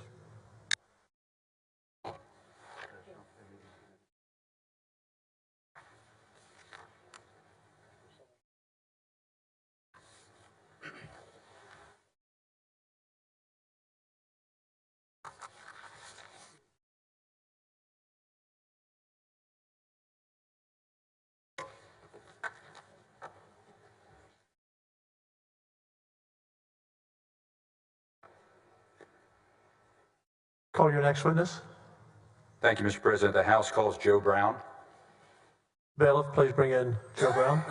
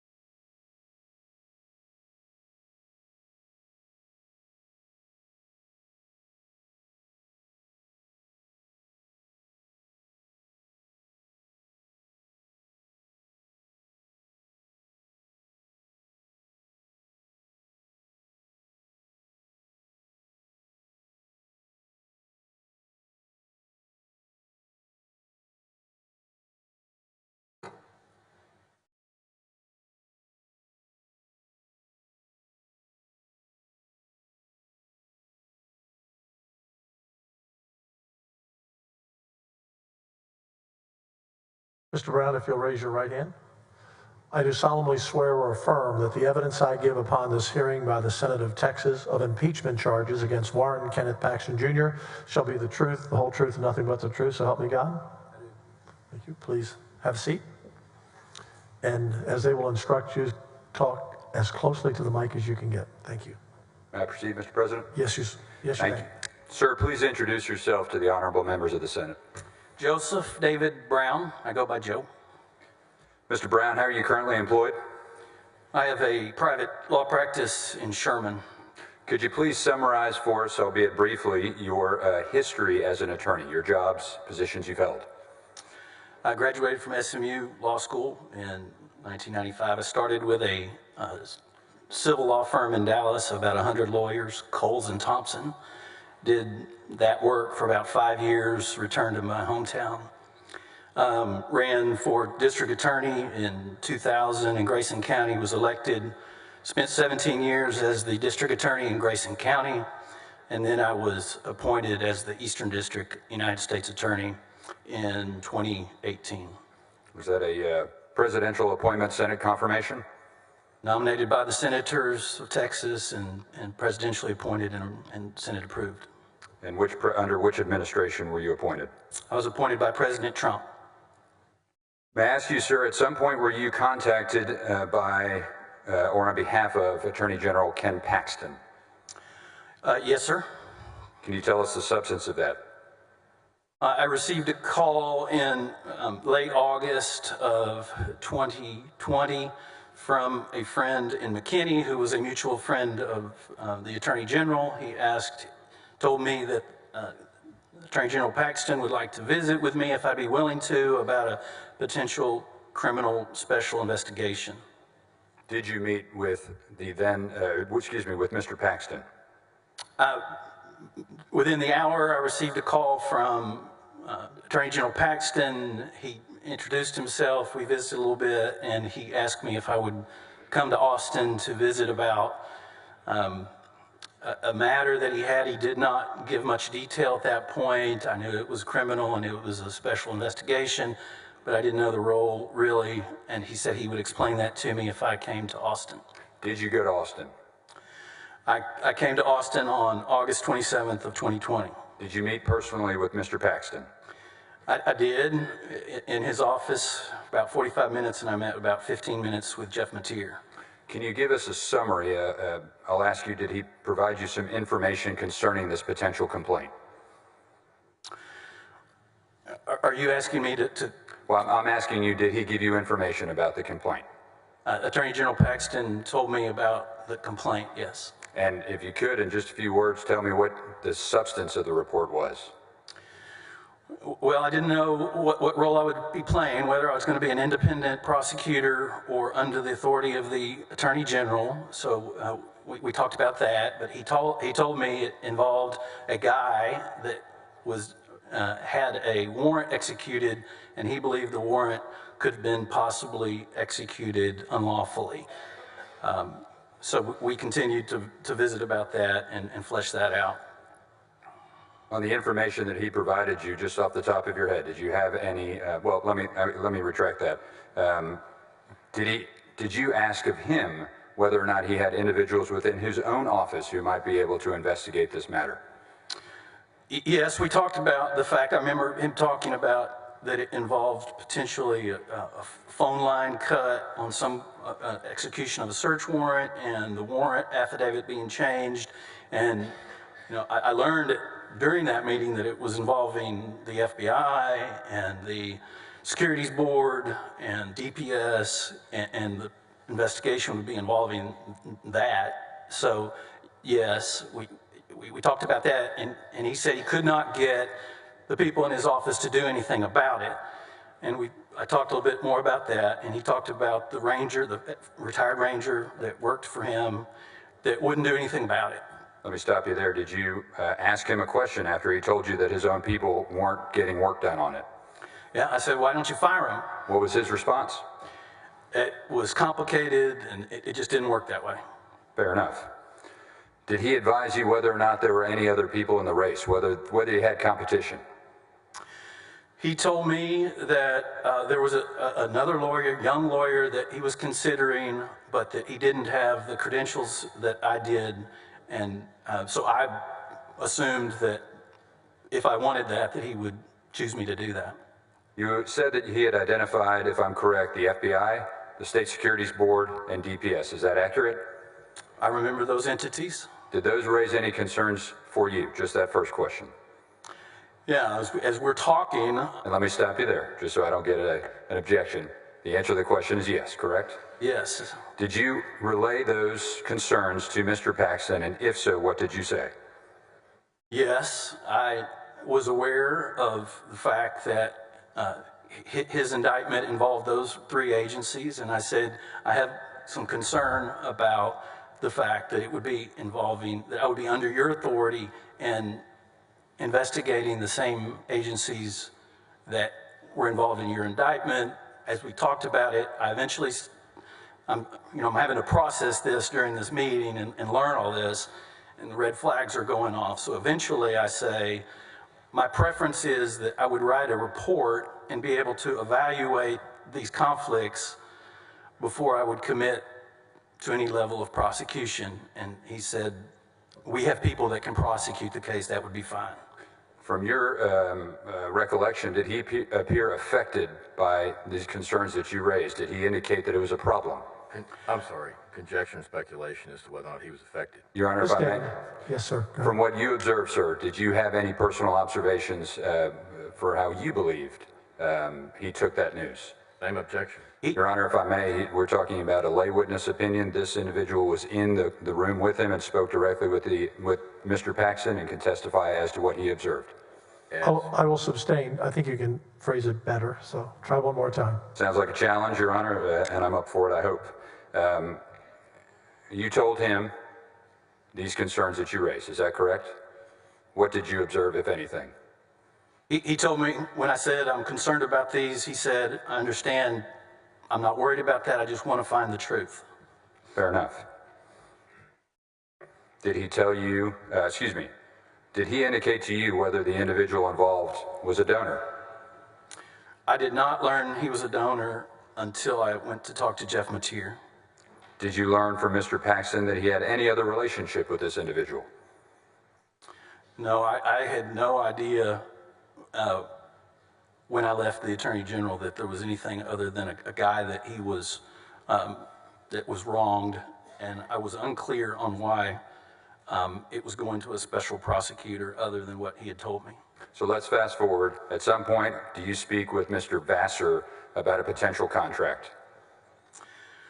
Within a few days, he made contact, Ryan Vassar made contact with me by email, and eventually gave me a contract. It didn't have any specific terms, it was just a general contract, and we exchanged emails about the scope and some details of the contract. What was your purpose in defining the scope? I repeated what I had told to the Attorney General, that because of my concerns about the conflicts, I would commit to investigating, to writing a report, and would not commit to prosecution until I'd have been able to evaluate the conflicts further. Was there an hourly rate that was addressed? The hourly rate was, I can't remember, it didn't come from me, it was suggested with a contract or by Mr. Vassar. Would a rate of $300 an hour be accurate? That was the rate that was given to me. Did you have any concerns about that rate?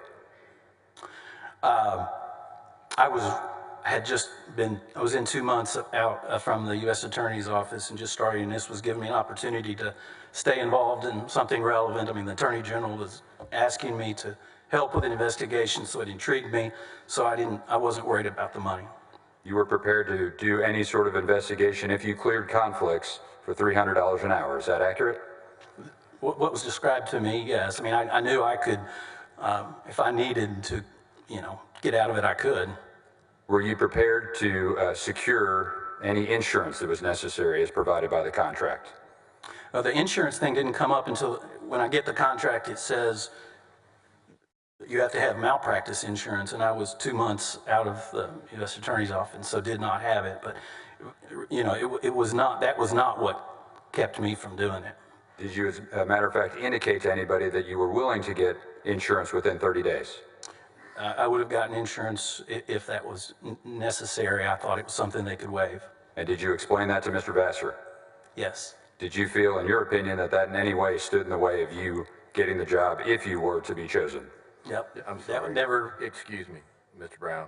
Objection, conjecture, and speculation. He doesn't know if it's in getting his way or not. You also can speak up, Mr. Cogdale, when you speak. Sustain, you can rephrase that. Did you get a response when you indicated that you could get insurance within 30 days? We emailed, and he said it was something that he thought they could take care of, or words to that effect. Very good. After you have raised concerns to the General, Paxton, after you've indicated that you wanted to limit the scope of your work so that you could make sure that those conflicts and concerns were taken care of, after you've indicated that you would work for $300 an hour and get insurance, were you chosen? No, I followed up a couple times with emails, and it just, nothing happened after that. Are you familiar with federal filings or the process of performing federal filings as it relates to search warrants? Yes. You ran an entire office of assistant United States attorneys, correct? Yes, I mean, I wasn't on the front line of the search warrants, but I certainly am familiar. Fair enough. Are you familiar, sir, that when an application for a search warrant is filed, there is an application with accompanying affidavit? Correct. And then there is a search warrant order. Is that accurate? Correct. Okay. And what we would call the application and the warrant. Is that fair? Right. Ms. Manella, if you would please pull up AG 1047. I apologize, Your Honor, we didn't have a digital copy, so we're putting it on the Elmo. If you could look at line number 1, please. Would you agree with me that on August 16, 2019, there is a motion to seal the search warrant application and the search warrant? That's what's reflected. And the search warrant application, again, contains the application and the affidavit. Is that accurate? And the proposed warrant. If we could go to line number 6 on the second page, please. At the top, would you agree with me here that it indicates that there is a motion for leave to disclose the search warrant, the sealed search warrant, correct? That's the entry. Would you agree with me that there's nothing on that entry that indicates that there is a motion for leave to disclose the sealed search warrant application, which would include the affidavit? There's nothing that mentions the application. Very good. Sir, are you familiar with OPR as it relates to federal government? Yes. Could you tell us what those initials stand for, please? The Office of Professional Responsibility. Do all assistant United States attorneys who enter on duty, at least during your time, are they made aware of the Office of Professional Responsibility and their jurisdiction to investigate complaints regarding United States attorneys? Objection, conjecture, and speculation. I'm asking from his direct knowledge, Your Honor. Oh, you asked for Overruled. Please answer the question. Assistant United States attorneys are familiar with what the OPR is and what their jurisdiction is, yes. If there was a complaint regarding an AUSA and the conduct in any one of their investigations, would the Office of Professional Responsibility be charged with investigating them? Objection, conjecture, and speculation. Overruled. Please, sir. That's one agency that could. As a former United States attorney, presidentially appointed, are you aware if there is an OPR investigation ongoing, whether the United States Attorney's Office, where that employee who is complained of works, has any jurisdiction over the matter, or if it is entirely within Office of Professional Responsibility? I'm sorry, objection vague. I don't understand the question. Your Honor, if I may, I think it's more important if the witness understands it. Overruled. You may answer. I'm not sure I do, so. That answers Mr. Cogdale's question. Would it be fair to say, or let me ask you this, in your experience as a presidentially appointed United States attorney, if somebody within your office, an AUSA within your office, was being investigated by the Office of Professional Responsibility, would your office, the office in which they worked, have any sort of responsibility for the investigation, or would it be entirely OPR? No, my understanding is it goes to OPR out of Washington, D.C., and they keep it separate. So the office where the AUSA works has no responsibility for that, correct? That was my experience. Are you familiar with OIG? Yes, the Office of Inspector General. Similarly, based on your experience working as a presidentially appointed United States attorney, are AUSAs within your office made aware of and trained on the Office of Inspector General and their jurisdiction? They're certainly aware of it, what the level of training on it is. It doesn't take very long before they know that there's oversight organizations within the different areas of the Department of Justice. If there's a complaint for an agent within the Department of Justice, not an AUSA anymore, but an agent, would the Office of Inspector General have oversight and jurisdiction? It's my understanding they do. That's who investigates the investigators. Same question. Investigates the investigators, and it is taken out of the hands of the regional or local United States Attorney's Office. Is that correct? That's my understanding. Thank you, sir. Pass the witness. Thank you, Mr. Donnelly. Mr. Cogdill?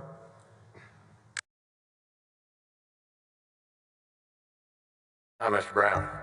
Good afternoon. I think we met? We have. Okay, in Sherman. The courtroom in Sherman, yes, sir. Lovely courtroom, lovely judge. Nice to see you again. When you were meeting with Mr. Mateer, Mr. Brown, did he tell you that this is a bogus investigation and it shouldn't be investigated? No, sir. Did he, that is Mr. Mateer, give any indication to you that the investigation or that the job that you were applying for was unnecessary? No, I sensed a little, I sensed something, but he never said anything directly other than he was glad that I was being considered because I would tell the Attorney General the truth. Okay. And same with Mr. Vassar, when you were communicating with Mr. Vassar about the details of the contracts, did he suggest in any shape, form, or fashion that the job that you were applying for was unneeded, unnecessary, a sham, anything of the sort? No. And I hear you, Mr. Brown, on the troubling fact, potentially troubling fact, that these are the same agencies or some of the same agencies that had charged Mr. Paxton with the state securities fraud case, which, by the way, do you know of your own personal knowledge if that thing is still pending after 8 years? Objection, Your Honor, to the relevance as it relates to this witness. Overruled. Are you aware, Joe, that that case is still pending? The case against the Attorney General? Yes, sir. Yes, I'm aware of that. Okay. That was what was potentially troubling to you, right? That was part of it. Yes, sir. But not the allegations or the claim or whatever that the FBI or these different agencies had potentially engaged in misconduct. You were still willing to investigate it, right? I left it open that could happen. I was willing to. And you are the former United States Attorney for the Eastern District, right? Yes, sir. In fact, I think, and somebody said that the other applicant wasn't as qualified as you. Probably true, because there are very few people in the Eastern District that, on paper at least, would be more qualified than the former DA from Grayson County and the Eastern District United States Attorney, right? That's your words. Okay. In any event, you're a very qualified person. You weren't chosen, but you did make 2 or 3 calls trying to follow up to see if you could get the job. Am I recalling that correctly? I was willing to do the job, and I didn't know what happened. Yes. Okay. Fair enough. Thank you, Joe. Nice to see you. Thank you. No redirect, Your Honor. Are both parties finished with the witness? No problem. Excused, Your Honor. Okay. You're excused, Mr. Brown. Thank you, sir.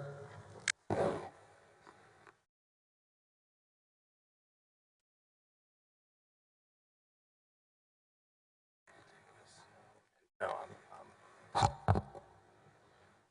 Next witness. Thank you, Mr. President. The House calls Kendall Garrison. Bailiff, please bring in Kendall Garrison.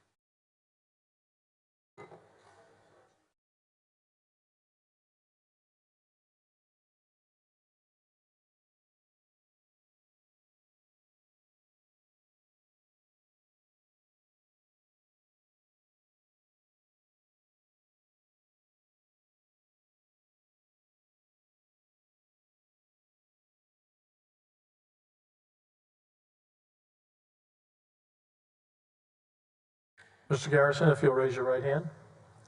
I do solemnly swear or affirm that the evidence I give upon this hearing by the Senate of Texas of impeachment charges against Warren Kenneth Paxton Jr. shall be the truth, the whole truth, nothing but the truth, so help me God. Please be seated and speak as closely to the microphone as you can. Thank you. Ms. Epley, you're a witness. May I proceed? Please introduce yourself to the ladies and gentlemen of the Senate.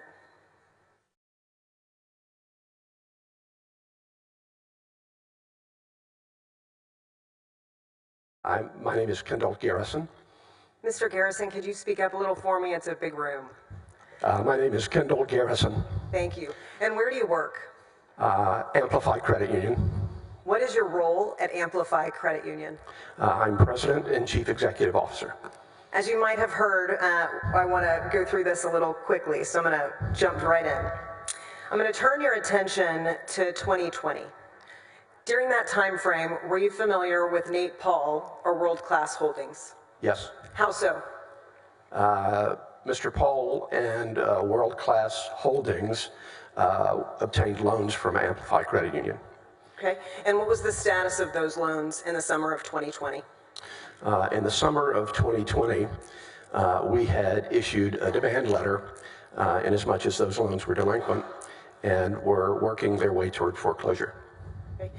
Did you, in the course of your employment, and does your staff create records specific to Amplify, their banking and their foreclosures? Yes. Have you provided those to the House? I have. Would it surprise you to know that we have provided copies to the defense? It would not surprise me. Okay. Did you provide a business record affidavit for those documents? Yes. And for the Senate, for Mr. President, that's been on record for over 14 days, the business records affidavit, and as such, I've provided a copy to defense, and I have a copy for the court.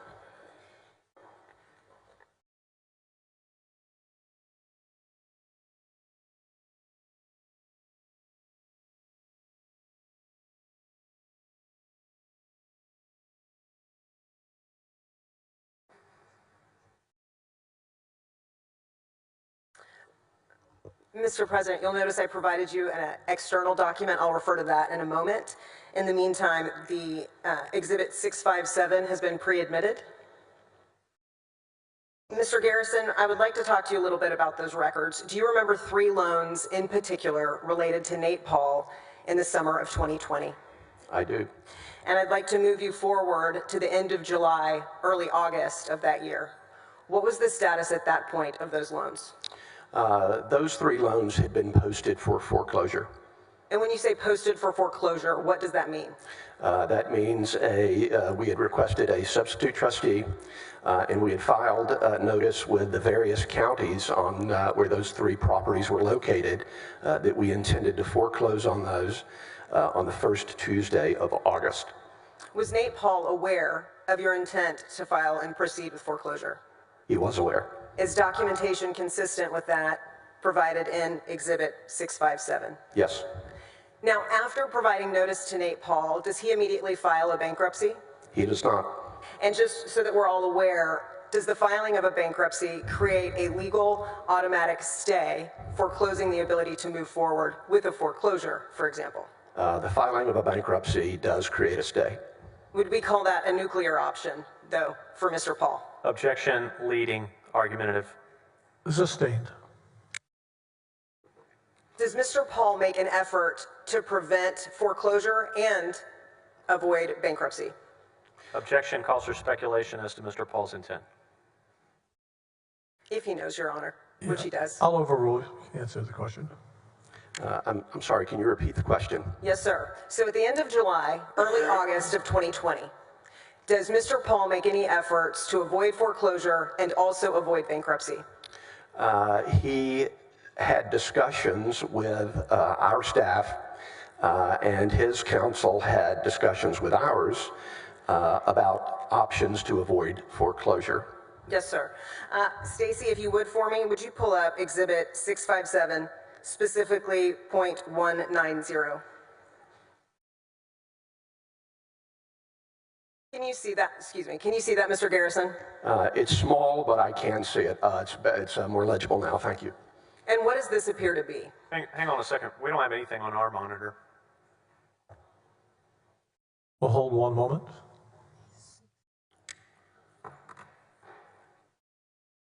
Ms. Epley, you said it was admitted. We do not have that on our sheet as being previously admitted. Did I mishear you? It is possible, Your Honor, and I'm happy to lay a predicate right now. This is easily correctable. Mr. President, I can't see anything. It's not on my screen. I don't know if the jury can see it. I hope you can, but I don't have anything on my monitor. Hopefully everybody can see here. And, Your Honor, Hold on 1 second. Hold on. Sure. Is it up now? You have it? It is not. Okay, hold on. Do the jurors have it? I have it. Can we have Damien, if you can take a look? We'll just pause there for a second.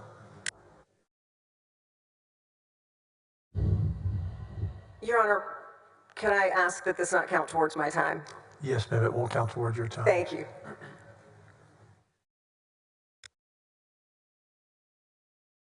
I'm getting a signal. Jurors, are your monitors black now? Okay, they're all blank now, Damien.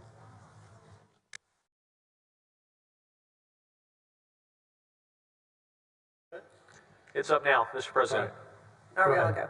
And Your Honor, Mr. President, for the record, I want to ensure I'm getting confirmation that 657 was pre-admitted by agreement with defense.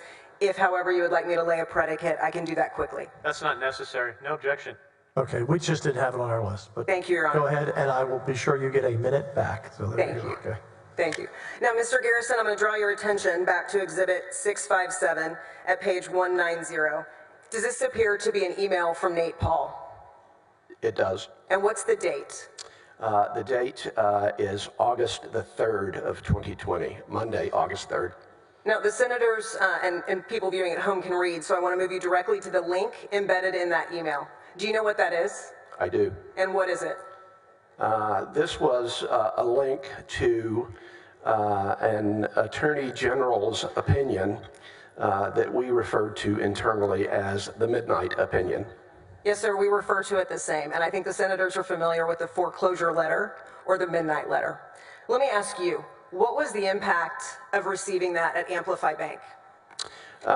We had lots of discussions internally and with our counsel on how to proceed.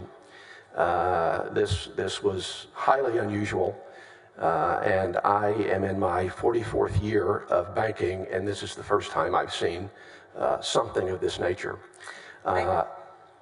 As a direct result of Object to the narrative. Sustained. That's okay. I'd be happy to break it up. You mentioned that it's the first time you'd seen something like this, but to be fair, because I'm sure Mr. Little will ask, wasn't it in the middle of COVID?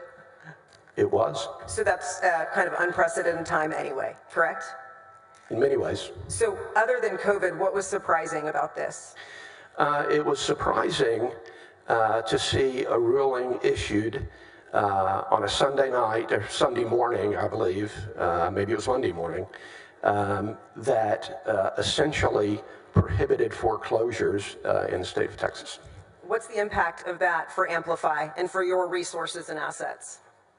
We had no choice other than to pull those bankruptcy filings. I'm sorry, those foreclosure filings. Thank you. We've heard that no foreclosures in Texas were stopped because of the foreclosure letter. Is that your experience?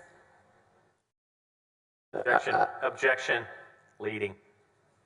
Well, let me come back. Sustain, re-ask. Yes. Yes, Mr. President. In that case, I've provided defense a copy of Exhibit 676. They received a copy of this over the weekend. It is external to the business record you already have. I'll approach the court. Is there any objection, Mr. Little? To 676? Yes. No objection. Please enter 676 into evidence. And Mr. Garrison, what is this? This is an email from Ann Wynn to Brian Elliott, who was the in-house counsel for World Class. You'd mentioned a moment ago that you had changed your course in regards to the foreclosure. Is that right? That's correct. What did you choose to do? We chose to withdraw those foreclosure notices and not proceed with foreclosure on that Tuesday, the 4th of August. On all three properties tied to Nate Paul? Correct. What was the value of the bank's assets in regards to those properties? We had... Objection. Vague. Overrule. We had loans outstanding to the world-class entities with Mr. Paul as a guarantor to the tune of about $11.5 million. And were you receiving payment on that note? We were not. Hence the foreclosure, correct? Correct. And by forestalling or delaying that foreclosure, did it help make you money or cost you money? It was a cost to us. After delaying the foreclosure, did the bank sell the properties? Can you ask that question again? I sure can. So on August 4th, the properties were going to be foreclosed, but were not, correct? Correct. Did you maintain control of those notes? We did maintain control of those notes for some period of time after that. Okay. And then ultimately what happened? Ultimately, on, I believe the date was September the 9th, we sold those 3 loans and assigned the deeds of trust to a third-party buyer. And just to be clear, because of allegations made by Nate Paul's side of things, did you sell those at a great deficit? Did you lose money? We did not. We essentially sold the loans at par, and we received our past due interest and some attorney's fees, as I recall. So in regards to your dynamic with Nate Paul and foreclosures in August of 2020, who benefited from the foreclosure letter? Objection, calls for speculation. Overruled. Thank you. I don't think we heard you. Can you repeat that? Nate Paul and the world-class entities. Pass the witness. Mr. Little.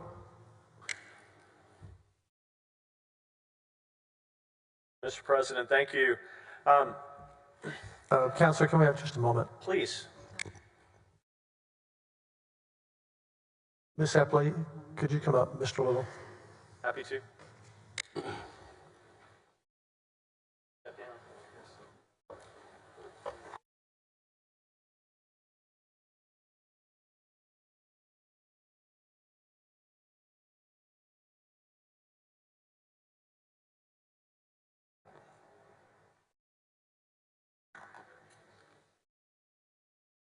Yes, sir.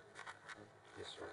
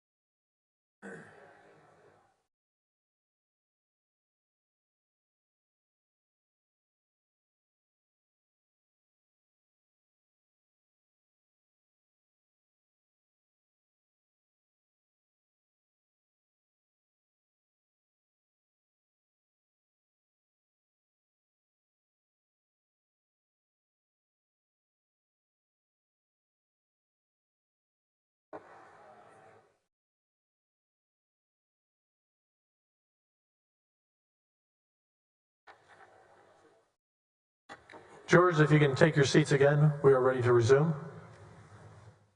Mr. President, if I may? Yes. All right. Mr. Garrison, in front of you, I think somewhere, did you get a thick pile of papers like I did from Ms. Epley? Is it in front of you over there somewhere? No. No, I don't have any documentation before me in this moment. I don't like working in 2-inch piles of paper, okay? I'm going to show you exactly what happened. We're going to go document by document, okay? Your Honor, may I approach the witness? Yes, you may.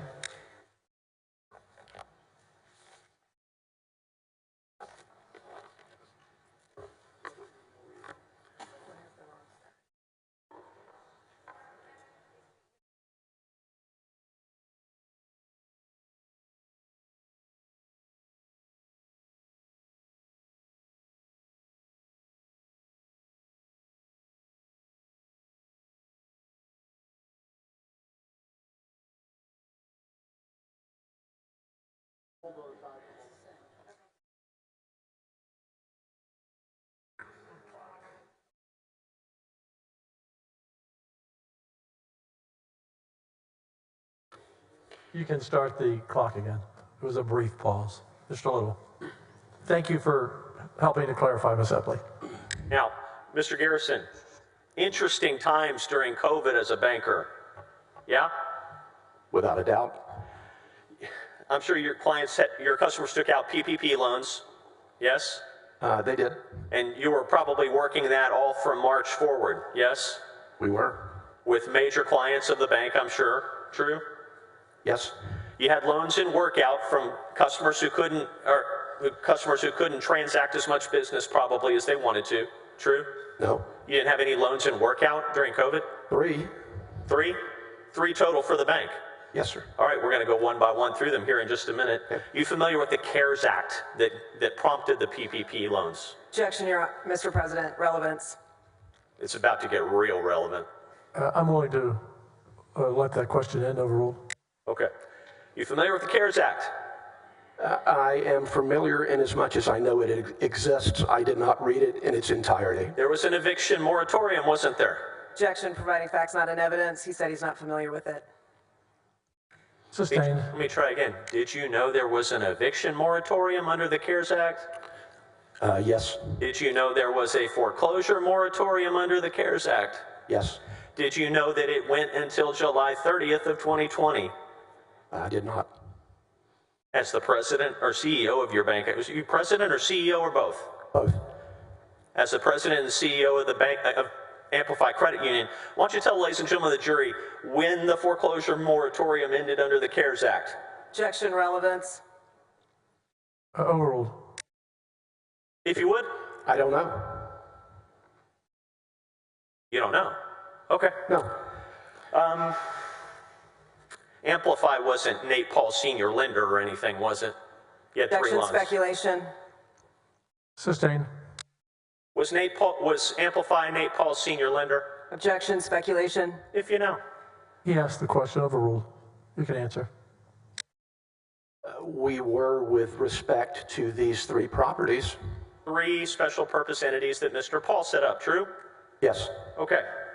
I want you to take a look at what's been marked as Exhibit AG 1031. And Your Honor, at this time we move for admission in bulk of Exhibits AG 1031 through 1044. Any objection? Your Honor, I don't know. He has not provided me a copy. I handed it to you, didn't I? Big stack right there. Oh, I don't know. Got a sticky note, it's purple.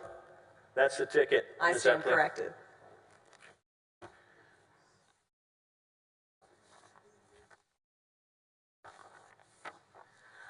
Your Honor, or Mr. President, I think they're exact duplicate of what I've already provided. No objection. Not quite. These are actually in chronological order. But no objection, right? No objection, Ms. Epley? No objection, Mr. President. Mr. Arroyo, if you would. Hold on 1 second. Let me submit them to evidence. AG 1031 to 1044, please. AG 1031 through 1044, please admit to evidence. Mr. Arroyo, if you would. AG Exhibit 1031. Your lawyers are Streisand, Landon, Osborne, and Lemon, correct? Yes. And Steve Lemon is a partner in that law firm, correct? His name's on the letterhead, so one would presume. Yeah, and he was actually the lawyer representing the receiver in a separate Nate Paul case, correct? Objection, speculation, and relevance. Overruled. I don't know. You don't know. Okay. What's the date of this item here? The date is May 27th of 2020. Okay. And what is this document? This is a notice of default and demand for payment. Okay. At least as of May 27, 2020, the bank had hired, I'm referring to Amplify Credit Union as the bank. Is that okay with you? Perfectly fine. Great. The bank had hired an attorney, and it had hired an attorney to make a demand on WC Alamo Industrial Center LP, a Nate Paul entity, true? In this case, yes. Mr. Arroyo, Exhibit 1032, please. Same thing with regard to WC 707 Cesar Chavez, yes? Yes. AG 1033, Mr. Arroyo. Same thing with regard to WC Custer Creek Center Property LLC, correct? Yes. All 3 of those entities are in default at the bank as of May 27 of 2020. right? Yes. So you posted them for foreclosure in July of 2020, right? We would have had to post those. Object not responsive.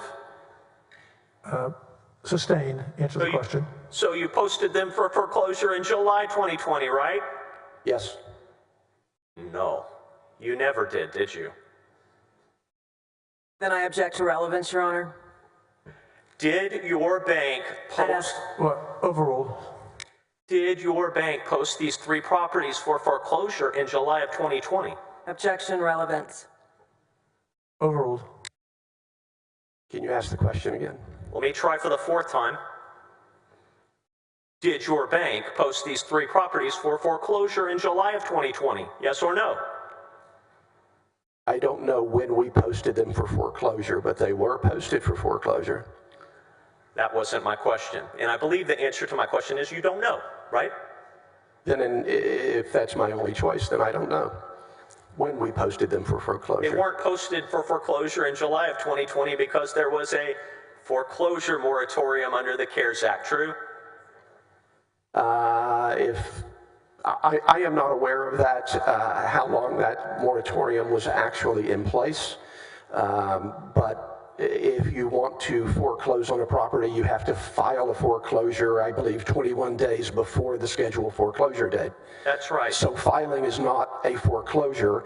It is the notice of intent to foreclose on the first Tuesday of every month, as foreclosures take place in Texas. And surely the bank wanted to get its money back through foreclosure as fast as possible, right? Objection, argumentative. Sustained. Did the bank want to get its money back as fast as possible through foreclosure? We wanted to receive repayment by whatever means necessary. Very good. Mr. Arroyo, exhibit AG 1034, if you would.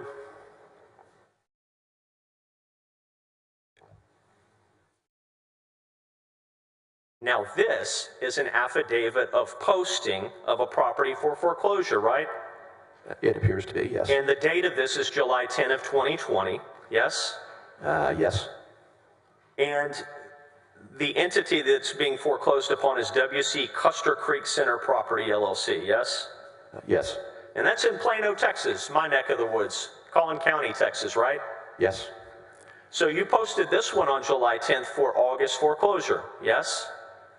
It appears to be that, yes. Your testimony on direct was you posted all 3 of them for August foreclosure, correct? That is my recollection. That's not right, is it? Let's take a look at what's marked as Exhibit AG 1035.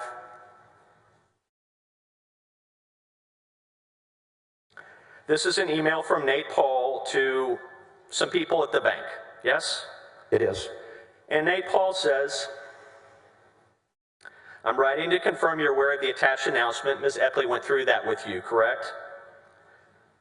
Correct? Can you ask that once again, please? Ms. Epley went through this email with you, correct? Yes, I saw the email at the time. Last sentence of that first paragraph, it says, in light of foregoing, please confirm before 5 p.m. today that you will not be attempting to proceed with a foreclosure tomorrow. A foreclosure tomorrow, not 3. True? That's what Nate Paul says in this email, right? He does use the words a foreclosure. And On Win responds the next day. That's House Board of Managers Exhibit 676 that was on the screen earlier. And she says, Brian, it is, and she's writing to Brian Elliott at World Class, it is our position that the restrictions cited in the unsigned informal guidance would not apply to our particular foreclosure sales. However, as a courtesy to borrowers and per your/their request, Amplify is willing to postpone the foreclosure sale to September 1, 2020, right? I don't have that document on my screen, so I can't confirm or deny that's what it says. Would you like to look at my copy? Sure. Mr. President, the House is willing to concede that the email written by them, his client, is in the singular. It's a little late for your concessions. I'd like the witness to answer my question if I could, Mr. President. Let him read it, and then you can repeat the question. Thank you.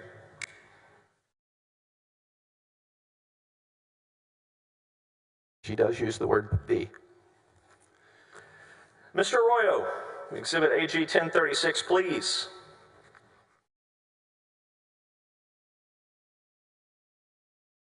You didn't even notice the substitute trustee sale for WC 707 Cesar Chavez until August 7, after the AG's opinion was issued, correct? Correct? I have a different recollection of those events. Well, that's why we have documents, right? I believe this was the second posting. Oh, really? To make it for the September sale. Do you have a document with you, perhaps, or in that massive pile of documents somewhere, where your bank posted the other two properties for foreclosure in August? I do not. It seems kind of important-ish, isn't it? You don't have that, do you? I do not have a document of that nature before me. Well, in any event, we know for sure that there's an August 7 posting of that after the foreclosure sale, yes? It appears to be a notice regarding substitute trustee sale, yes. Exhibit AG 1037, if you would, Mr. Arroyo.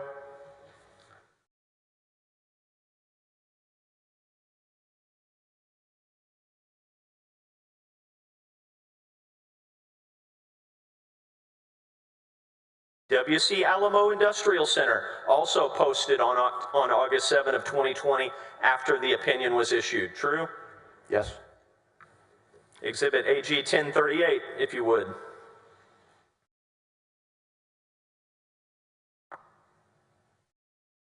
A separate notice regarding substitute trustee sale, August 7 of 2020 for WC Alamo. True?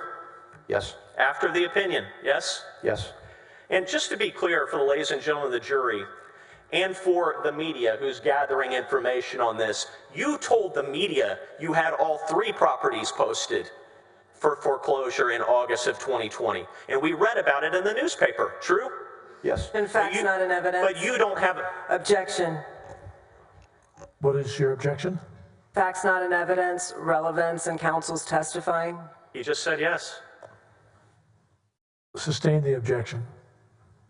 You told the media you had all three properties posted for foreclosure in August of 2020, correct? I don't recall my exact words, but I did tell the media that we had those, that we had world-class properties posted for foreclosure, yes. You don't have a document to prove the other two, do you? No. Show you what's marked as Exhibit AG 1039. This is the affidavit of posting for WC 707 Cesar Chavez, correct? Yes. Exhibit AG 1040, if you would, Mr. Arroyo. We're going fast, but I think you can keep up. Mr. Garrison, was it? We're at August 10 of 2020. It says notice regarding substitute trustee sale. This is for WC Custer Creek. True? Yes. You re-noticed it for the next month. Is that right? Yes. Tell the ladies and gentlemen of the jury, were any foreclosures being stopped in Collin County, Texas at this time? I wouldn't have knowledge of that. You don't know, do you? No. So when you testified on direct that for whatever reason, this opinion disrupted the business of foreclosing these properties at the bank, you don't really know whether Collin County stopped doing any foreclosures at all, do you? Objection, asked and answered. As to Collin County. Overruled. You don't know, right? I only have knowledge of what Amplify Credit Union did in response to the midnight opinion. That really wasn't my question, so let me try again. Do you know whether Collin County was doing foreclosures at this period of time or not? I do not. Mr. Arroyo, Exhibit AG 1041, if you would.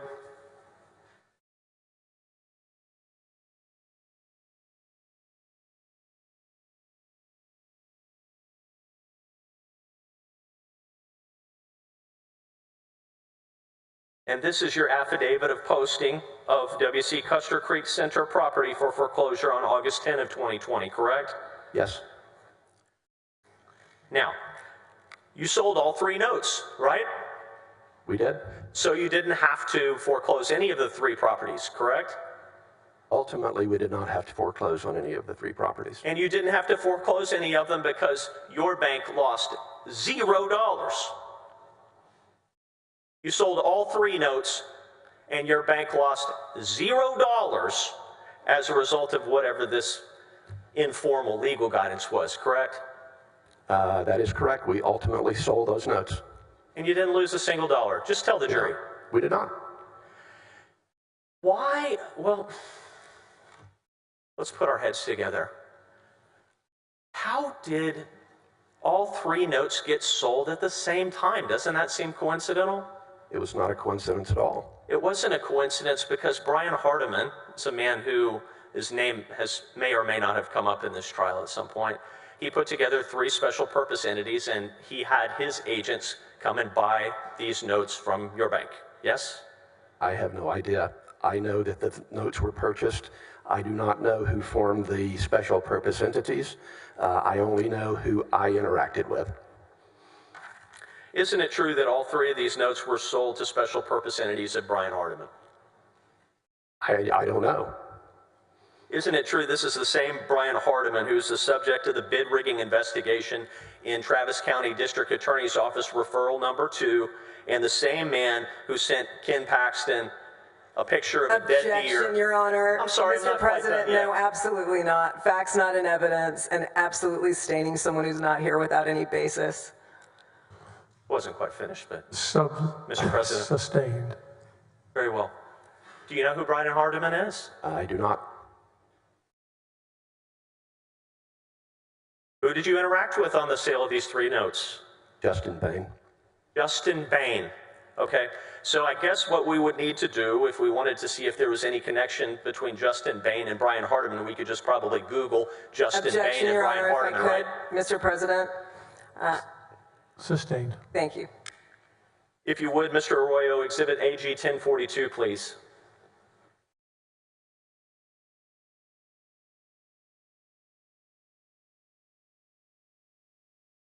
Sold that note to somebody called Alamo Lanark, right?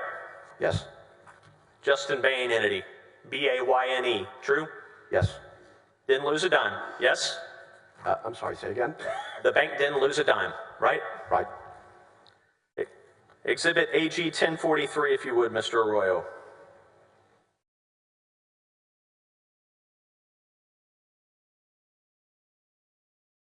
Sold this note to something called Cesar Rainey Street LLC, right?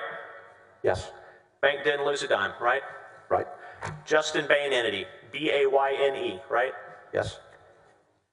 Exhibit AG 1044, please, Mr. Arroyo.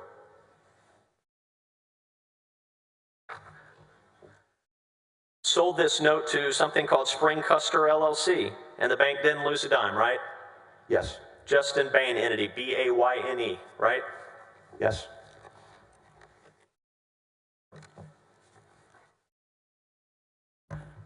You've been in banking 44 years, did I hear that? Yes. That's a long time, right? It is. If somebody wanted to,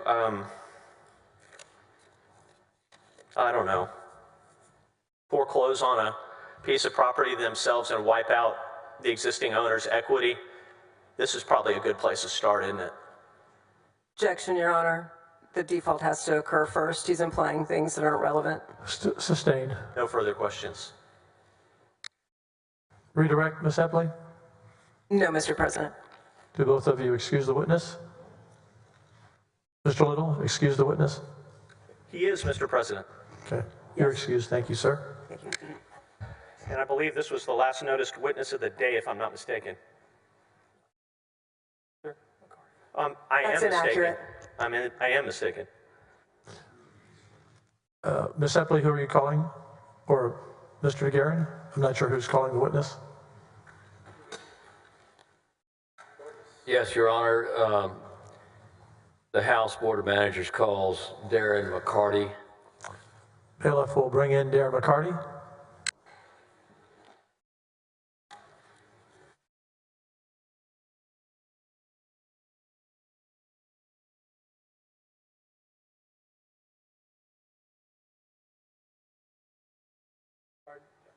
Bailiff, just hold the witness outside for a moment.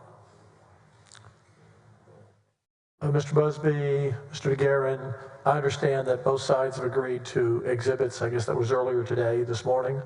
That is correct, Your Honor. And we're going to read those exhibits into the record now, correct? Mr. DeGuerin? Yes.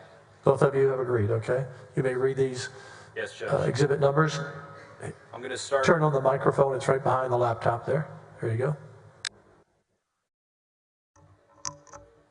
I'm going to start with the House Board of Managers exhibits first, Judge. And read through them relatively slowly. Don't race through them. Yes, Judge. House Board of Managers 55, 62, 77, 85, 86, 91, 92, 94, 324, 346, 657, 677, 678, 680, 681, 682, 683, 684, 685, 693, and 694.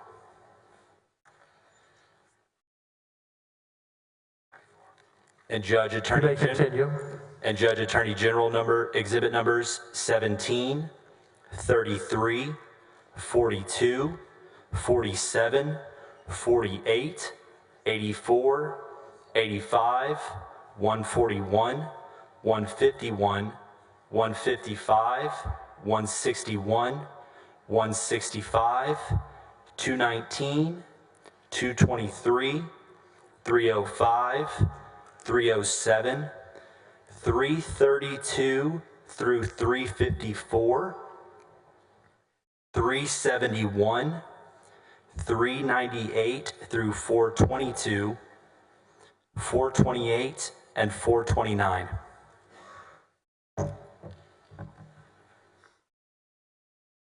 Thank you, sir. Mr. DeGuerin, hold on one moment.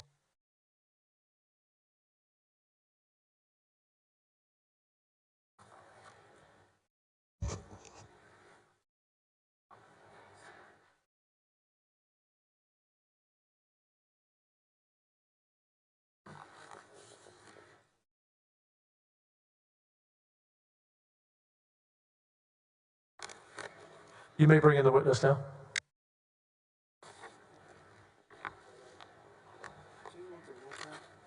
No.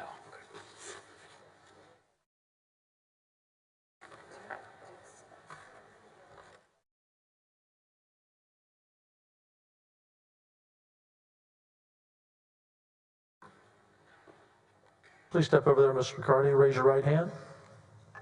I do solemnly swear or affirm that the evidence I give upon this hearing by the Senate of Texas of impeachment charges against Warren Kenneth Paxton Jr. shall be the truth, the whole truth, nothing but the truth, so help me God. Please be seated. And is that stack of papers there from the last witness? It must be. Okay, let me pick those up.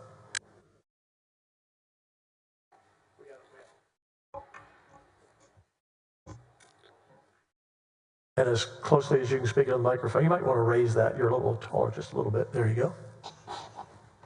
Mr. DeGuerin, your witness. Mr. McCarty, we've had trouble with the sound in here, so please get close to the microphone. Absolutely. And tell the senators your name, please.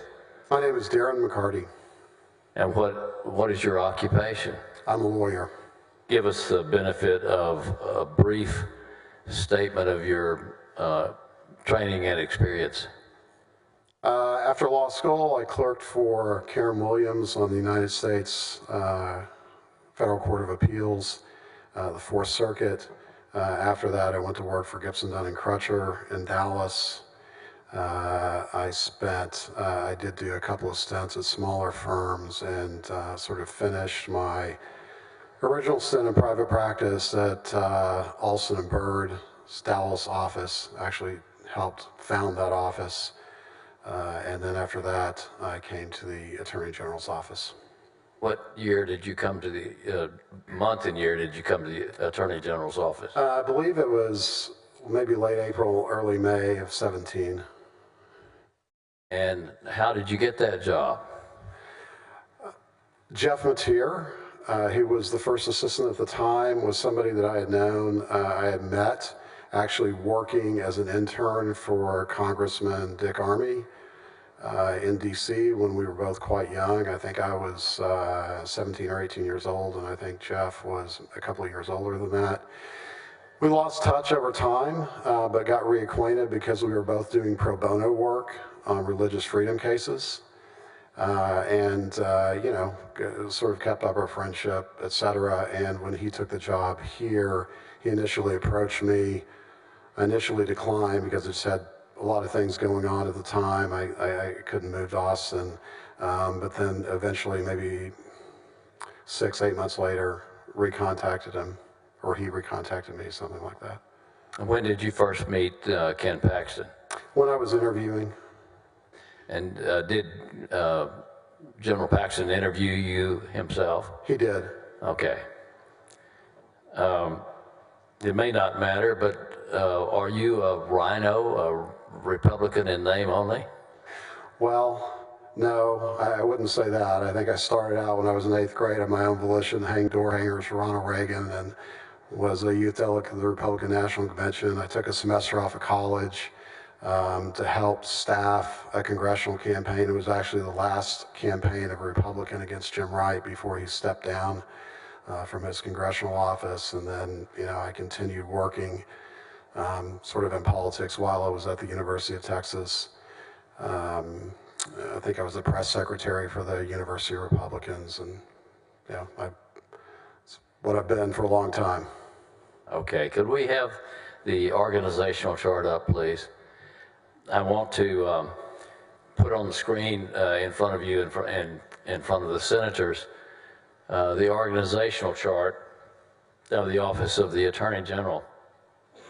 Highlighted to the far right of the chart is your name and photograph.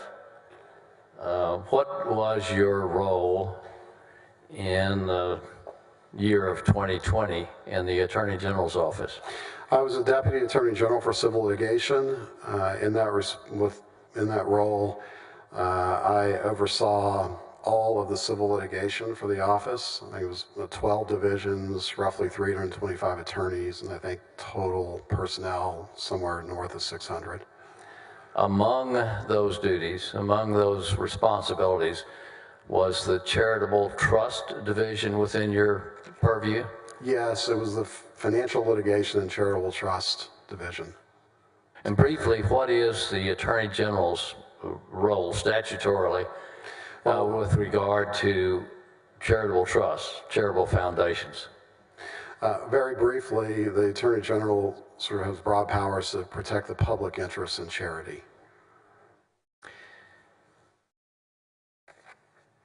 The public interest in a charity, does that sometime include protecting a charity from attacks from without?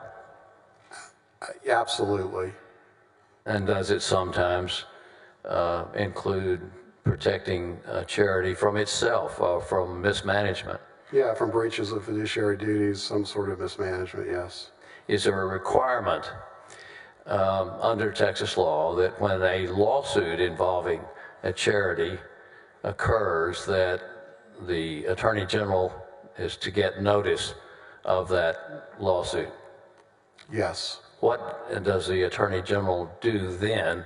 What does your Charitable Trust Division do then when given notice? They look at the lawsuit and you know, do some investigation to determine whether the charity is qualified to protect itself and is protecting itself. In other words, if there's some sort of mismanagement issue at the charity, or there's some inability to legally represent itself, the charity, in the litigation, that might be a place where the Attorney General's office steps in to protect the charity. Give us a rough estimate of how many charitable trusts exist in the state of Texas, if you know. I do not. Quite a number. Is it in the hundreds of thousands? That would not surprise me. Okay. Yes, and a rough estimate, if you will, of how many times the Attorney General's office, in, let's say in a year, involves itself in some way in a charitable trust litigation? It's a handful. A handful. At most. Okay. So it may be, you know, again, it may be a management problem. Sometimes charitable trusts, you know, are falling into a state where they sort of can't be self-sustaining anymore, et cetera. And so, you know, the AG's office will get involved, but it's not a common occurrence.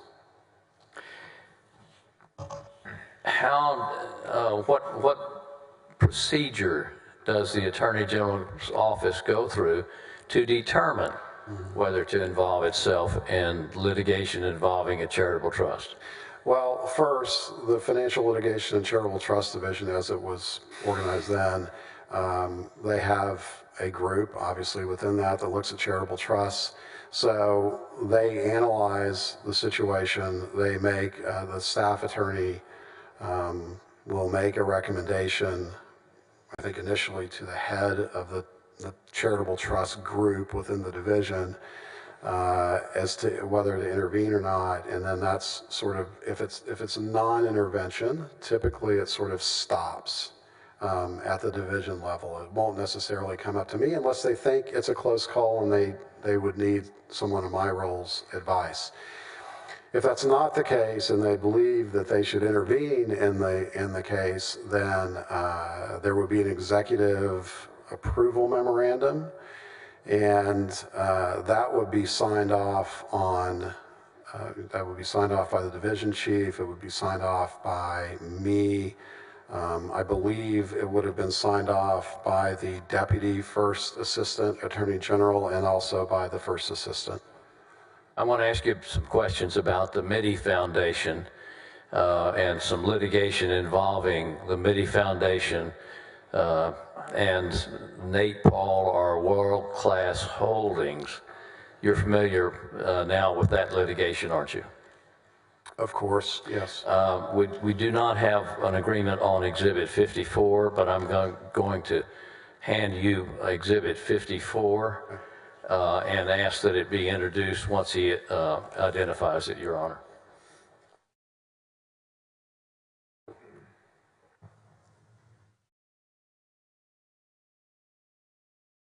Thank you.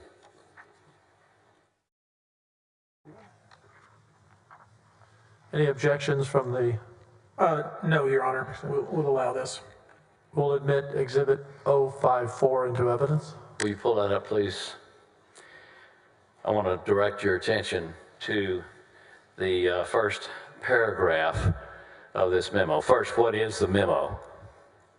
This looks like a memorandum that recommends, I shouldn't say it looks like, it is a recommendation by... Keep your voice up and get close to the microphone. I'm sorry, I was busy trying to read this. This appears to be the memorandum that... I'm sorry, it is on the screen if that's easier for you. Okay, that is easier, thank you. This is the memorandum that declined to involve, for the AG's office to become involved with the Mitty Foundation. So this would have been prepared at the division level, and highly unlikely that it would have come to me initially. All right. I want to draw your attention to the first paragraph, and I'll just read it as you look at it. If you'll highlight that first paragraph. I recommend waiving the Attorney General's interest in this matter regarding a private real estate company's breach of fiduciary duties to its investors, one of which is a charitable trust, the Mitty Foundation. Did I read that correctly? You did. And that's a memoranda recommending to waive the Attorney General's interest. That's correct. On the second side of that letter, if you go to the second page, I want to highlight the paragraph in the middle, in my opinion, starting there. I see that. This office does not have a role in this matter. The trust is zealously represented by counsel.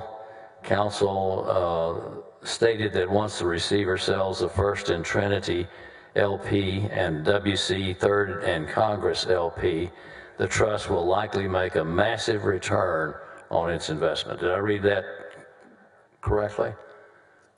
You did. And finally, at the bottom, I recommend the Attorney General file a waiver for the following reasons. The trust is represented by counsel, the trust's assets are diversified, and the litigation will not critically impact the trust's 2020 distributions. Is that right? Yes, that's how it reads. Following this, did the Attorney General waive waive interfering in this lawsuit? Yes, we did not intervene in January or around that time frame of 2020. Pull up Exhibit 55, please. I believe this is agreed. Entered by agreement. This is the Attorney General's waiver, isn't it? Filed in the lawsuit, styled the Mitty Foundation against WC and Trinity, so forth, the world-class, or Nate Paul's organizations. That's correct. I want to highlight at the bottom of that first page of the waiver, if any pleading is filed herein that adds additional parties or causes of action, then that would constitute new or additional proceeding, and then the Attorney General might intervene, correct? That's correct. Did any new parties, additional parties, or additional causes of actions ever get filed in that case? I certainly don't recall any new parties, and I was not aware of any additional causes of action. Did General Paxton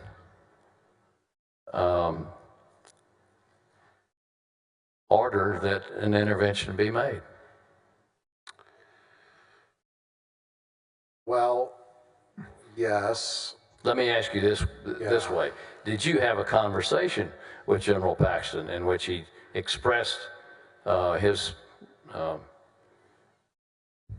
request or order that the intervention be made? Yes, I did. So General Paxton eventually came to me, and this was my first involvement with this case, substantive involvement, right? There are 34,000 matters. Okay. Okay. So let me get at it this way. Yeah. Was this on your radar screen at first? No. How did it get on your radar screen? It got on my radar screen because General Paxton particularly wanted to intervene in this matter. I don't think my first discussion about this matter was with General Paxton. I think it was probably with Jeff Mateer. But at some point soon thereafter, I had a meeting with General Paxton, and he expressed a high level of interest and some insistence that we should intervene in this matter. In your experience, had General Paxton ever expressed interest in any litigation involving charitable trusts that the Attorney General was involved in?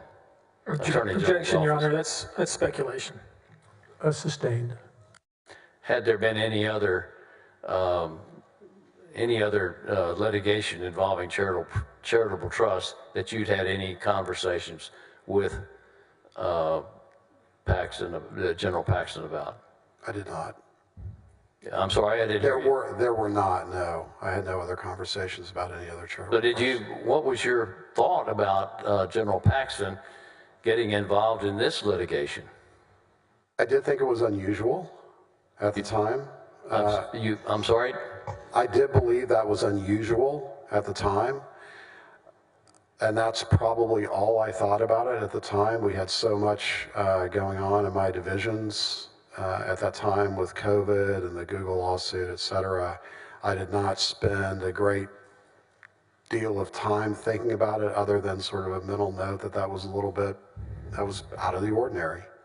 All right. So at any rate, did the Attorney General's office file an intervention in that lawsuit? We did. At the time it was filed, do you rely on advice from your staff of attorneys that generally have hands-on handling of the litigation for advice? Of course, I always If we could have the advice for them. organization chart again, please.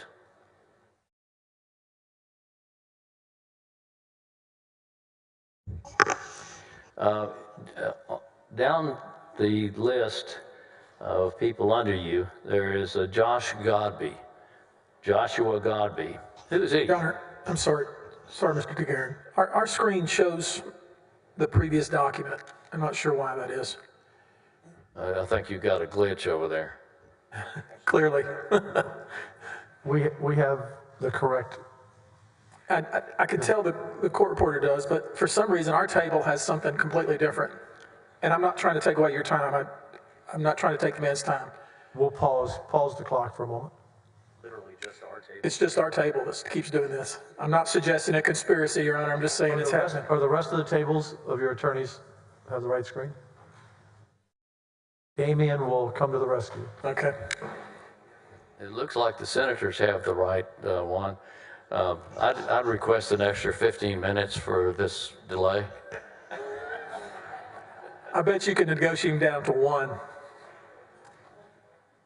We've given you 6 more minutes today, so plus we saved you 5, so you're 11 minutes to the good.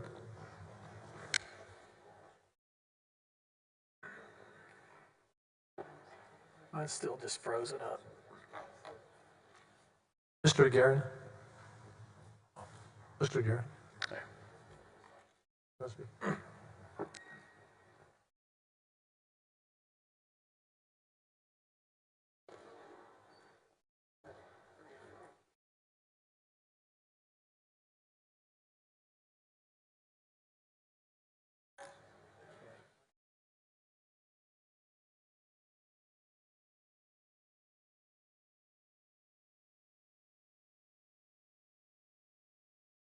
Members, we're going to take this is the last witness of the day, but there's still more questions and cross. So let's take just a quick 10-minute break here, not our normal longer break, and then we may be finished by a little earlier this evening.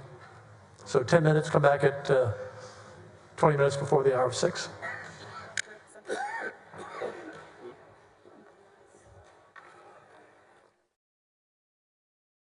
Mr. President? Oh. Okay.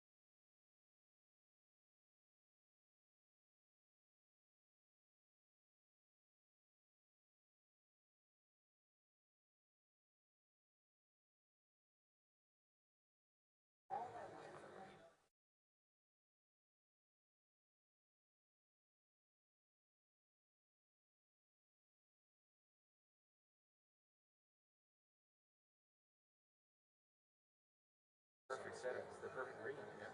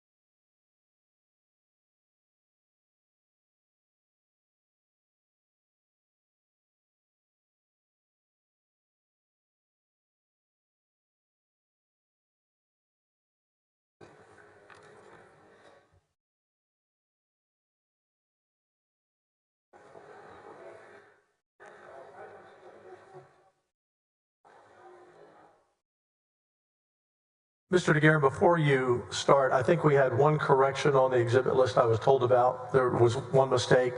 These are exhibits that both sides agreed to. If you'd come up and just correct that mistake. Oh, you're going to do it? Okay. Yes, Mr. President. It was incorrectly, inadvertently, represented that we agreed to the following exhibits. So the following exhibits have not been agreed to for pre-admission. AG Exhibit 334, 335, 336, 337, and 345. Thank you. Mr. DeGuerin, you may continue. Thank you. I started to ask you about Josh Godby, who's shown on the organizational chart as being several levels below you. Who is Josh Godby? Yep. Josh Godby was the division chief for financial litigation and charitable trusts. Actually, was not several levels below me. He reported sort of directly to me and David Hacker, who was my associate deputy attorney general for civil litigation. Okay, and I asked you about that because I wanted to ask you whether in deciding any intervention in a charitable trust litigation, do you rely on advice that you get from the people in the trenches, the ones that work on it? I certainly seek and consider that advice, yes. Well, with the MIDI litigation, was Mr. Godby opposed to an intervention? He did not believe an intervention was necessary. And yet you intervened. Why? We intervened because the Attorney General Paxton, believed that it was. I'm not asking what he believed. Okay, did he certainly. tell you to intervene?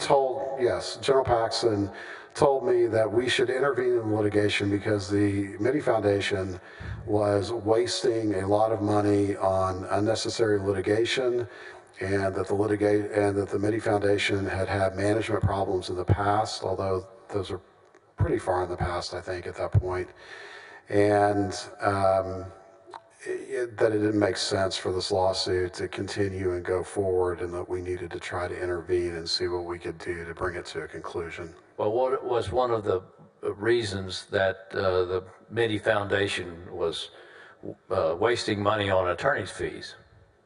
Well, they were locked in a very, very contentious litigation with the world-class limited partnerships that were headed by Nate Paul.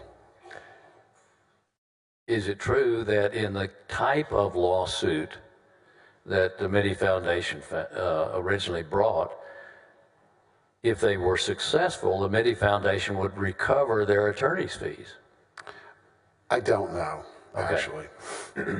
At any rate, we've previously seen that there were, I think, two people that wrote the waiver the waiver memo, a woman named Henderson and a woman named Day. They're not even on this chart. Were they further down in the hierarchy? Yes. Okay. So when General Paxton asked that you intervene, did you do so against the advice of Josh Godby and who you relied on for advice? Objection, Your Honor. This is calls for hearsay from people that haven't testified. Sustained. Okay. I want you to describe for the senators, please, the level of interest that General Paxton took in the MIDI Foundation litigation. Objection, Your Honor. Speculation. As you observed. Sustained and re-asked. Well, I was trying to cure the objection by saying that you observed. Describe for the Senate the level of interest that General Paxton took in this litigation, as expressed to you by General Paxton himself. Again, Your Honor, if he wants to tell us what General Paxton may have said to him, I I won't object to that, but just telling us what was in his mind, he cannot do that. I think that's what I Objection, asked. speculation. As expressed to him by General Paxton. I think that's what you asked, overruled. You may answer. General Paxton expressed sort of more interest in the Mitty Foundation litigation than almost anything else that my divisions were interested in. There was a certain urgency and almost anxiety around what we were doing in the Mitty Foundation lawsuit. You know, to the extent that, you know, at times I got calls, you know, I remember a call very early in the morning one time. I got pulled out of an important teleconference that I was in to talk about the Mitty Foundation. That was highly unusual. That really didn't happen with any frequency about anything. And, you know, General Paxton wanted to be kept abreast of any developments in the Mitty Foundation lawsuit. Was there other major litigation going on that you were supervising? Well, at the time... That's a yes or no. Was there other major litigation? Well, yes, absolutely. What was the Google investigation and litigation? So I have been tasked to lead the Google antitrust investigation that was being conducted by a number of states. So it was a multi-state investigation, I believe 48 states at that point. Only Alabama and California had not joined. And we were investigating Google search function, antitrust potential violations, and the Google ad tech antitrust violations. Texas was really the lead on the ad tech issues. So I sort of had a day job that was overseeing the divisions, the civil divisions. And then in addition to that, I was trying to provide a leadership role for all the states on those investigations. And you know, of course, both of those investigations, probably most of the people here know, resulted in significant lawsuits filed not only by Texas, but follow-on suits by the federal government and even in Europe. So, in a nutshell, was the Google litigation a major involvement of the Attorney General's office? Yes or no? Absolutely, yes. And compare the significance of the Google litigation with the significance of the Mitty Foundation against Nate Paul litigation.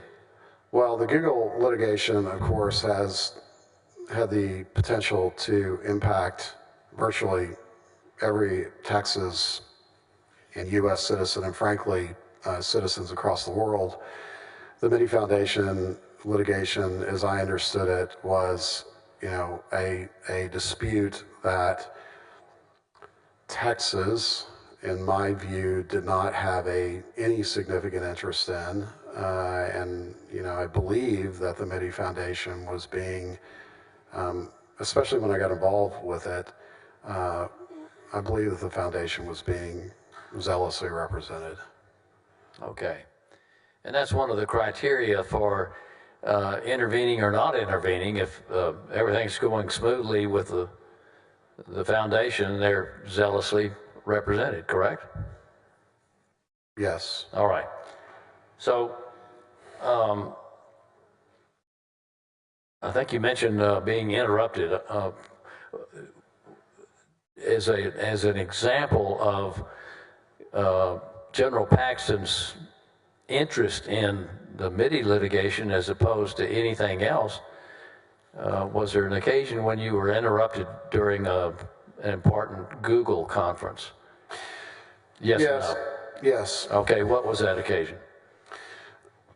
I recall that I was on a teleconference with an international economist of some reputation, trying to interview that economist to decide whether he would be a good fit to work on the Google investigation at that time and possible litigation. And General Paxton sort of opened my door and I put it on mute and he said, "Hey, can you come down to my office?" And I explained roughly what I was doing, and I said, "Should I break this off and come down?" He said, "Yes." So I did, and I went to his office and we had a discussion about the Mitty Foundation. Did that seem unusual to you, that he would pull you away from an important conference on the major litigation over Google to talk about the Mitty Foundation litigation? I don't recall another time when General Paxton interrupted a conversation or discussion with anyone else I was having to pull me away.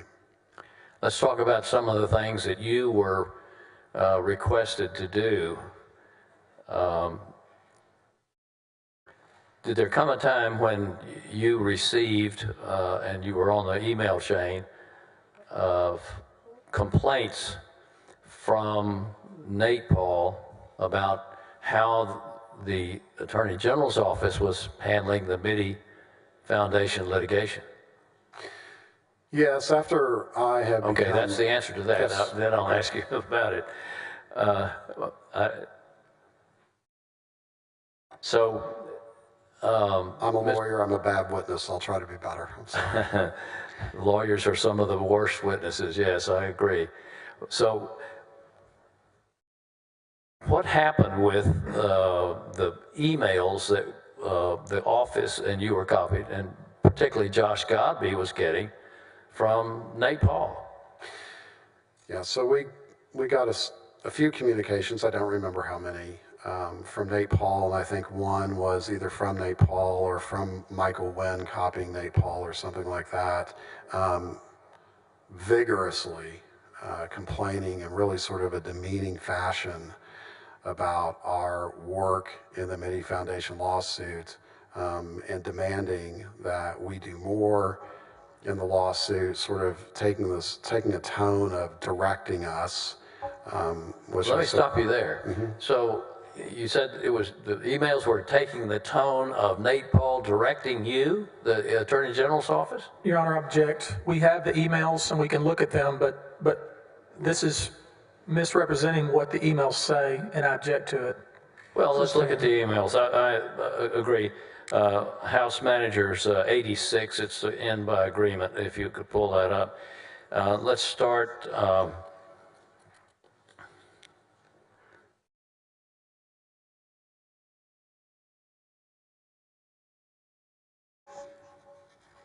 Let's start on the second page of that. At the bottom of the second page, an email from Nate Paul to Josh Godby in the Attorney General's office.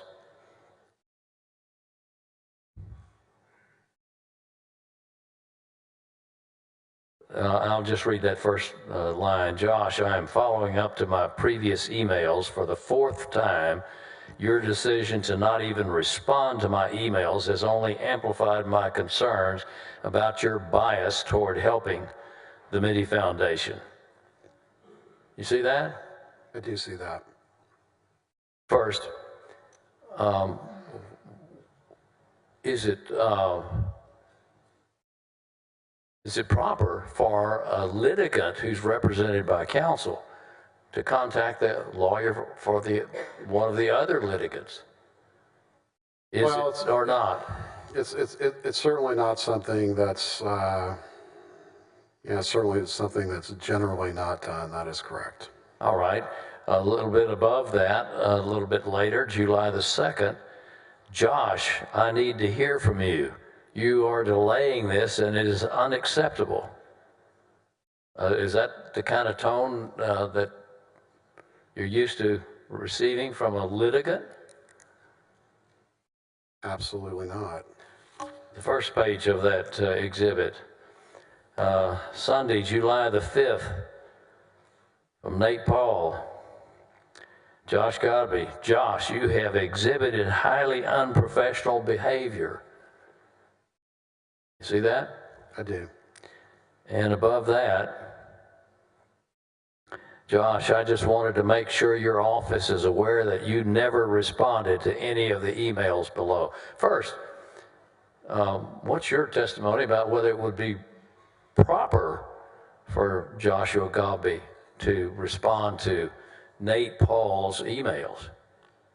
That was something that we would not typically have done.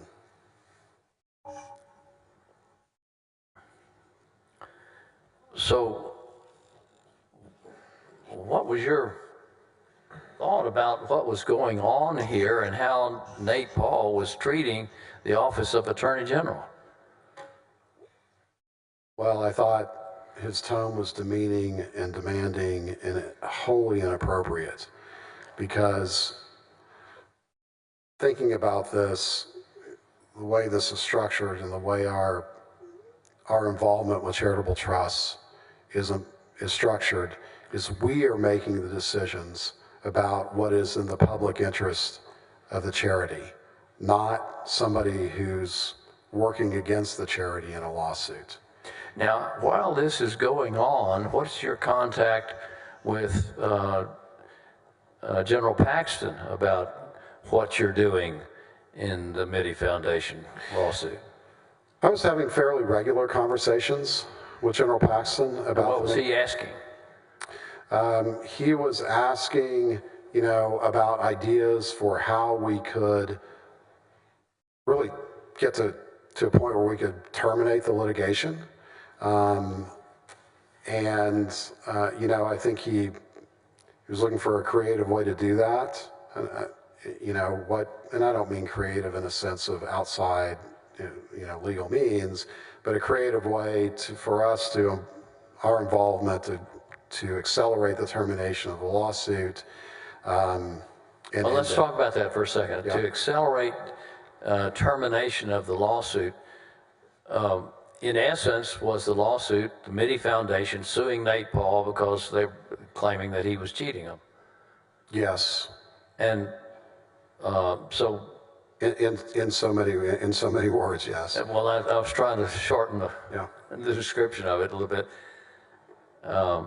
And so if that's the fact, if they're suing Nate Paul for trying to cheat him, what's the public interest in the Mitty Foundation litigation for the Attorney General to take? Which side are you supposed to take? Well, we're clearly supposed to take the side of the foundation. And what was General Paxton's direction to you? General Paxton was highly critical of the Mitty Foundation's litigation efforts, and he characterized those to me as being overly zealous and wasteful.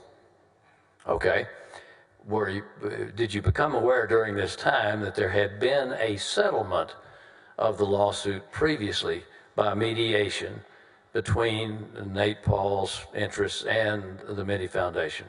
Yes. What was that settlement? What was the dollar amount of that settlement, if you remember? It's testing my memory a little bit, but I believe that Nate Paul's entities had agreed to pay the Mitty Foundation $10.5 million to buy out their interests in the world-class properties. And did he pay it? No, the world class did not pay it and therefore breached the settlement agreement. And that was a settlement agreement after mediation? After a mediation, yes. Can I pause there? I actually don't remember whether it was the result of a mediation, but it was certainly the result of some negotiation. Fair enough. Did General Paxton press you to move for a second mediation? I know you don't know whether it was second or first, but did he press you to move for a mediation? Yes. Now, was Mr. Godby supposed to be handling this? Mr. Godby had sort of taken frontline responsibility for this prior to my involvement, yes. And after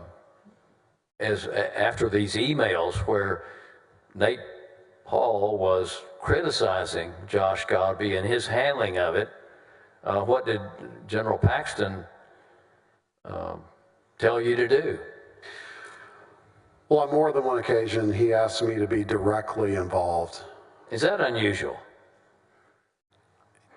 Incredibly unusual for someone in my role at that time, yes. Explain why that's incredibly unusual. Well, as I said before, we had 12 divisions, we had 325 lawyers, and we had 34,000 open matters. So for someone in my position to have direct involvement in any particular litigation, what was just highly abnormal. And so in my experience during the 2 years I was in that position, there were only a very few limited examples of when I was directly involved in litigation. Okay. Very few. So ordinarily, would it be handled by somebody down the chain? Yes, I might be advising if there were a problem where it was significantly important, but not important enough for me to be indirectly. But for me to appear and be personally involved was highly unusual. So did there come a time when General Paxton ordered you to appear in a hearing? He did call me very early one morning, I want to say it was sometime around 7:30, and asked me to appear at a Mitty Foundation world-class hearing in Travis County District Court that morning. Now, not to diminish the importance of a Travis County District Court, but educate the senators on whether the appearance of a deputy attorney general in district court in Travis County would be unusual. I only did that one other time during the course of my role, and that was when Google contested our right to get information under a confidential information demand issued by our antitrust division. But in this case involving the Mitty Foundation lawsuit trying to get or suing Nate Paul for fraud or cheating him, what's the unusual thing about having a deputy attorney general appear there? Well, I think in retrospect it certainly sends a message of interest from the Attorney General's office that's highly unusual. And also, you know, that, as I recall, that hearing was going to be a very long hearing. I think it was scheduled for a very long period of time. And, you know, obviously there were a number of things going on at the AG's office, and we've concentrated on the Google matter, but you know, the COVID matters were hot and heavy, I think, still at that point. You know, there were mask mandate issues, and there were also, you know, we were getting calls and concerns from major cities about potentially releasing people from jail that have been accused of violent felonies. I mean, you know, there were times. Okay, let me stop you there. Yeah. So what you're saying is you had a lot of other stuff on your plate. Yes, particularly at that time. And you get a call at 7:30 in the morning from General Paxton asking you to appear in Travis County District Court on motions that might last all day? My recollection is that it was to be a lengthy hearing, yes. Were you prepared? I was not prepared at all. What did you say to him? I said it didn't make any sense for me to do it. Because I wasn't prepared and because of the time and all the other things I had scheduled that day. And what did he say to you? He said, well, then I'll do it.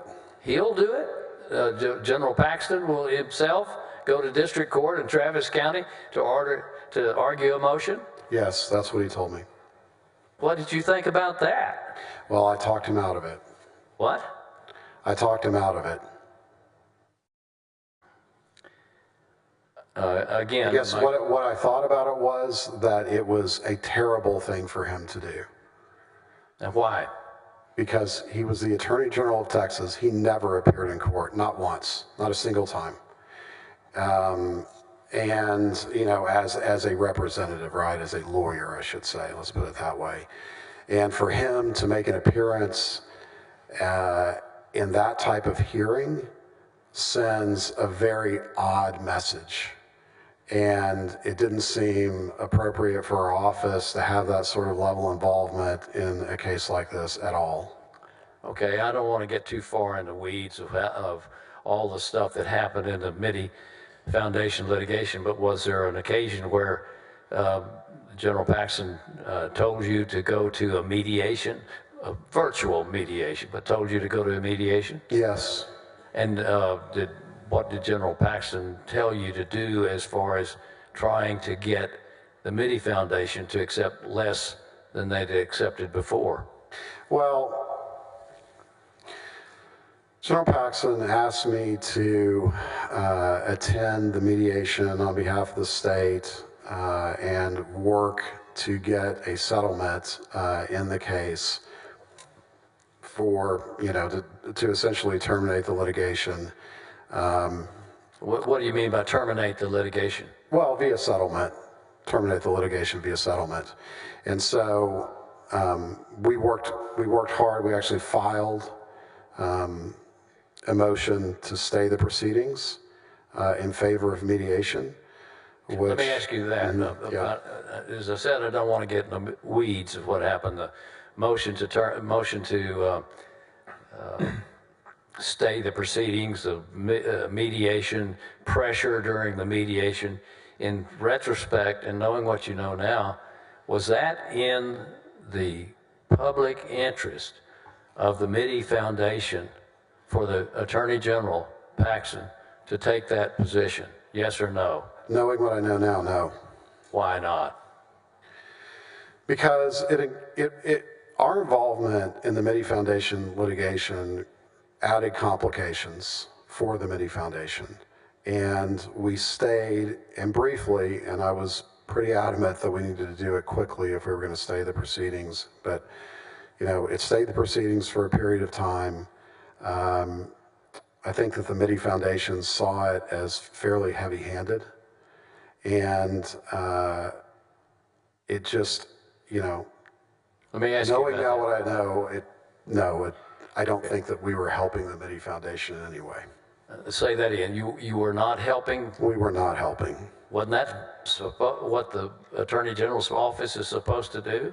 We are supposed to protect the interests, the public interest in charitable trusts. And as it turned out, were you actually trying to protect Nate Paul's interest because that's what Paxton told you to do? Objection, leading. That is leading. I'll rephrase it. What did General Paxton tell you to do? Whose side to take in the mediation? Well, he told me to contact Sheena Paul, who was Nate Paul's sister, and work with her to, sort of develop a strategy for the mediation, or a strategy. I mean, I don't know if he said the word strategy, so I don't want to, I want to be careful about what was actually said. But he told me to call her, try to understand their position, and, I think he said, sort of dramatically, I just want all this to end. General Paxton said he wanted all this to end? That's correct. Was that in the best interest of the Mitty Foundation or the public interest in it? Well, yes certainly. Or no? Yes or no? Can I explain? You can, but I'd like to get a yes or no to that. Was that in the best interest of the Mitty Foundation or the public interest in it, or was it in the best interest of Nate Paul? Well, understanding everything that was going on and the fact that the Mitty Foundation thought that there was far more return on this investment available than I think even the $10.5 million settlement that had reached before. No, because it was clear that we were not going to settle for $10.5 million. The Mitty Foundation was not going to settle for $10.5 million. I'm sorry. They were not going to get $10.5 million because the world-class entities were not going to offer it. And they thought that they could get more than the 10.5 through litigation. And so no, we were not helping the Mitty Foundation.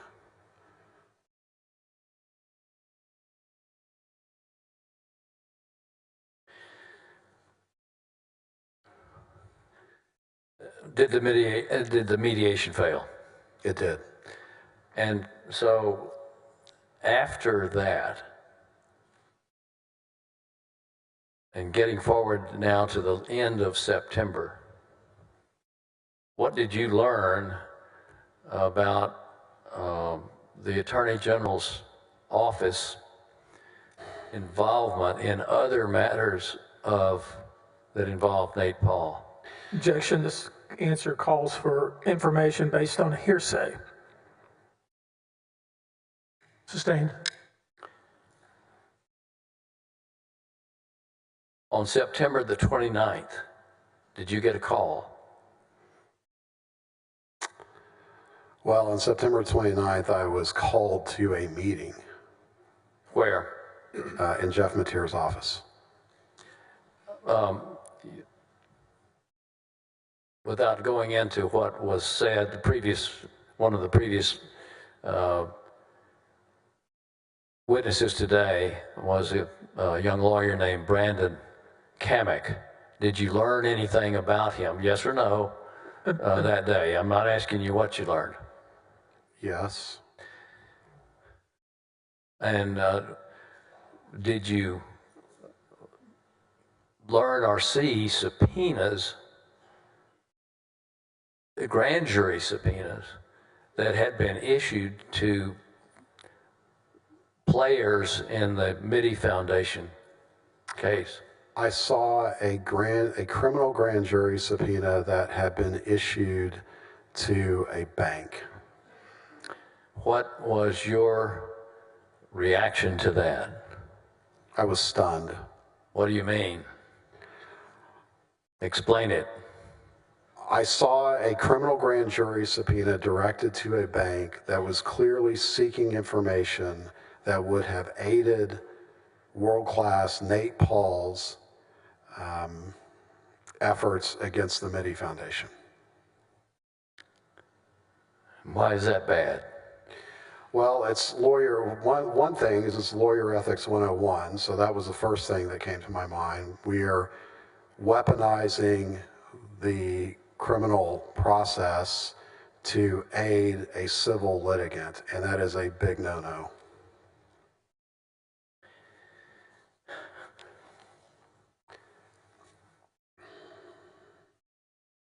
So, as far as the Mitty Foundation was concerned, and now you learning about these grand jury subpoenas issued to players in the Mitty Foundation lawsuit, what was your opinion about what had happened to the Mitty Foundation as a result of the Attorney General Paxton's request or demand that you become involved? I believed that the Attorney General's office's involvement in the Mitty Foundation litigation was unethical, against our statutes, and I highly suspected corrupt. What did you do as a result? By the way, did you attend a meeting, a conference between a number of the deputies of the top deputies of the Attorney General's office? I did. And did you trade information? Yes. Did you learn things that you had not known about before? Several. And did it concern you? Deeply. What did you do with regard to the Mitty Foundation litigation as a result of what you learned? Within 24 hours, I don't remember exactly how quickly, I ordered Mr. Godby, the head of the Charitable Trust Financial Litigation Division, to dismiss our intervention in the lawsuit.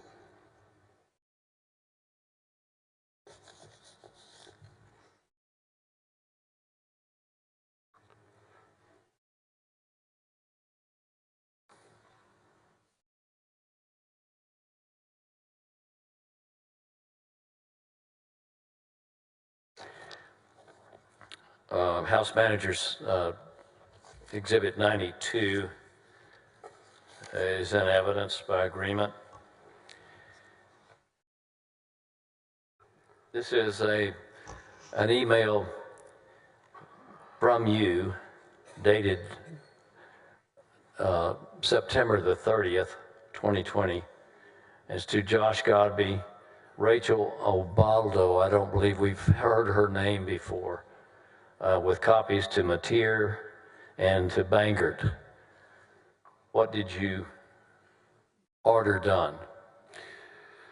Please immediately withdraw from and cease all representation, investigation, or participation concerning the Mitty Foundation that may in any way whatsoever relate to World Class, its related entities, or NAPOL. You let your voice trail off. I'm sorry, it may have been the microphone. I can read it quickly. Please immediately withdraw from and cease all representation, investigation, or participation concerning the Mitty Foundation that may in any way whatsoever relate to World Class, its related entities, or NAPOL. And why did you do that?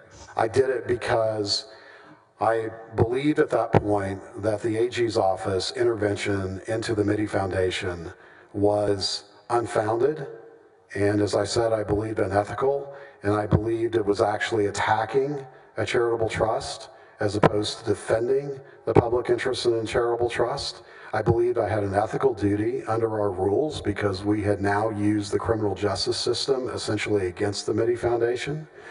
And, you know, frankly, my name, my colleagues' names, including Jeff Mateer, Josh Godby, I think Ryan Bangert, and now my recollections refresh, Rachel Ubaldo. Importantly, the Attorney General's name, and maybe most importantly, the state of Texas's name, have been used and invoked improperly, clearly improperly, against the Mitty Foundation that was a public charity. Were you one of the 7 deputies that went to the FBI? Yes, I was. Why, briefly, did you go to the FBI?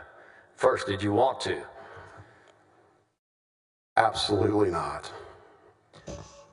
And did you decide to be one of the 7 that went to report to the FBI? Yes. Why? Because I believed that the Attorney General's office had been, and its resources, and I'm sure those in this room understand that the Texas Attorney General's office is one of the most powerful in the nation and incredibly important for a number of reasons. And I believe that it had been turned over by Attorney General Paxton to a private citizen to do his bidding, and it was acting against the interests of the state of Texas.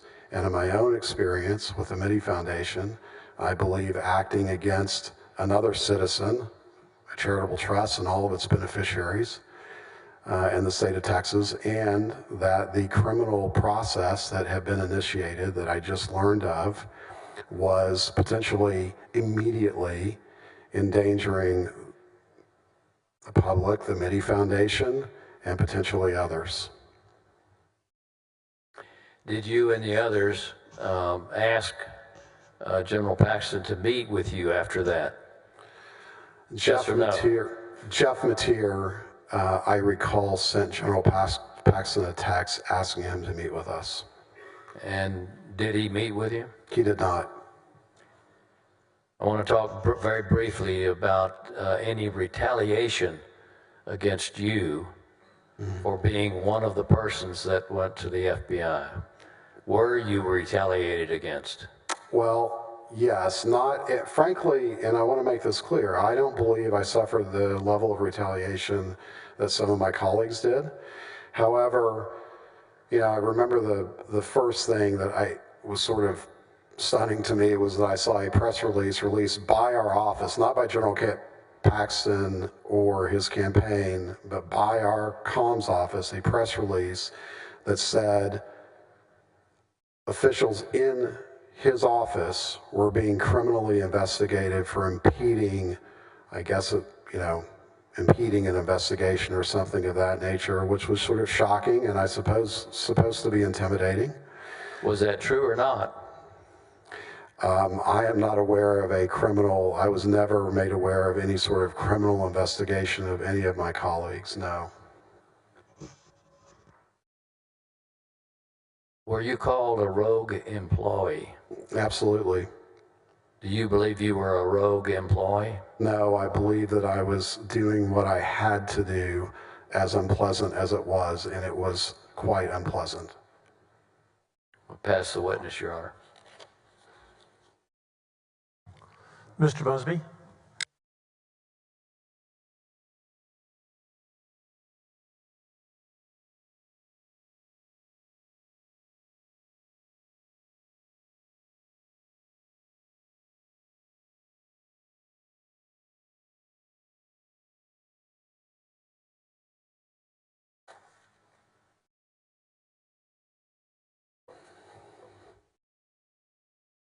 Are you represented by a lawyer?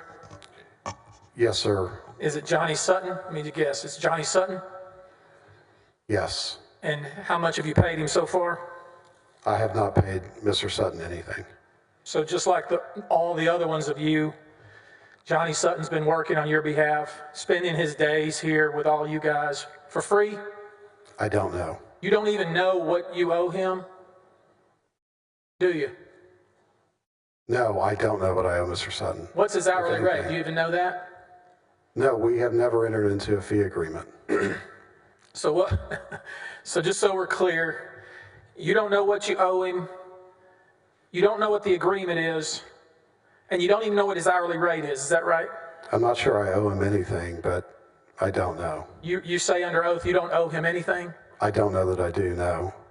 Johnny Sutton, who's standing there to my left, according to you under oath, could very well possibly be working for free. He could be working pro bono correctly. Okay. You don't know? I have not asked him. Mr. Sutton did a significant amount of work for us rather immediately. I knew Mr. Sutton and I called him at the last minute before we went to the FBI. The question was, you don't know, do you? Whether, you don't know what you owe him or what his rate is. That was a question. You don't Yes, know. that's correct. I don't. Okay. What you do know is that Jeff Mateer attempted to have the Attorney General's office set aside $50,000 for that man right there, Johnny Sutton. Isn't that right? I don't know that Mr. Mateer attempted to do that. You didn't know about that? I knew that there was a discussion about it, but I don't know that Mr. Mateer attempted to do that, no. He sent an email to the controller. He sent an email to Lacey Mays. You didn't know any of that? I did not. Now, I just want to make sure we're clear. You don't know, you don't have any personal knowledge about any house repairs of General Paxton, do you? I do not. You don't have any personal knowledge about a job for Laura Olson, do you? I do not. You don't have any personal knowledge about whether Nate Paul donated $25,000 2 years before all these events that we're talking about, right? I think I do know that, but I'm not. Thing about campaign donations, if anybody wants to see who is giving money to what candidate, all they have to do is get on the Texas Ethics Commission's website and can figure that out pretty quick, right? And I think I did that, yes. And it's not secret, is it? No. Okay. You don't know anything about late night legal advice, at least, or legal guidance. You didn't have a role in that, did you not? Well, I certainly didn't at the time, no. Okay, I'm just talking about what you knew. Yeah. You didn't know anything about whether there was any foreclosure stopped, right? Not at the time, no. You don't know anything about some secret meeting in an alleyway in the dark of night between Nate Paul and young Drew Wicker, right? No, I don't. That sounds ridiculous, does it not?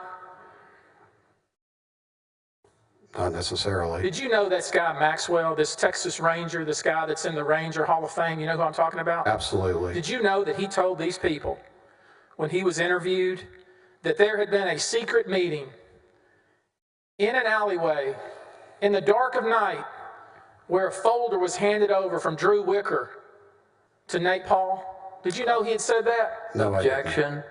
Cross-examination by what someone else might have said is not proper. Sustained. He said he heard that from 5 or 6 people. Did you tell him that?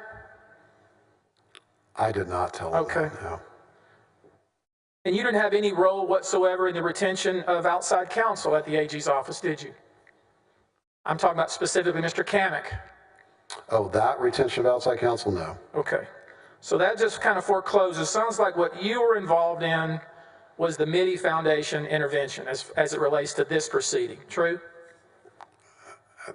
I think that's largely yes. Yeah, so when we talk about personal knowledge, and you know what 602 personal knowledge is under the rules, do you not? Reasonably well. Yeah, you're not supposed to testify about things unless you have personal knowledge. That's rule 602 of the rules of evidence, right? I'll take you at your word, 602. I don't remember the number, but yeah. I had a federal judge that made me learn the numbers, so they're burned in my brain. So let's talk about what you actually have personal knowledge of. You know, Mr. DeGuerin has been telling us, using the words ordered, demanded. Remember him using those words? I'm not sure, but he may have. I mean, we know General Paxton, we call him General Paxton, but he's not in the military, is he? No. Okay, he doesn't go around barking orders, does he? I would not say he barks orders. Yeah, this guy, if anybody's ever dealt with him knows that he's pretty low-key, pretty laid back, right? That's a hard description for me to use. But he's not some right-wing, crazy authoritarian walking around in lockstep, is he? Well, that's a hard way to say it. You know, Let me give you an easier way to say it. Yeah. He's not the kind of guy that screams at people and tells them, you go do this, you go do that. He doesn't do that. Well, I can't answer yes to that because I have heard him do that before. Okay. Now let's focus. Eric, could you put up Article 1?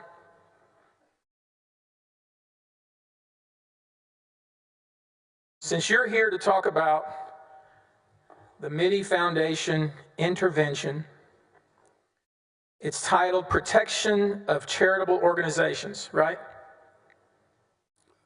I'm reading it, yes. Yeah. Yes. I mean, you've read this before, have you not? I have read this before, Sure. yes. And you knew you were here to testify and that most of your testimony would probably relate to this article, right? Well, the Mitty Foundation, yes. Sure. The very first sentence, protection, or I guess you should say the second sentence, protection of charitable organization there, that's not even correct, is it? Because that's not what the role of the Attorney General's office is it? Well, we're tasked with protecting the public interest in charity. Protecting the public interest in charity, isn't that right? That's right. Not protecting charities, right? There's some overlap there. Some overlap, but that's not what the AG's role is it? No, that's right. I mean, we are not obligated to protect charitable trusts generally as, you know, if they are protecting themselves, for instance. Now, we'll come back to that, but let's look at, I know you were several levels up the chain of command over Joshua Godby, but it was Godby who was in charge of the charitable trust area, true? There was a division at that time called Financial Litigation and Charitable Trusts, and that was under Josh Godby. Okay, and you, of course, are familiar with the role of the AG's office in charitable trusts. I am generally familiar with that role, yes. You told me it's highly unusual, I think you told Mr. DeGuerin, it's highly unusual for the AG's office to get involved with charitable trusts, right? It's highly unusual. I don't think I used that term. I think I used the term that it was something that we did, but it was not, it was not a huge volume of work that we did, but that we did intervene in some number of cases every year. Okay, then because it sounded like, and I thought it sounded to me like you were making the case that this was incredibly unusual for the AG's office to get involved in any litigation involving charities. That's not true at all, is it? No. Okay. No, the AG's office from time to time would be involved in litigation involving a charity. Because the AG's office gets complaints every year about charities, does it not? Well, it gets complaints, and it also gets notified of lawsuits. I'm on a time clock, and if you could just answer my question, I'd really appreciate it. Can you do that for me? Just answer it, okay? Is it true that the AG's office gets many complaints every year about charities? I'm having trouble answering that. I'll help you. Eric, pull up 429, AG 429.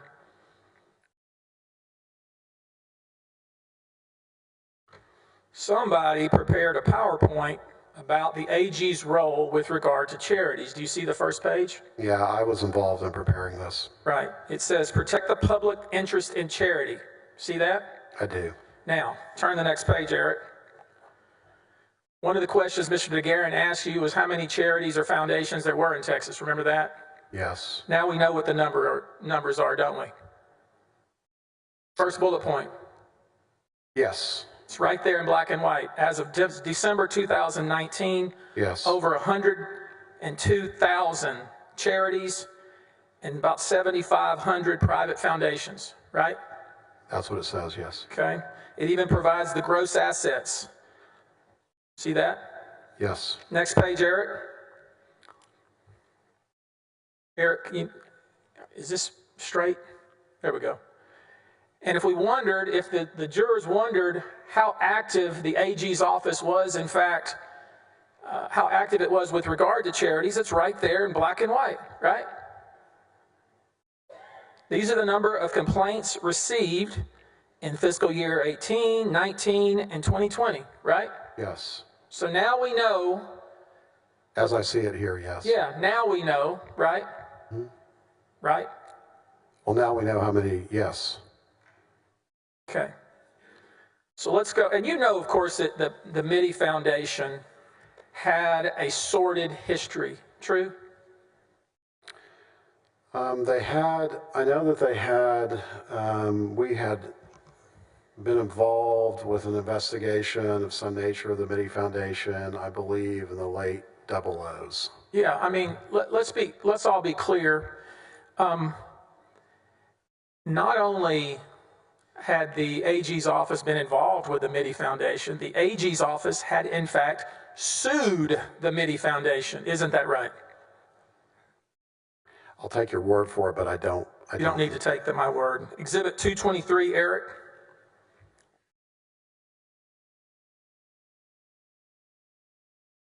You know what an original petition is? Yes. That's a lawsuit, right? It is. That's a lawsuit where Greg Abbott was the Attorney General, right? It appears to be, yes. And Greg Abbott sued the Mitty Foundation. Do you see that? I do. And have you ever looked at this lawsuit before and all of the allegations made by the AG's office against the Mitty Foundation? I cannot recall whether I looked at this specific petition or not. Page 4, Eric.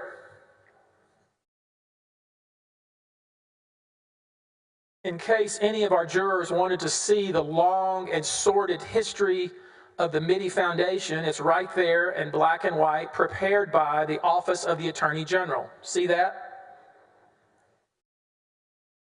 Well, I see the allegations here, yes. Yeah, well, you wouldn't think that the AG's office would just make allegations with no proof, would you? Well, I'm not suggesting that. I had no personal involvement in this. I have no personal knowledge. Right. And you know, of course, that this lawsuit that Greg Abbott's office filed when he was the AG led to a settlement and a consent decree? I believe all I know about it, if you want to know, is that I believe one or more officers or board members of the Mitty Foundation were removed for some sort of violations. Now, let's move forward in time to June of 2020. Eric, bring up AG 42. What's supposed to happen is that when a charity is involved in litigation, a notice is supposed to be sent to the AG's office so it can do its job. Is that right? So that it can assess whether it should become involved. Whether it's within the public's interest to intervene or get involved, right?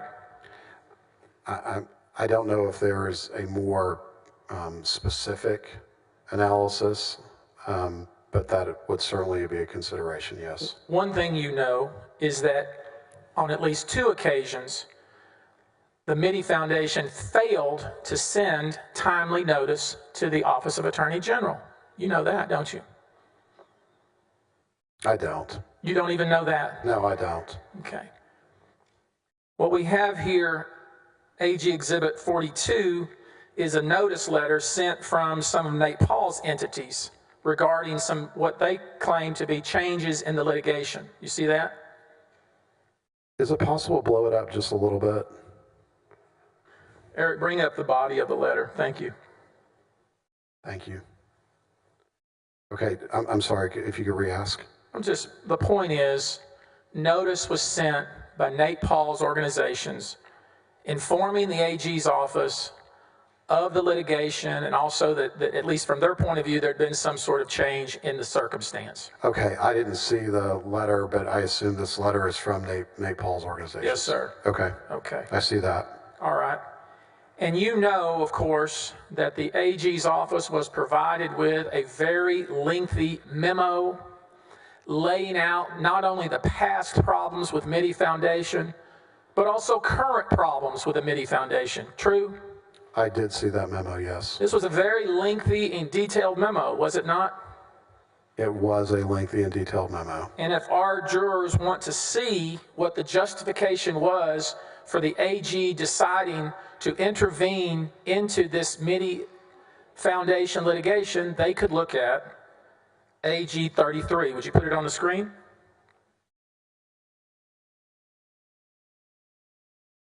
You've seen this memo before, have you not?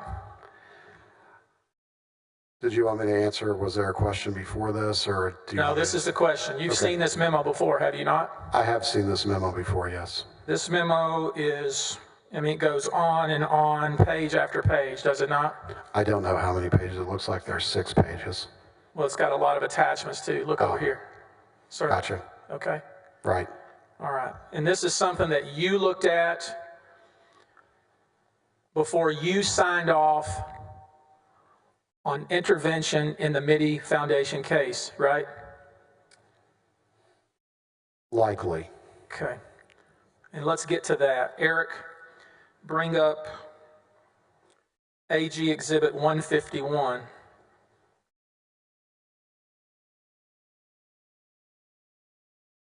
You had told us about this bureaucratic procedure where this person signs and then it goes to the next person and then the next person up the chain of command, right? Well, I wouldn't characterize it that way, but there is a procedure by which several people approve an intervention into a charitable lawsuit. And that's what we're looking at here, true? That is correct. Related to the Mitty Foundation, yes. Right. And we can see that Mary Henderson signed off. Yes. And that was the same Mary Henderson that previously had been part of a memo saying that we maybe shouldn't get involved 6 months prior? Yes. Okay. And then we see that one of your subordinates, Joshua Godby, signed off, right? That is correct. And then we see that you signed off, right? Indeed, yes, I did. And then we see that your boss signed off, right? Mr. Mateer, yes. And each of you signed off on an official government document because you felt at the time that it was in the best interest to do so. Isn't that right? Based on what I had been told at the time, I believe that there was a colorable reason to intervene, yes. Let's make sure we understand what you just said to us all. You said colorable reason? Yes. That's lawyer words, right? Well, I don't know. I think everybody understands that. You felt like, just you, let's just focus on you because I've asked some of these other folks. Yes. You felt like intervention was justified based on what you knew. Isn't that right? Based on my conversations with the Attorney General, I believed that it was important for us to intervene in the Mitty Foundation litigation and that he had colorable reasons to do so that I had no reason to question at the time. You make sure I get it so we can be clear. If you didn't think it was justified, you wouldn't have done it, right? If I had believed at this time that the office would be acting against the Mitty Foundation, I would never have signed off on the intervention. Mr. Bacardi, I don't mean to be short with you, but I only have a short amount of time. And I know you like to speak in paragraphs, but could you just answer my question directly? You believed at the time it was justified. That's why you signed off, right? No. You believe that the information you had justified you signing off at that point in time, right?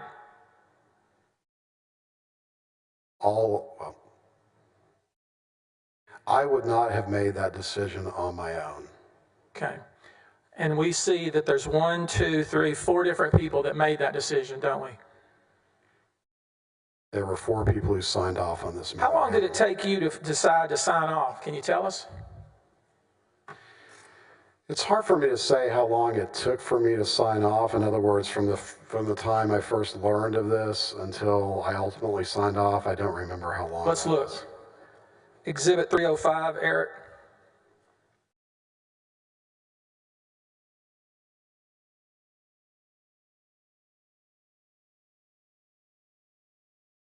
You see on here that on June 6th at 4:52, see that email that you were sent from Josh Godby? Yes. And do you see at the top where you had signed off by 5:26? Well, 38 minutes. Well, the difference between receiving the document and making the decision to sign off, I mean, it doesn't mean that I mean, clearly there were conversations prior to receiving it. Not only did you sign off on the MIDI intervention, you also signed off on a memo authorizing an investigation of the MIDI Foundation, didn't you? That's correct. Let's look at that, Eric. AG Exhibit 155. And I think it's important, sir, as we're pulling that up, to think about what you were doing then versus what you decided to do once you lawyered up, okay? That's why I'm looking at this stuff back in time. I'm sorry, if that's a question, I have a response, but it may not be a question. Okay. AG 155, this is where you, along with four other individuals, approved an investigation of the MIDI Foundation. Isn't that right? Yes, we approve this. Okay. Now, let's focus on Nate Paul a little bit. Nate Paul was a major pain in the rear end, was he not? Take the document down so our witness is not distracted. I'm sorry, I'm just trying to, yeah. I'm sorry, could you repeat your question quickly? Yes, sir. Yeah. Nate Paul was a major pain in the rear end, wasn't he? I don't know that I would describe him that way. Did you ever meet him? I have met him, yes. Was he aggressive? I think he was somewhat aggressive at the time. Condescending sometimes? I think that's a fair characterization. Demanding? Well, clearly demanding. Yeah. We look at AG 219. He began to accuse the AG's office literally within 30 to 40 days of wrongdoing with regard to the MIDI Foundation, didn't he? Yes, I think that's a fair characterization. I mean, he claimed that the AG's office had a conflict of interest, right? Josh Godby, I believe. He claimed that the AG's office wasn't doing its job, right? In so many words. He claimed that the AG's office was biased in favor of the MIDI Foundation, right? I don't recall, but he could have. Let's look, Eric. Go to the 4th page. Pull it up, Eric. 4th page, paragraph, 2nd paragraph from the top. Just so we're clear. I mean, this is within 30, 35, 40 days of the intervention, and he is saying that Josh Godby is grossly negligent, and also that has a lack of openness and clear bias. Do you see that language? It's the last sentence, 2nd paragraph. Yes, I see that. So this Nate Paul, who supposedly was given the keys to the AG's office, is accusing the AG's office of being biased, grossly negligent, right? Yes, he is.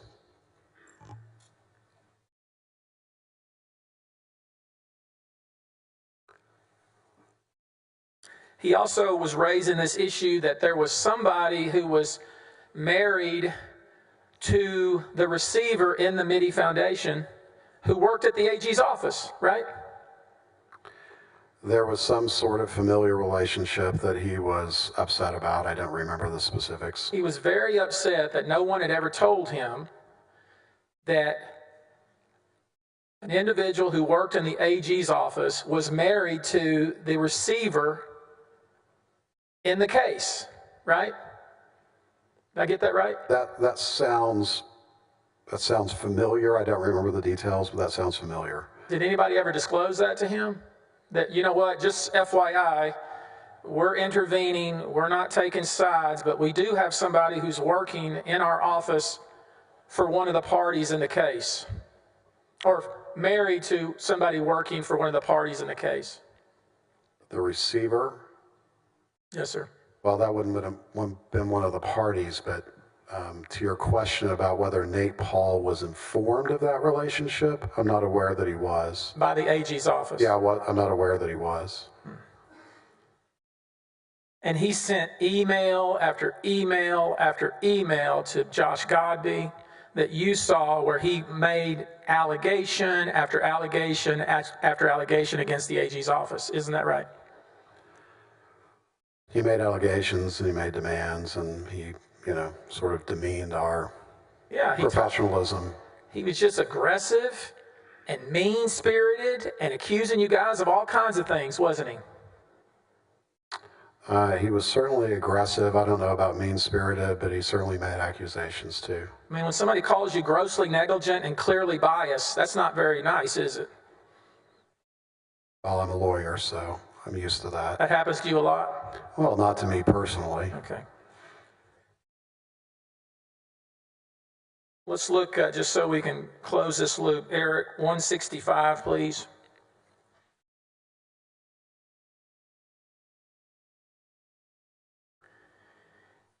He claimed, or his lawyer claimed, directly to you that the Office of the Attorney General had a clear, all right, let me make it clear, a significant conflict of interest. Can I see where you're looking? Yeah, Eric, bring up the first and second paragraphs of Michael Wynn's letter or email to Darren McCarty in September 2020.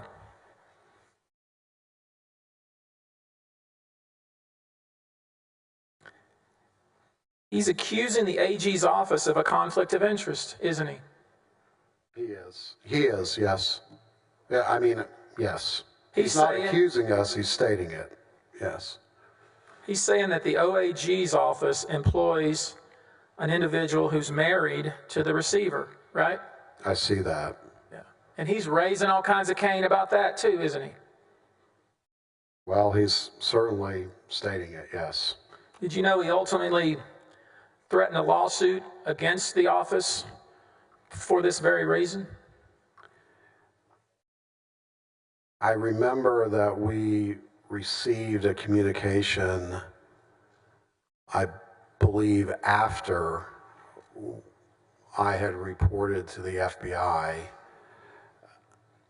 that was putting us on notice of claims against the office, as I recall. You were telling us that you had conversations with Sheena Paul. I did. Sheena Paul was Nate Paul's sister. And lawyer. And also his lawyer. That's correct. But you also had conversations with the lawyers from Mitty Foundation too, didn't you? I did. Yeah, so when you suggest, you weren't trying to suggest, I'm sure, that you were only talking to Nate Paul's lawyers. You were talking to the lawyers for the Mitty Foundation too, weren't you? I was. Okay. You never were told by Ken Paxton, take a side, were you? I was told by Ken Paxton to expedite the termination of the litigation if possible. Listen to my question so we can all go home.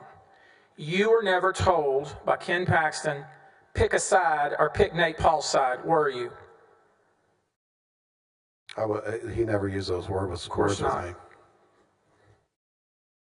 And do you remember when the news broke or the news was about to break in the Texas Tribune, being in a meeting and you were getting a call from the Tribune lawyer, or I'm sorry, the Tribune reporter, and they wanted you to make a comment about the Mitty Foundation intervention?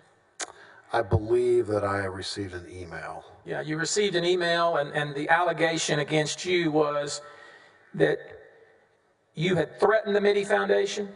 I do recall that, yes. They claim that you had told them there will be trouble if the Mitty Foundation didn't settle, right? Yes. That's what they were going to say in the newspaper, right? Yes. And you knew that was absolutely false, didn't you? I believe that to be false. Yes. I mean, the newspaper was getting ready to report that you, Darren McCarty, had been making threats against the Mitty Foundation on behalf of Nate Paul, right? No. You had been making threats against the Mitty Foundation if they didn't settle the case. I believe that was what they intended to report, something of that nature. Totally false. I never threatened the Mitty Foundation. That was totally false, right? That I made a threat? Yeah. Yeah, that was false. But they were going to run with that if you didn't respond. They told you that, didn't they? They did. Let's make sure we're clear about this. If you didn't respond, the Texas Tribune was going to write a story where they claimed that you threatened the Mitty Foundation with trouble if they did not settle the case. That's what they were going to report, weren't they?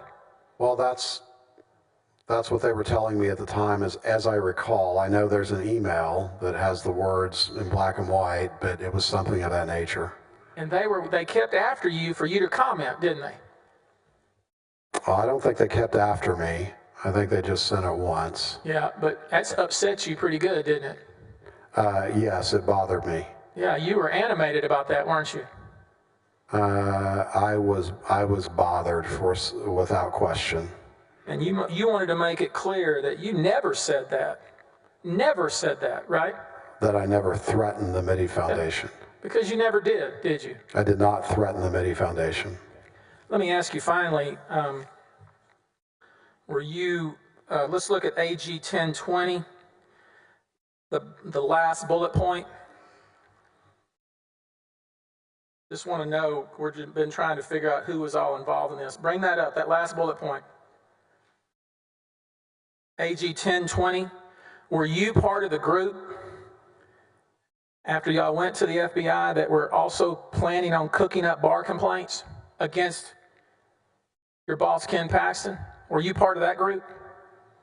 I don't have any recollection of that. That would be really wrong to be cooking things up because you felt like you had been somehow mistreated, right? I never considered retaliating against Ken Paxton. Yeah, I mean, think about that.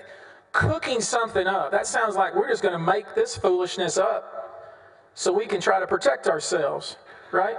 I was not a participant in that conversation, have no idea of the context. You would never, I have no personal knowledge. You would never even say that, would you? You would never say, let's cook up an FBI complaint, let's cook up a bar complaint, let's cook up a lot of foolishness because I think we're about to be fired. You'd never do that, would you? Would you do that? Would I make a false complaint? No. Okay. Your Honor, thank you very much. Pass the witness. Redirect, Mr. DeGarrett.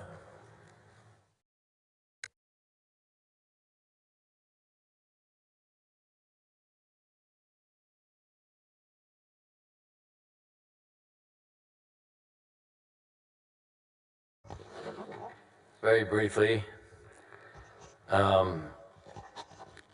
Mr. Busby asked you, and I think the answer was that there was a colorable reason to intervene. A colorable reason to intervene.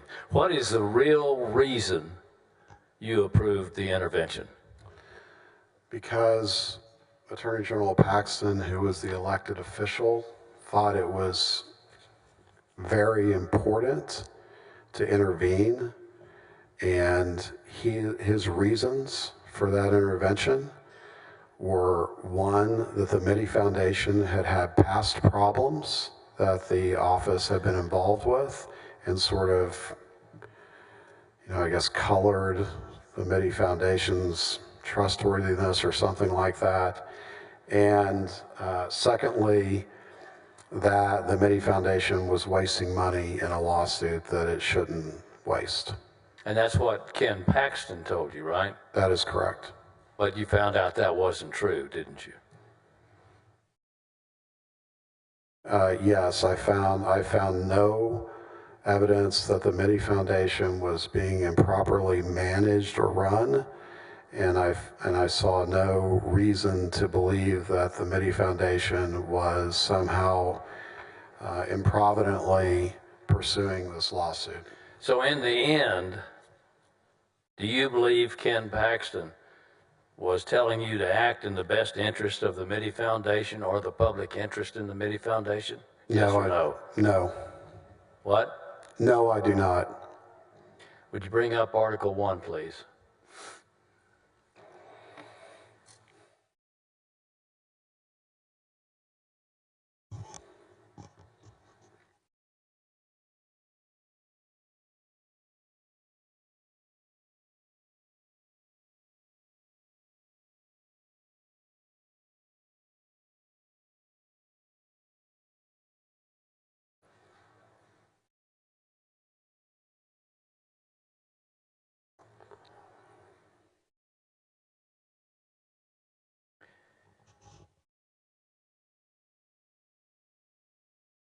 Specifically, Paxton caused employees of his office to intervene in a lawsuit brought by the Roy F. and Joanne Cole Mitty Foundation against several corporate entities controlled by Nate Paul.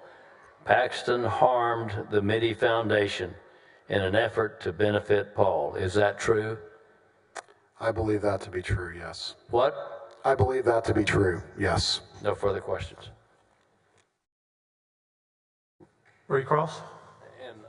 All right.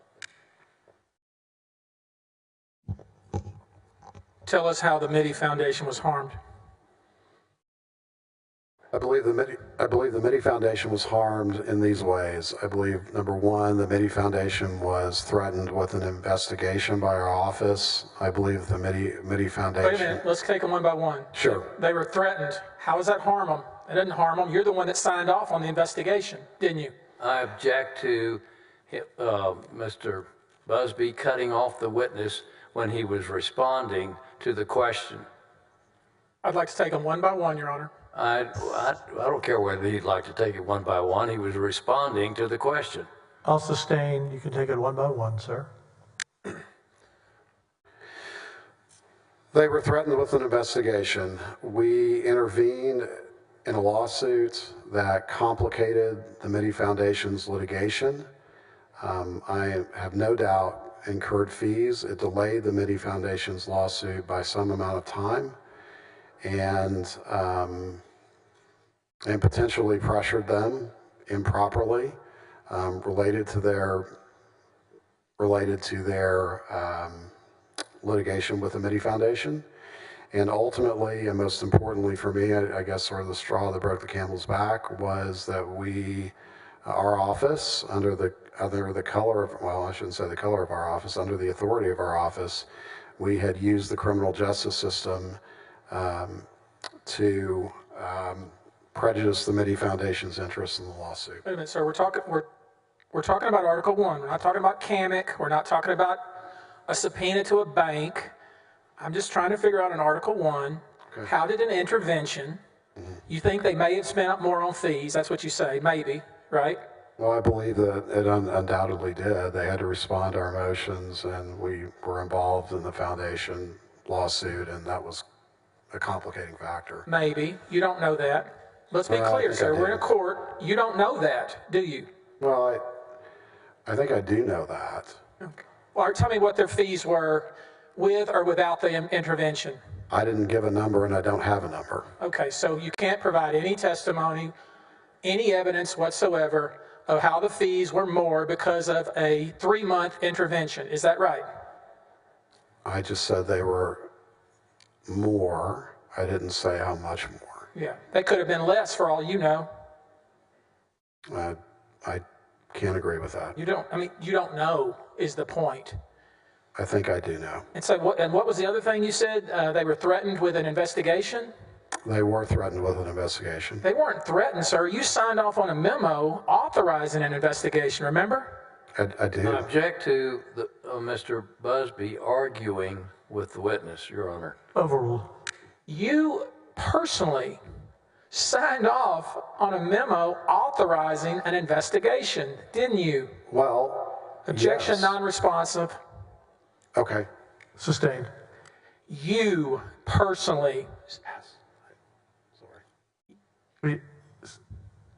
What did you just say to the court? I said yes, I signed off on a memo. I thought that was responsive to your question. No, you started your answer with well, and you were going into another paragraph. I'm just asking you very specific questions. You personally signed off and authorized an investigation of the Mitty Foundation, didn't you? I did. Along with your boss, correct? Yes. Along with your subordinate, correct? Yes. Along with his subordinate, correct? I don't think so. There was one other person below Josh Godby in the chain of command. She signed off as well. Mary Henderson, remember that name? I do. Okay. 4 different people from the AG's office signed off on a memo to investigate the Mitty Foundation. Isn't that right? That's correct. Okay. And we know that the problems with the Mitty Foundation weren't just back in Greg Abbott's tenure at the office. They were more recent, weren't they? I believe there was something in 2019. What was that in 2019? I don't remember? recall. I don't remember, no. Do you not remember? The CEO, what was the name? The CEO having to be replaced because of misconduct? I believe this is outside the scope of the redirect, Your Honor, and I object. It's actually not, Your Honor. We talked right about this in the cross. Overruled. Thank you. Do you not remember that? I remember that there was something in 2019 concerning a member of the board or the foundation, but I don't remember Eric, specifics. Bring up AG 33, go to the second page real fast. Your Honor, objection again. This is clearly outside the scope of what my redirect was. I covered 2 very brief areas, nothing about any 2019 investigation. Again, Your Honor, he came back up here and tried to get despite the documents in the case, elicited from this witness something that's 180 degrees different than the documents, and so I'm entitled to show that his testimony doesn't match the historical record, and that's what I'm trying to do, hopefully in 5 minutes. Overruled. All right, Eric, bring up the paragraph 1, financial status of Mitty Foundation.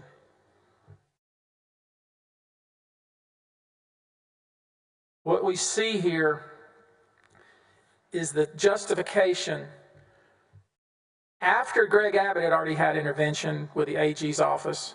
This is more recent information. Do you see that? This is the memo that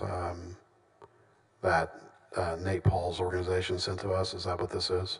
That's what it is. That's what you reviewed before you signed off on the intervention. I'm not trying to be argumentative at all. I'm just trying to understand what document I'm looking at. This is something that you would have been, everybody in this courtroom, you would have seen this document before anybody. You understand that, right? You saw this document back in June of 2020, right? That sounds right, yes. Okay. And it lays out in detail all of the financial issues with regard to the Mitty Foundation, including its negative cash flow of $440,000, right? I see what it says here. It talks about forms not being filed in a timely fashion. Do you see that? I see that it says that. It talks about the assets of the Mitty Foundation is about $15 million. Do you see that at the bottom bullet point? I see that it says that. And one of the concerns could have been from the AG's office, why is a foundation, in the grand scheme of things, not a very large foundation, why is it engaged and investing into land deals? That could have been one of the questions raised, right? It wasn't. It was not one of the questions raised. We've heard the testimony. And let's go to the next page. And it continues with the legal fees that have been incurred and questions about how much the receiver's being paid and how much the lawyers are being paid and what the fee arrangements are. You remember all that? I certainly remember that Nate Paul's organization made these statements and these allegations, yes. And so if the jurors want to see, despite your testimony, despite what you say now, if they want to see in the documents the reason and justification for the intervention, they need only look right here. Isn't that right? Utterly incorrect. Mm-hmm. Did you make it a practice as a lawyer or at the AG's office to sign a document that says one thing, but actually you had hidden reasons? Because that's what you're saying. I mean, let's be clear what you're saying. You're saying, hey, ladies and gentlemen, I signed something to authorize an intervention, but I really didn't mean it. I had other reasons for it. That's what you're telling us all, isn't it? Absolutely not. I pass the witness, Your Honor.